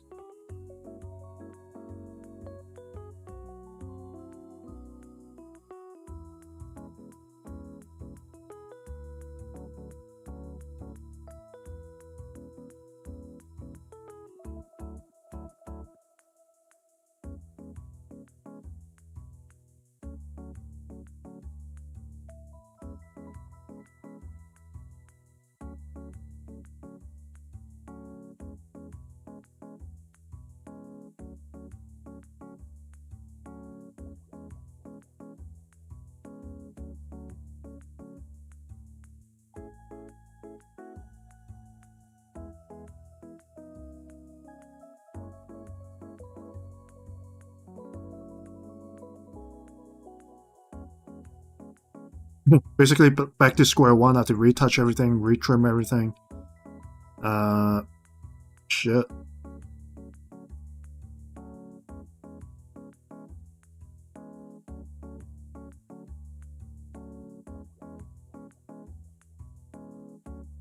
Yeah, so what's the point of that? I'm gonna change my wardrobe and get some new wet palette paper.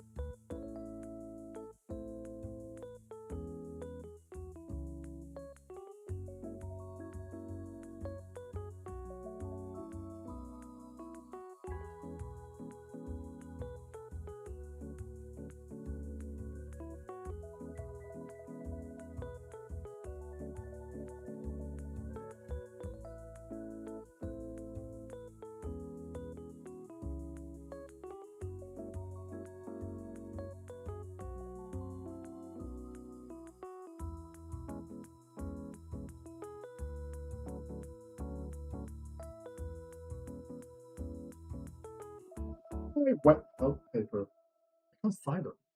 It's here somewhere.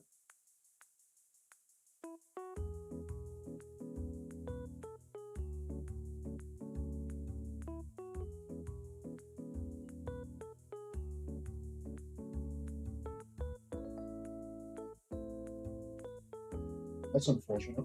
Where is it?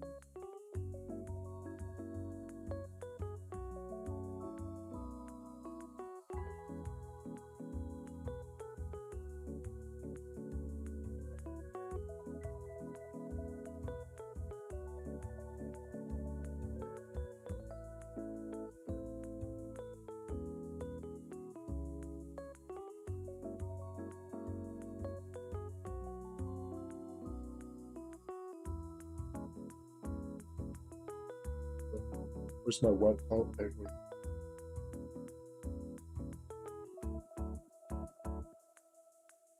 Just gonna use a paper towel.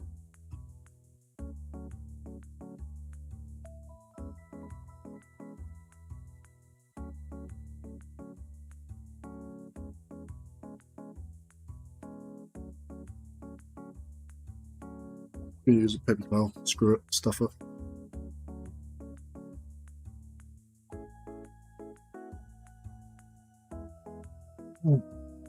Yeah, I need a plan, dude. So bad.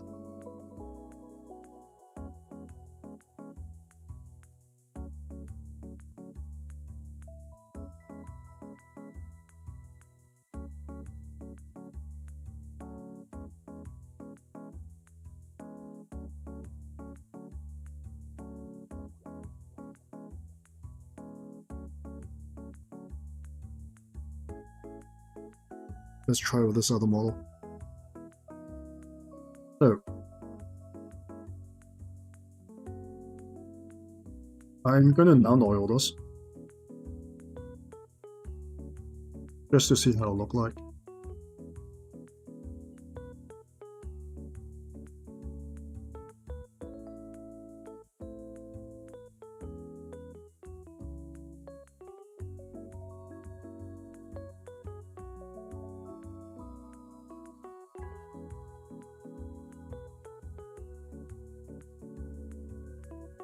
Because I think I got the steps in reverse, I should probably shade, highlight, and then add the trims for white color.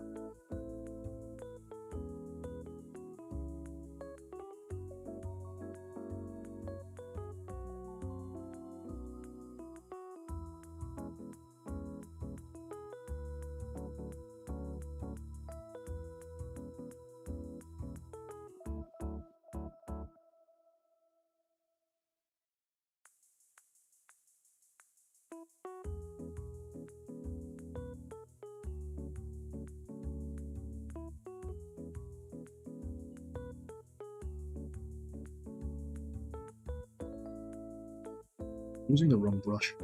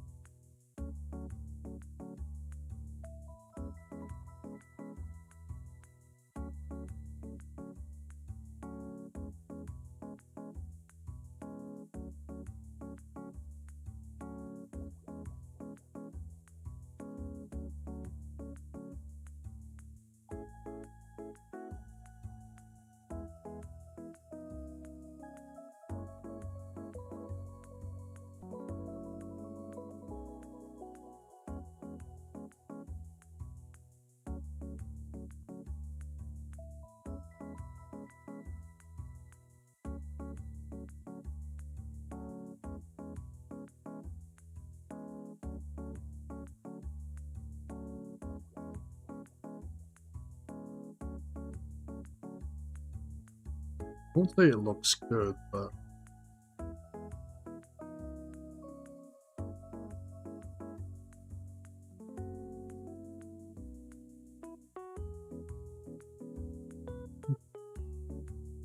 who's messaging me on Discord?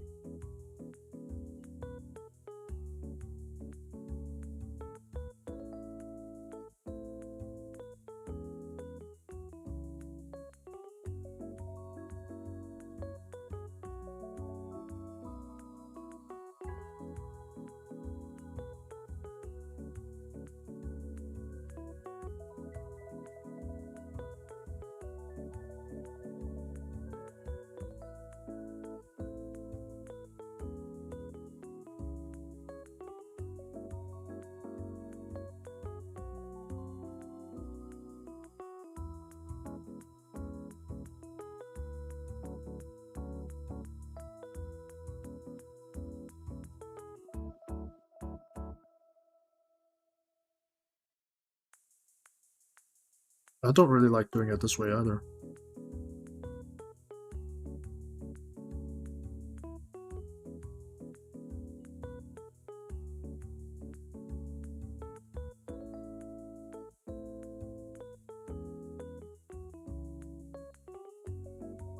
Because the goal of the shade is really to hit the panels at the bottom. But it's not really doing that.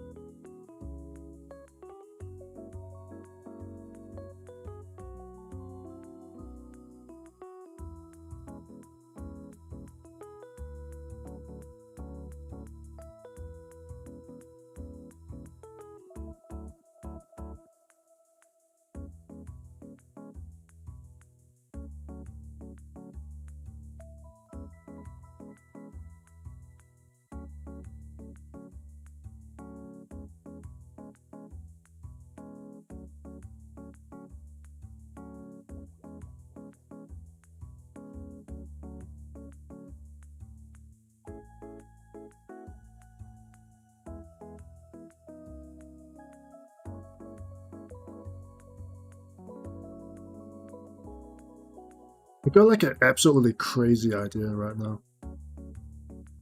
Where I will get a model and I'll base coat it black. So like it's shaded. And then dry brush it white. So I will not have to go through basically any paneling. Let's try that right now. Got some spare models. These guys, I'm not sure what to do with these guys. These guys are basically hopeless. I might just strip them.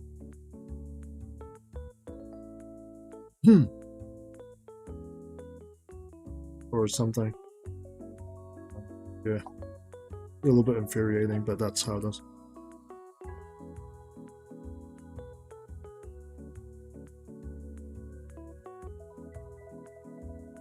And Pilot Witch Flash, it looks like white, but it's not really white. It's like a pink white. So that's useless. Let's get a new model.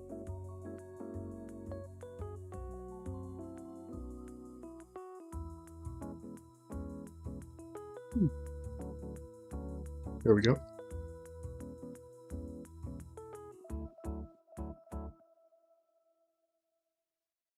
And we're gonna base it with Abaddon Black.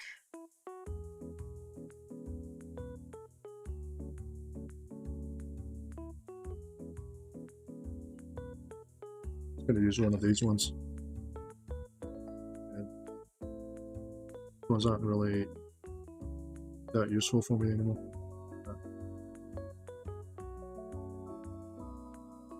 Let's climb this up.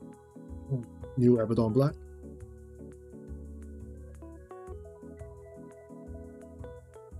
And then I will just go absolute. We'll just go absolute ham with the white dry brushing.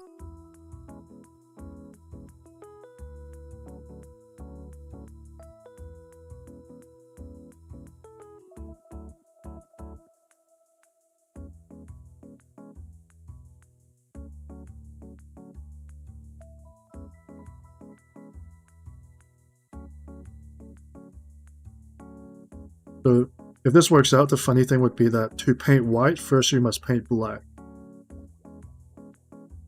Which would be a little bit of an irony. And I think this is more specifically a Star Phantom's problem because their color scheme is black and white. If it's like a White Scar Marine or something, I don't think this will be an issue. But it's just specifically a Star Phantom's issue.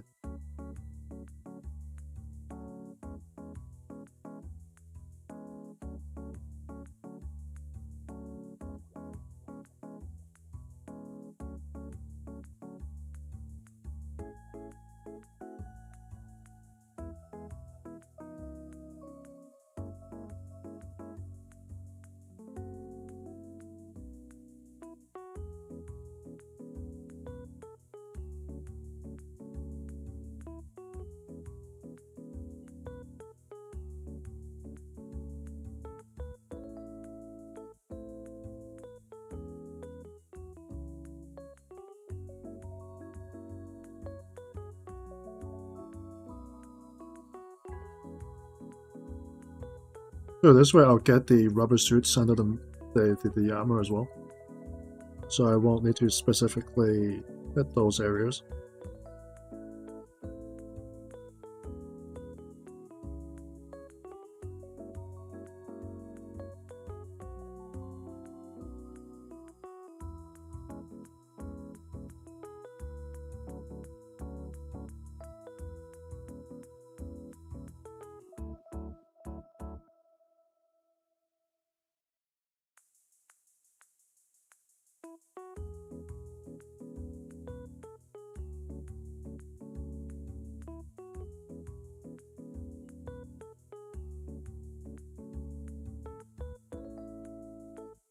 I'm going to do a very rough and quick base coating here. You probably want to do this in 2 base coats usually, or at least spray it. But I'm a little bit impatient today.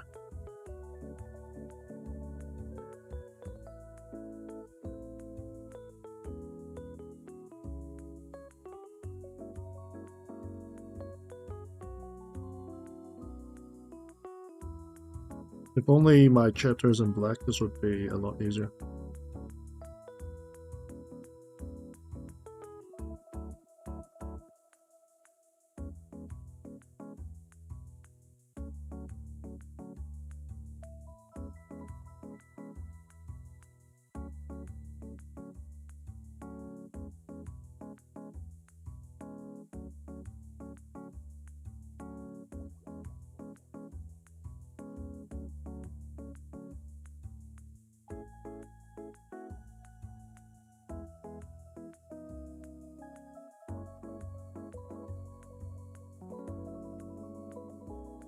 I think I got most of the areas, if not all of it. A little down the back.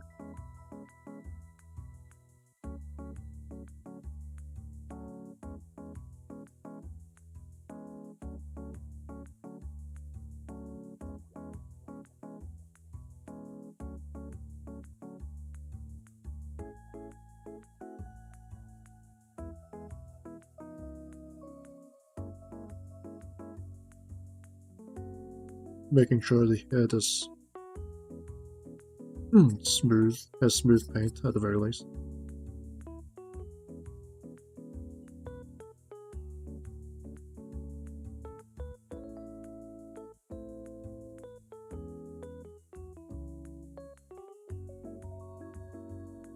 Try to get the insides here.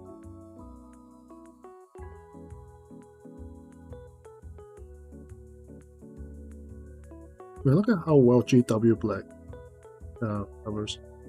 I haven't even gone in for another dip. Makes me want to do Black Legion, to be honest. Look at how easy this applies. Jeez. An excellent paint.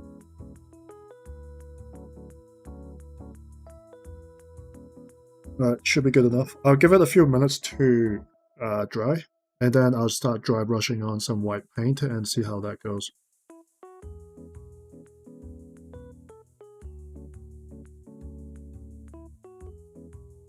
Now, dry brushing the white paint will need a little bit more finesse, but overall it should be easier than trying to juggle black and white at the same time.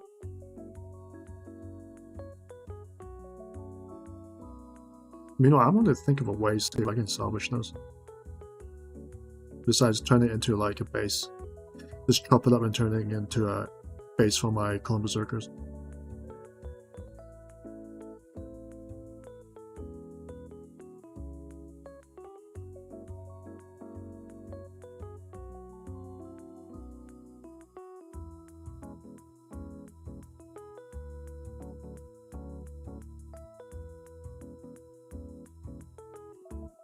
Let's find a new dry brushing brush. This one is... Ow, sorry. What did I use? I used this one. I'll put these away. This one is my shading brush. I'll keep it for now. I'll wash this brush. I'll be right back.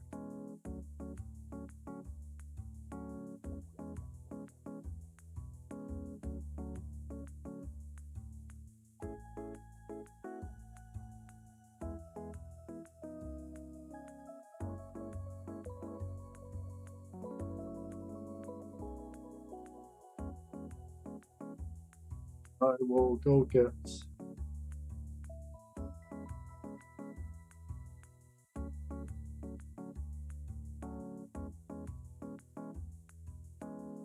It'll be really fucked up if I use this one. Sorry for swearing. It'll be really messed up if I use this.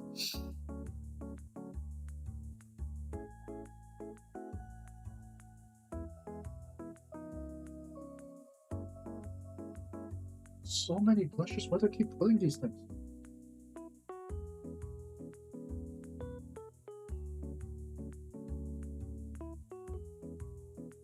Open another pack of brushes.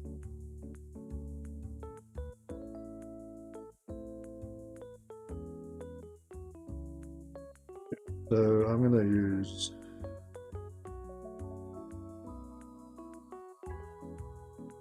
Not this one, this one's too big, I used it last time.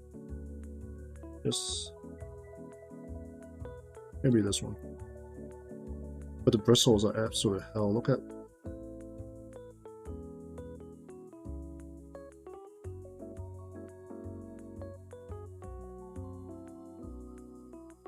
Maybe just this one.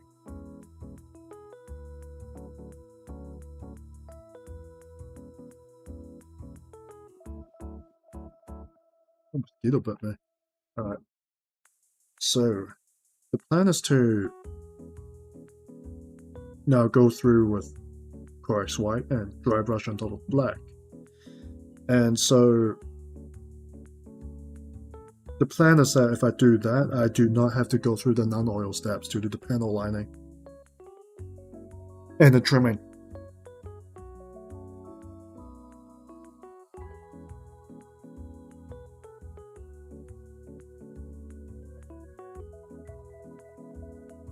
It's still not dried off, so I give it a bit more time.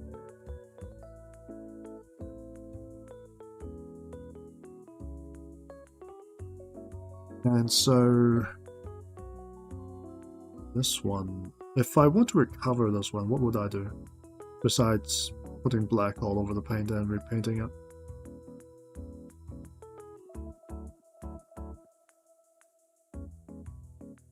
It's such a mess.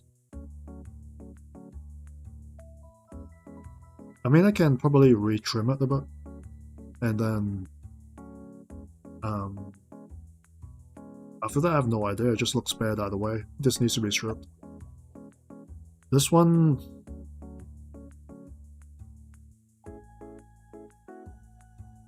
I feel like this one is not too far gone, so I might just put Abaddon Black over this.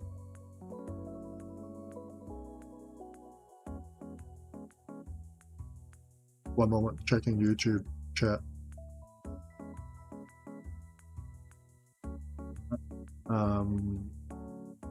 Yeah. While I'm waiting for the paint to dry, I'm just going to check a few things in chat.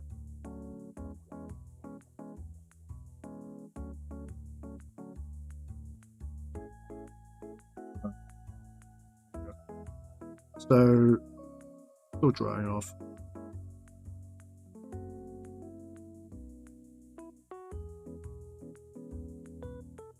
let's get a head start.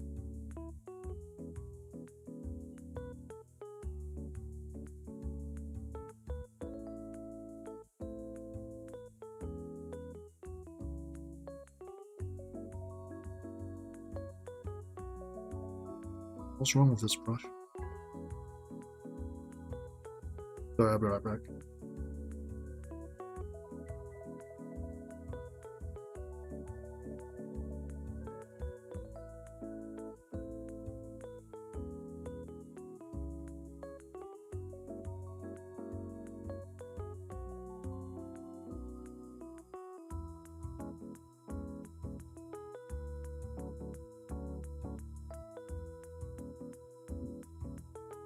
I'm gonna need some new water for this.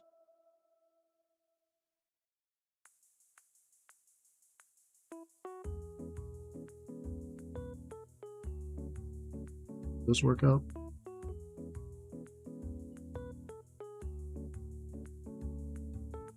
No, but it just seems like Clerks White is a bit of a bitch to work with right now.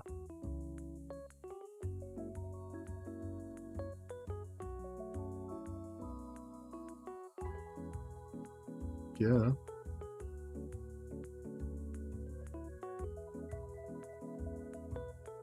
At the same time, no. I think it's just a brush.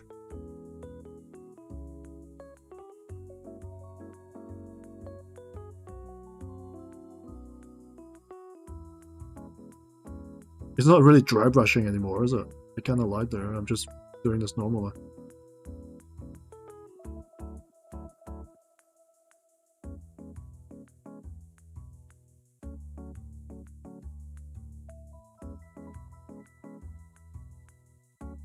You thought I was doing Star Phantoms? I'm actually doing Black Templar. Yeah.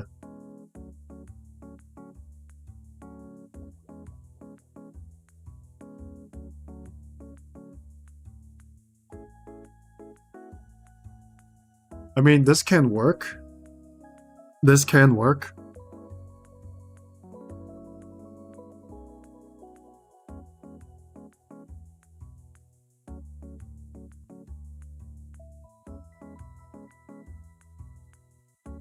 This can work. It's just I intend to dry brush, not to slowly paint a layer on this.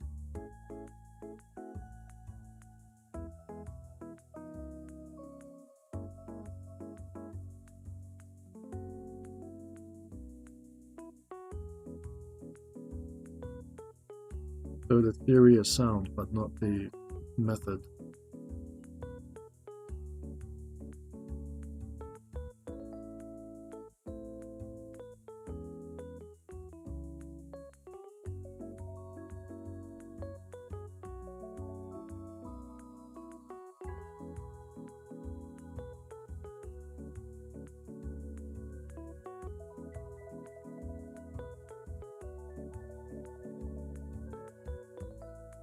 Well, I don't know why, I'm just slowly turning this into a Black Templar model. Don't intend to do that, and this brush is absolute trash. I'm picking another one.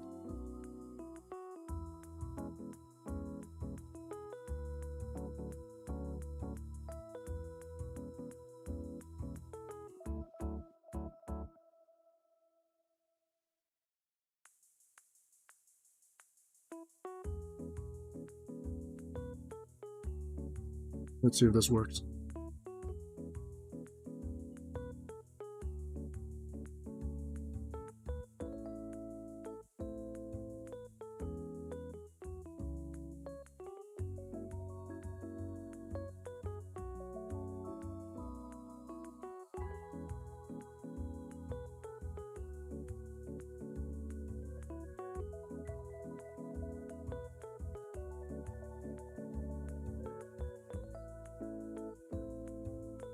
I mean, like, yeah, kind of.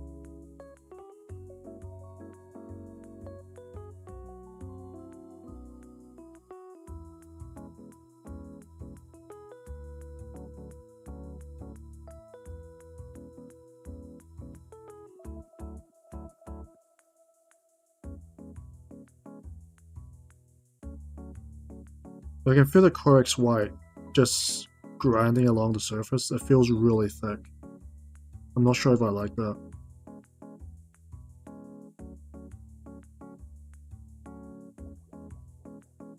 I mean, it's like, yeah, that's dry brushing, but at the same time, I feel like it's a bit too much.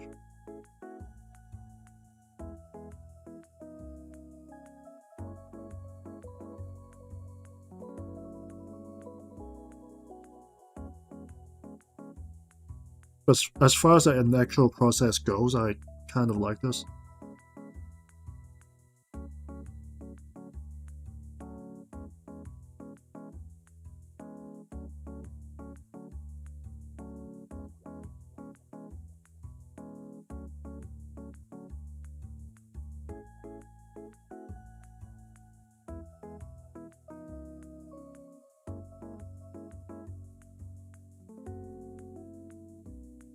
Maybe. Because I'm thinking further down the process, what I need to do.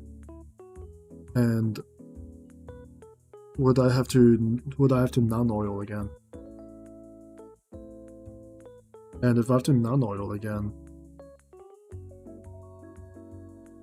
then am I just running into the same issues?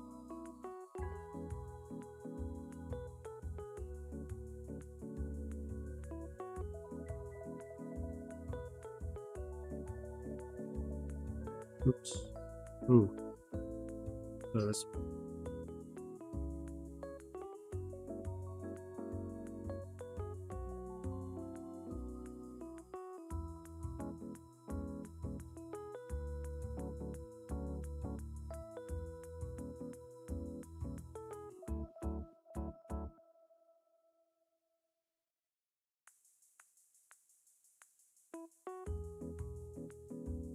Don't think, just brush.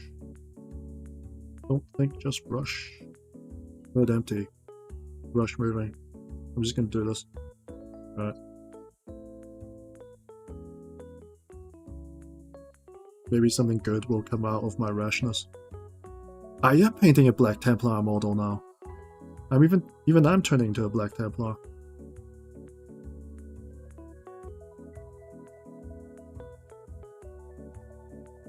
I'm just going insane on Twitch.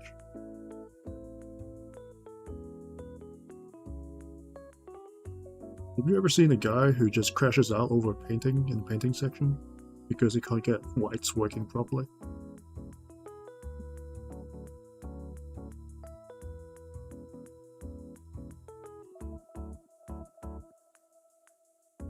I'm just going back to square one.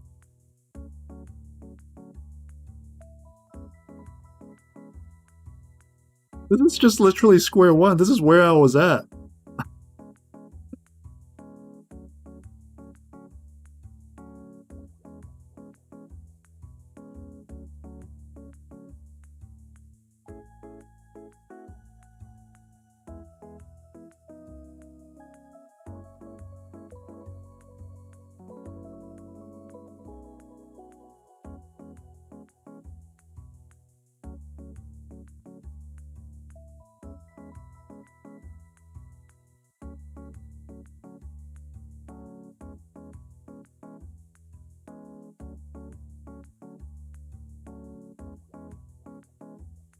I mean, I'm saying that the black can't go on the undersuit, but I'm painting over the black anyways.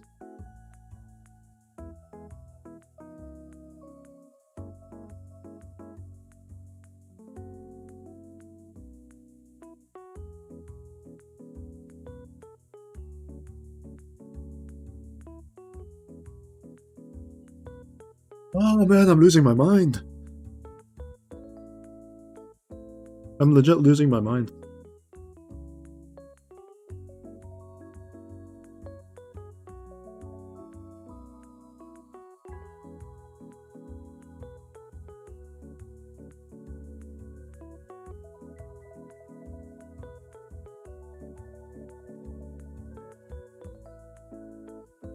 Like for the leg panels, it works out. What? Is it not dry? Like for the leg panels, it works out quite well.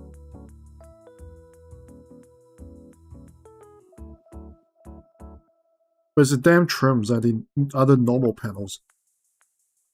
Where this is just making me go absolutely insane.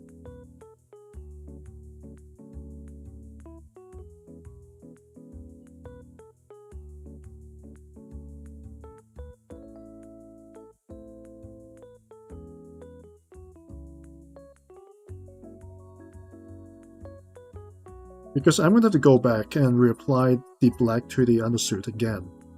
So what's the point of me, like, doing this in black anyways?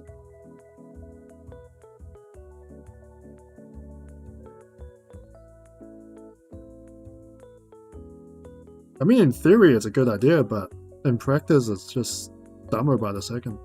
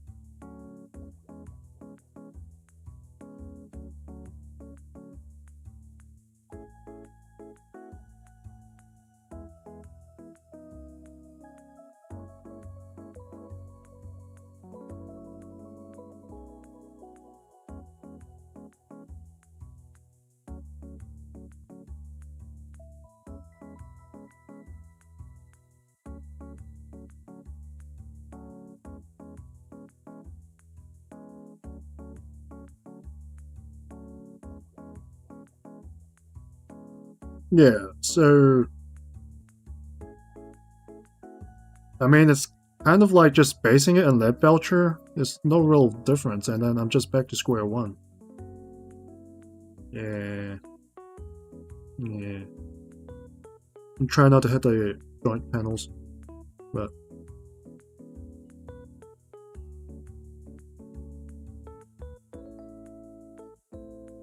this whole thing's a bit of a lost cause.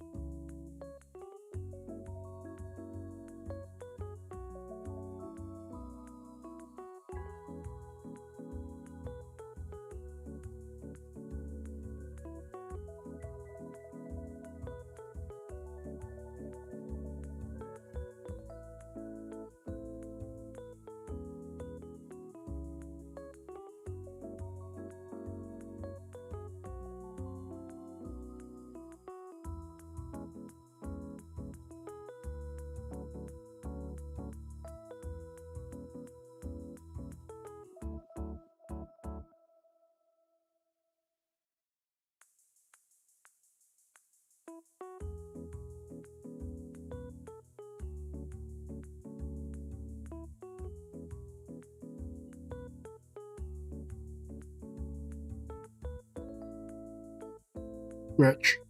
Yeah.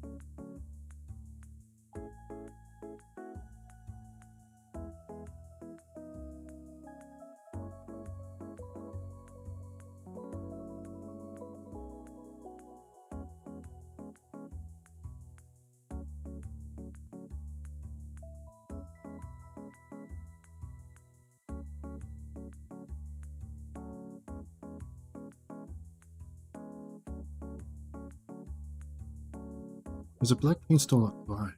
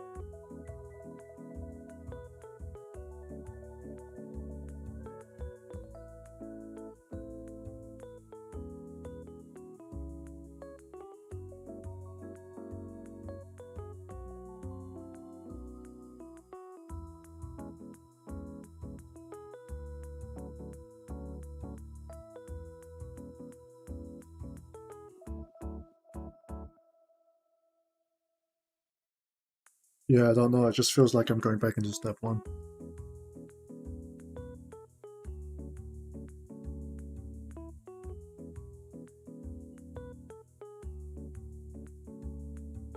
So, what? I should be fixing this one now?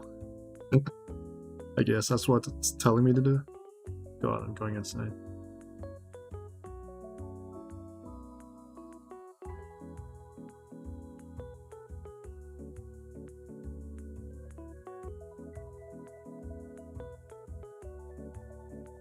I'll finish covering this one with Core XY, and I'll go for another non-oil pass. See if I can at least shade this one correctly.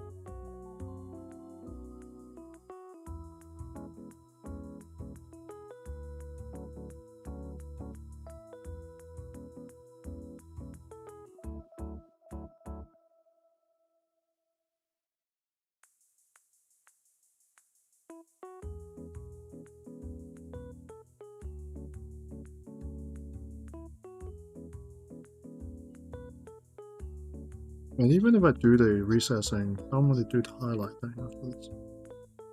I have to find...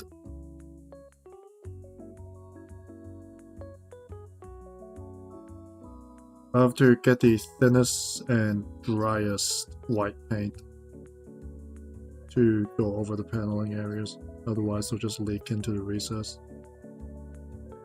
and screw everything up for me.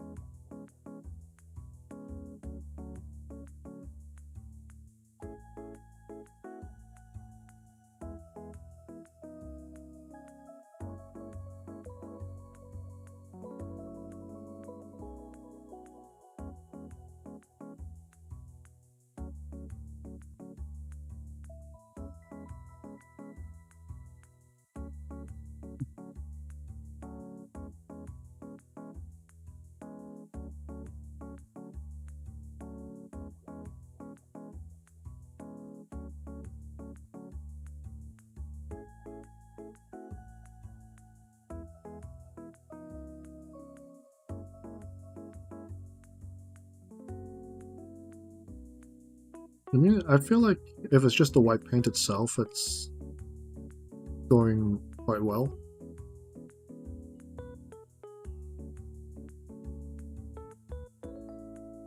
Except for certain bits of the armor. But there's a step after that I'm really struggling with.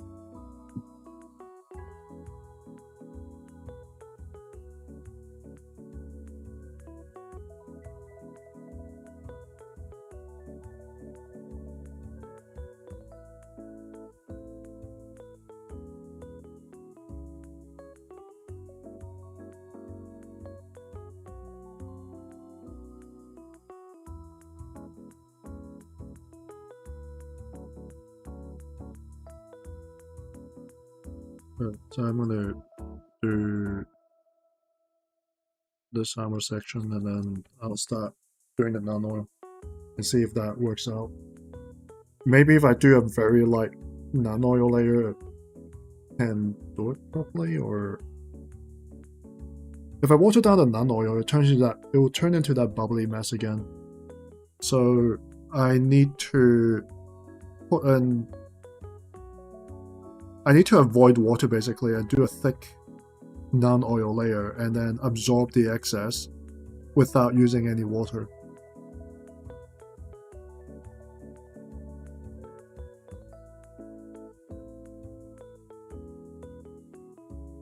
Oof. Speaking of water.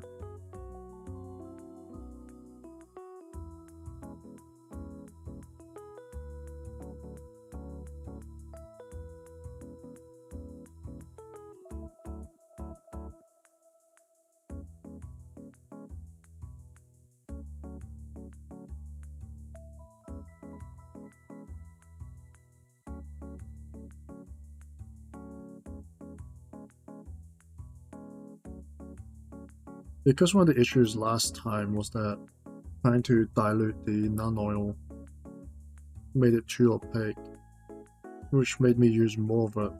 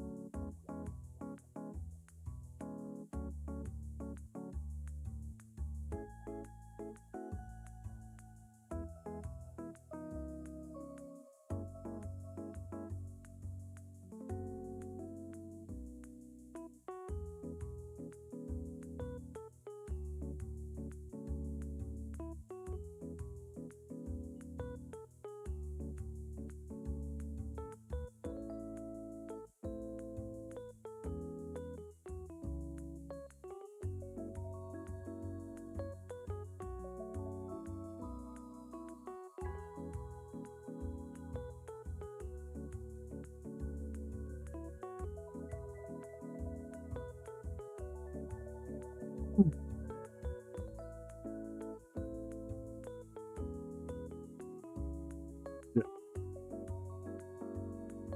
And I'm just gonna touch up some of these bits here.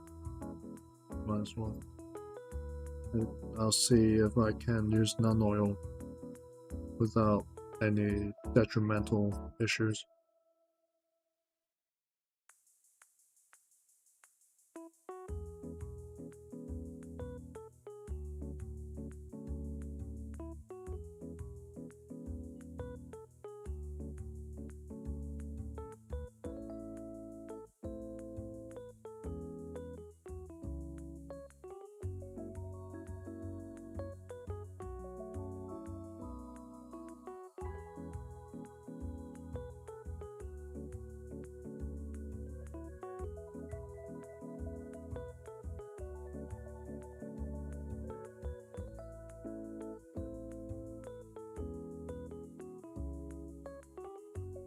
Move this out first.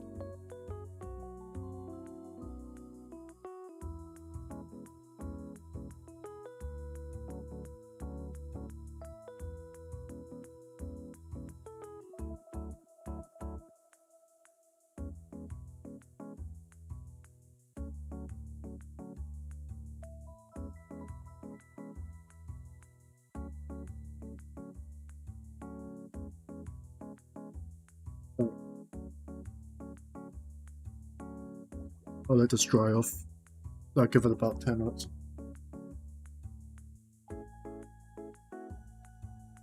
And I'm gonna peer into this one and see what I can do. This one started off really well. And it just all went to shit.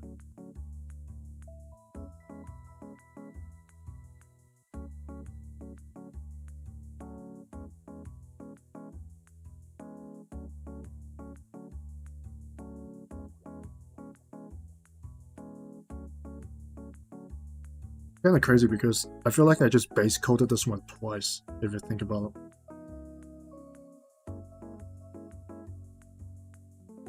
I should probably add on another layer on the knee just to fix it.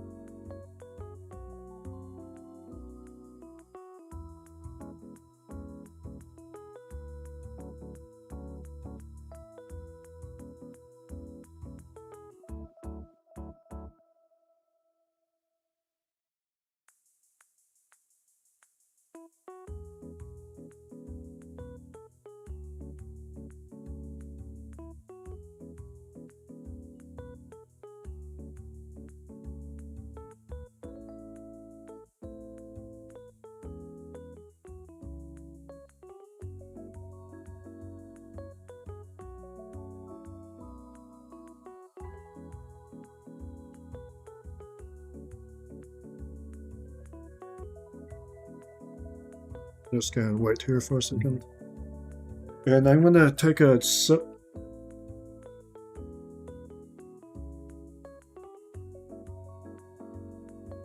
Oops.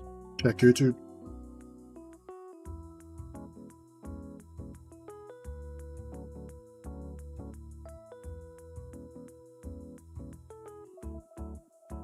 Put this away for now.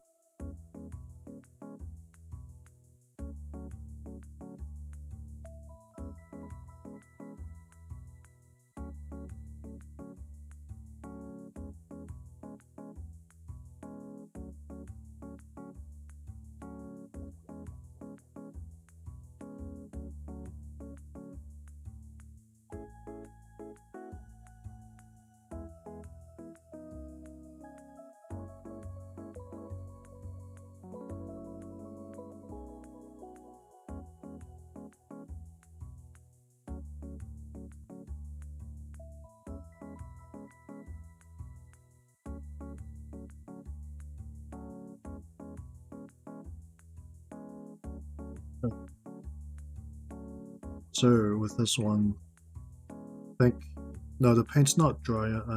Give it a few more minutes.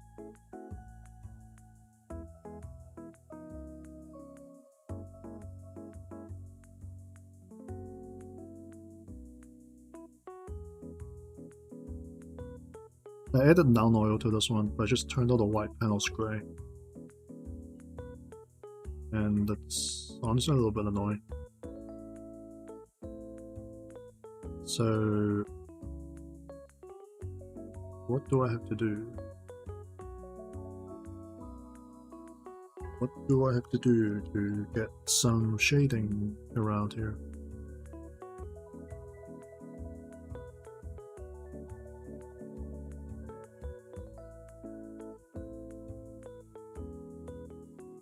Still not quite dry yet.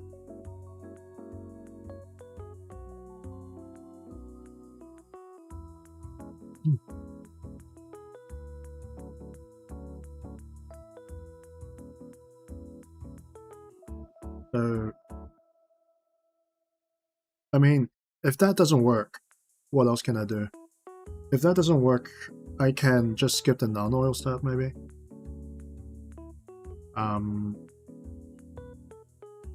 that might be what I have to do. I think I was most satisfied when I had the nice trims and the correct white. But then I have to think about how to actually do the recesses if I don't use shading.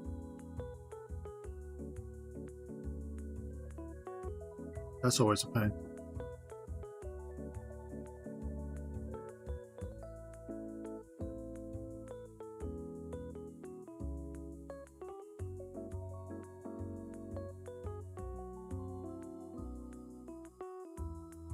I mean, for my other models, what did I do?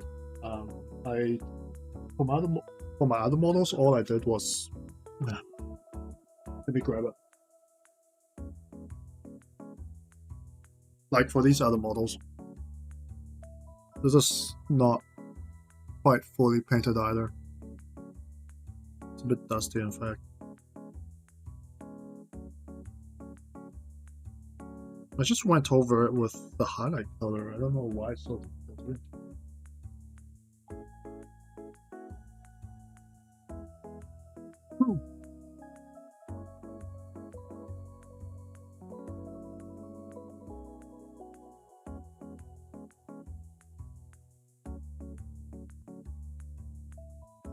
So no water on the brush on the nano.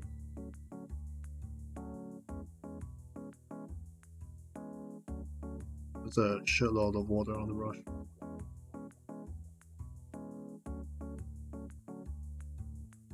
How did they even get the yellow paint on there? I'm not even painting in that color. How did they even get on there?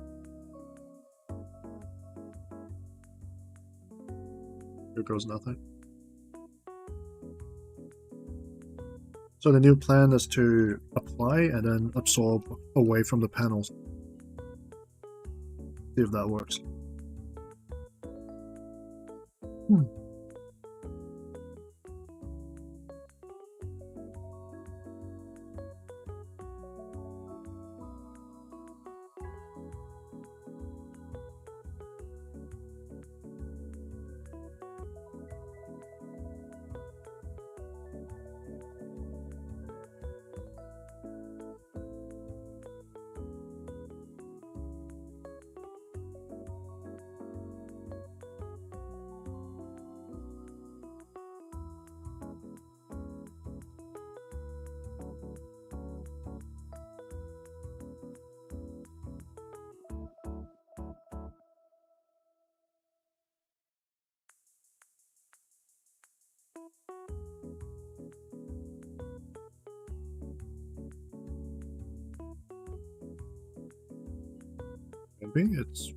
Maybe it could be working a little bit. I just have to be very careful.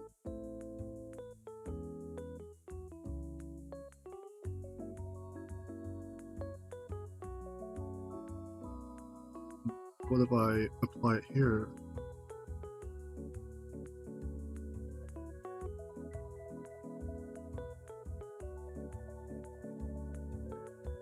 I guess it can work.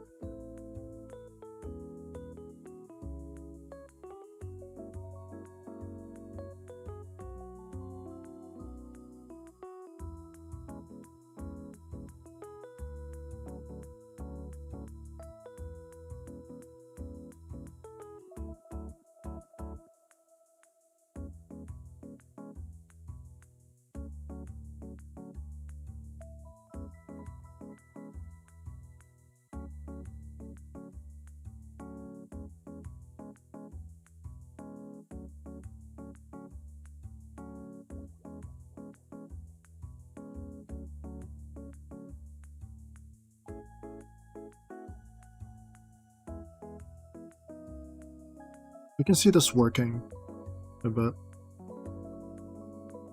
It's a very careful non-oil approach.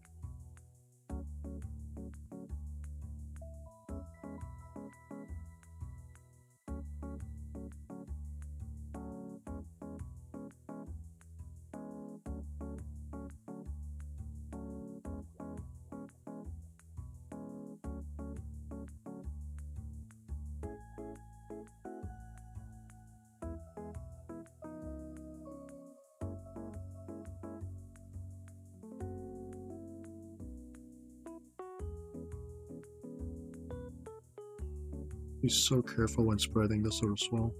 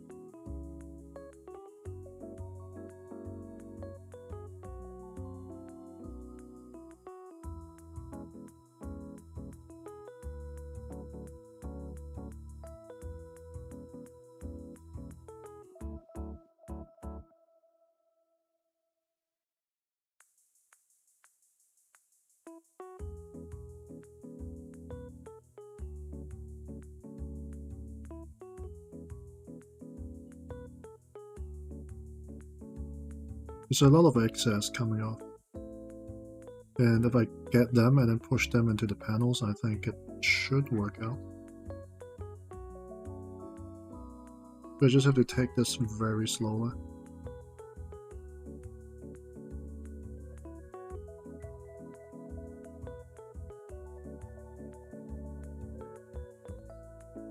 Wipe off the excess again.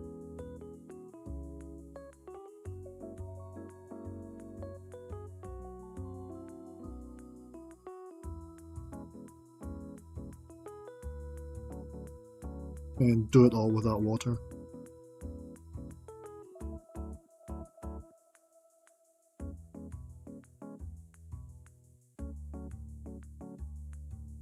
There's some imperfections, but I think it's mainly to do with the quality of the base coat.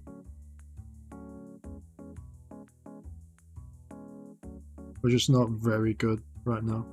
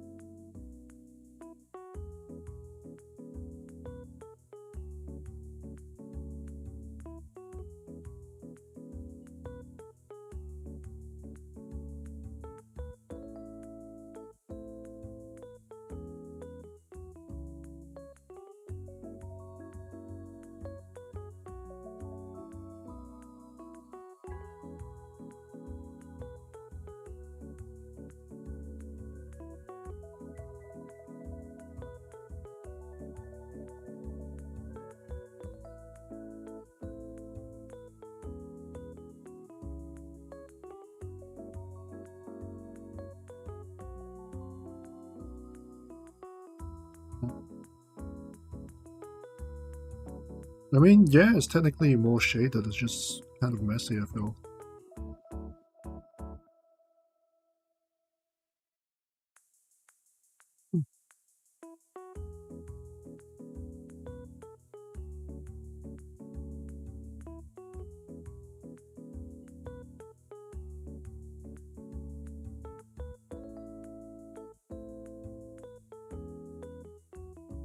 How's my phone power? 71%? Alright.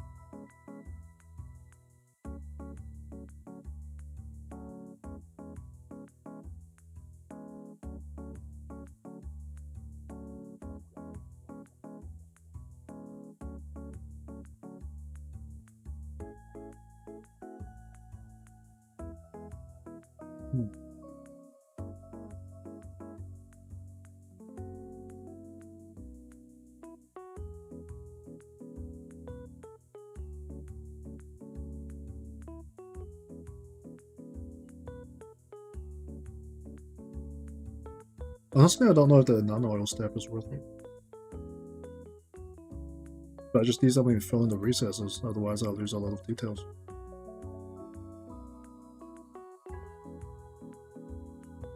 I'm really confused right now.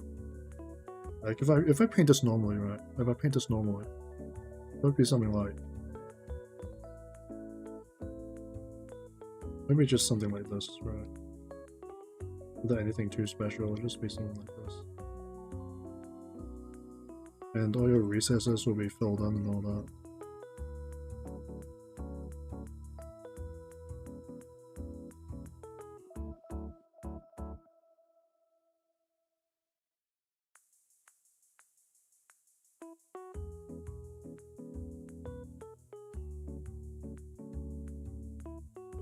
I'm just gonna do it the normal way, see what happens. Maybe it'll look different when it dries. And just my sanity is basically slipping right now, that's why I'm just being a bit disruptive.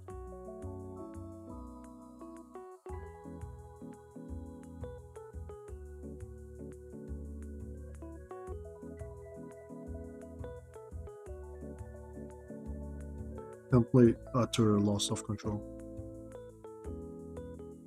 Yeah, when people do use nano-oil, it's usually like this. And it hits all the recesses and all that, it makes everything looks good.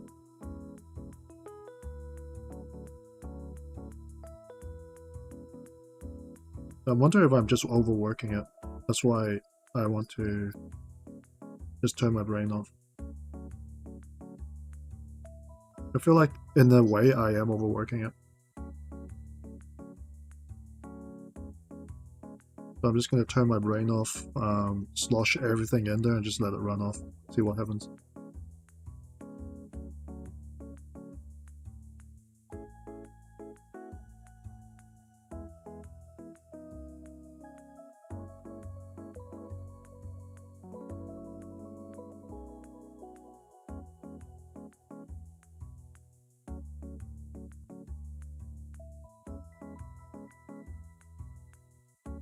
Just use non-oil the way GW intends us to use it.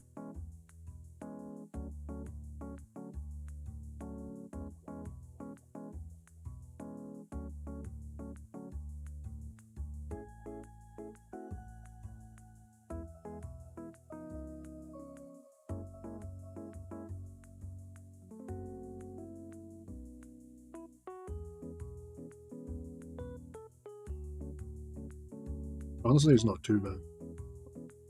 But then again, I'm just absolutely miffed right now.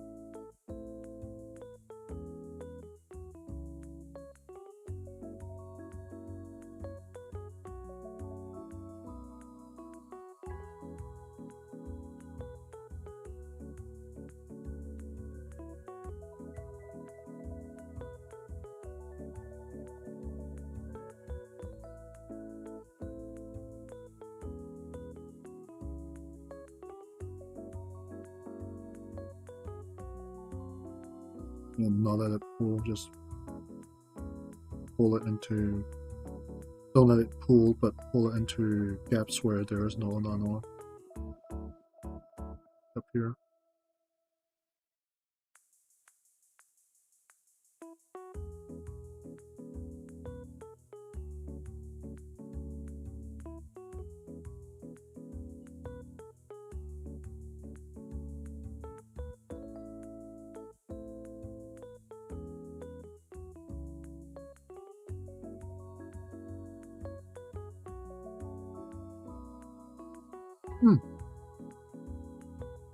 For some reason, I feel like it's kind of working out for some reason. I can't tell why.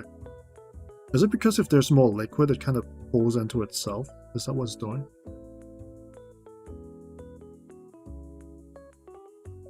At the very least, I do want a very dark panel lining on the armor. You can actually hear a bit of hope in my voice right now, as I hope this works.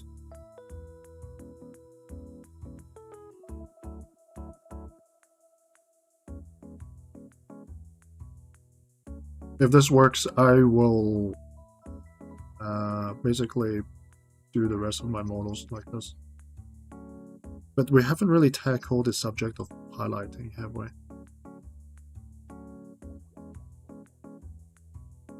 How's that gonna go?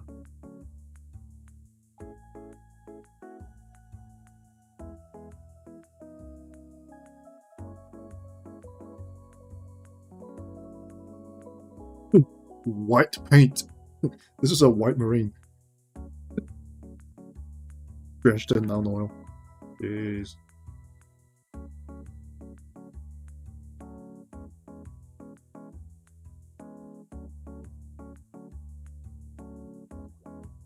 But you don't get it. If I make the other parts darker, it makes the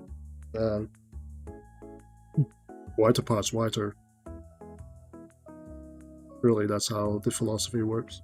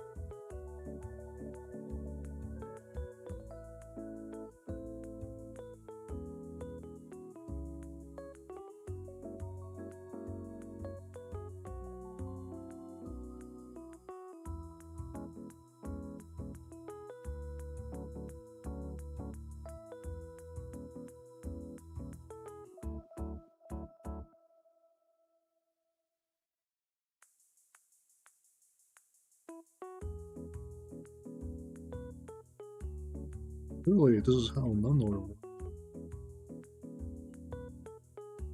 Going absolutely mad.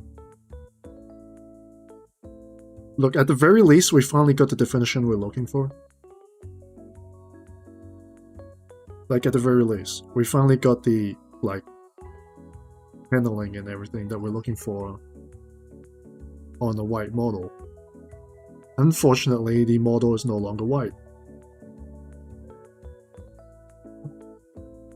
This is so dumb. I'm being so dumb.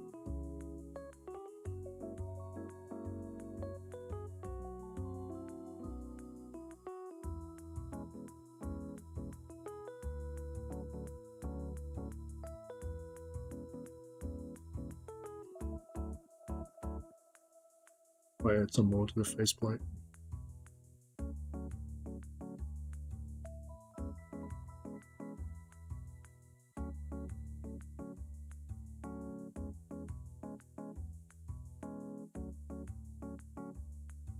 Yeah. This is completely stupid. And I think as for the highlight color problem goes, it's because I'm using Corex white to highlight. And I'm not really supposed to. It's way too thick to highlight with. So I need to go back and get some proper whites for highlighting. I'm not sure what's a good color though, maybe a gray color? No. Not a gray color.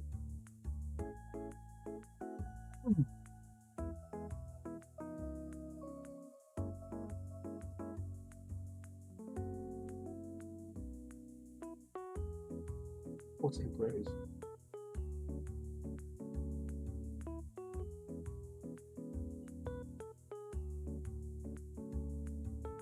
Probably not. I didn't buy any grays for some reason. I thought I bought some grays.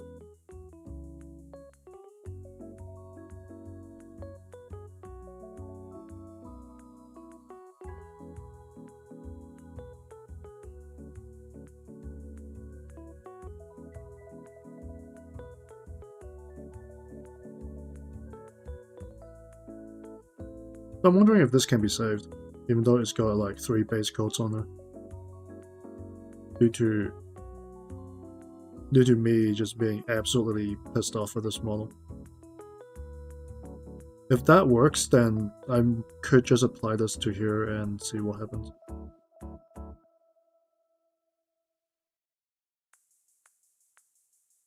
And pretty much same to this.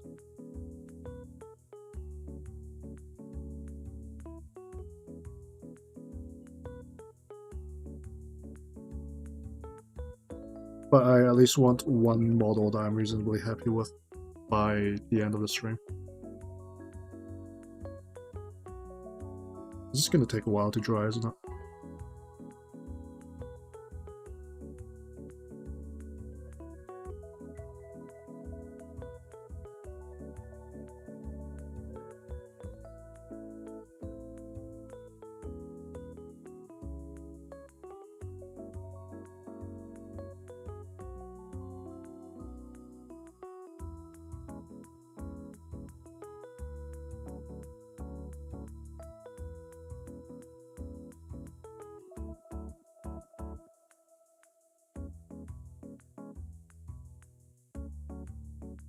I need to get some proper brushes as well.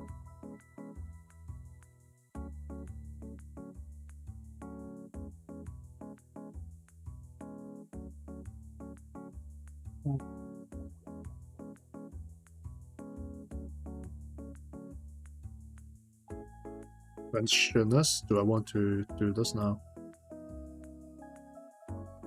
I like how Apothecary White isn't really Apothecary White. Like, this is Apothecary White. And if I apply that onto here, it won't look very good. It's grey.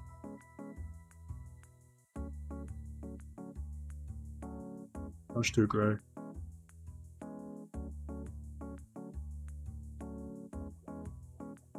So being absolutely like insane with the non-oil actually seems to work out. I know that doesn't look white now, but it's kind of pulling away a little bit. And it's becoming a little bit more translucent. So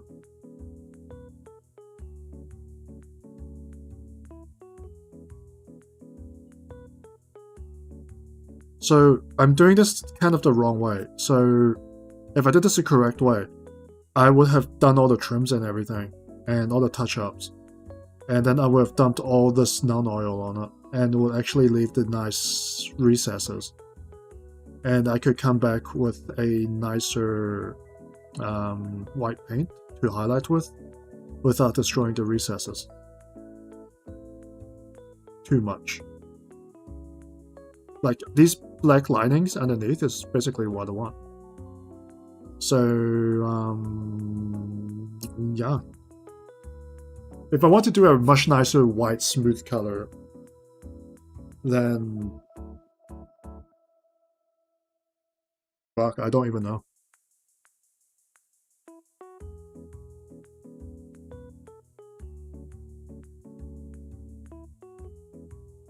Honestly, I need to look at my Terminators.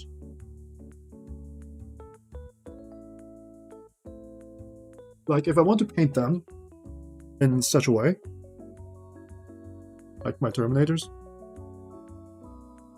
I'll have to paint all of those in white and then do everything I said, the trims and everything.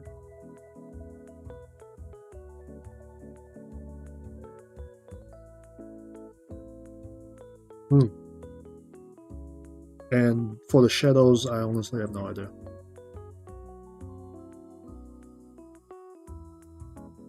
Probably the same process if I want a smoother one. Maybe.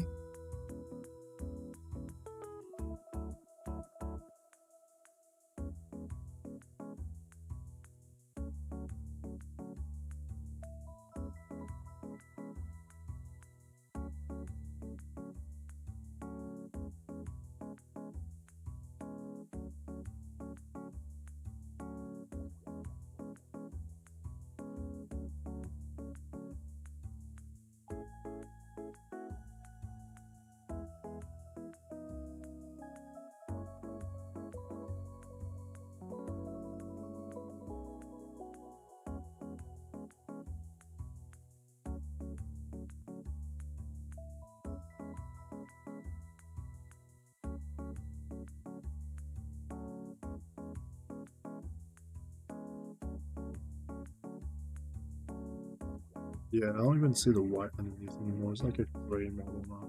How does it look on camera? The lines look alright on camera, it's just the panels don't look the right color.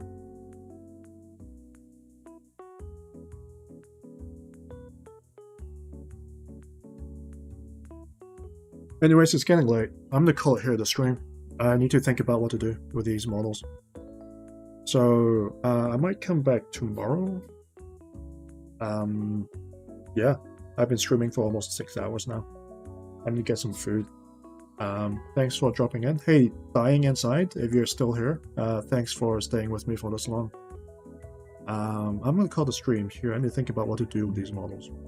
For you guys on YouTube, thanks for dropping in as well.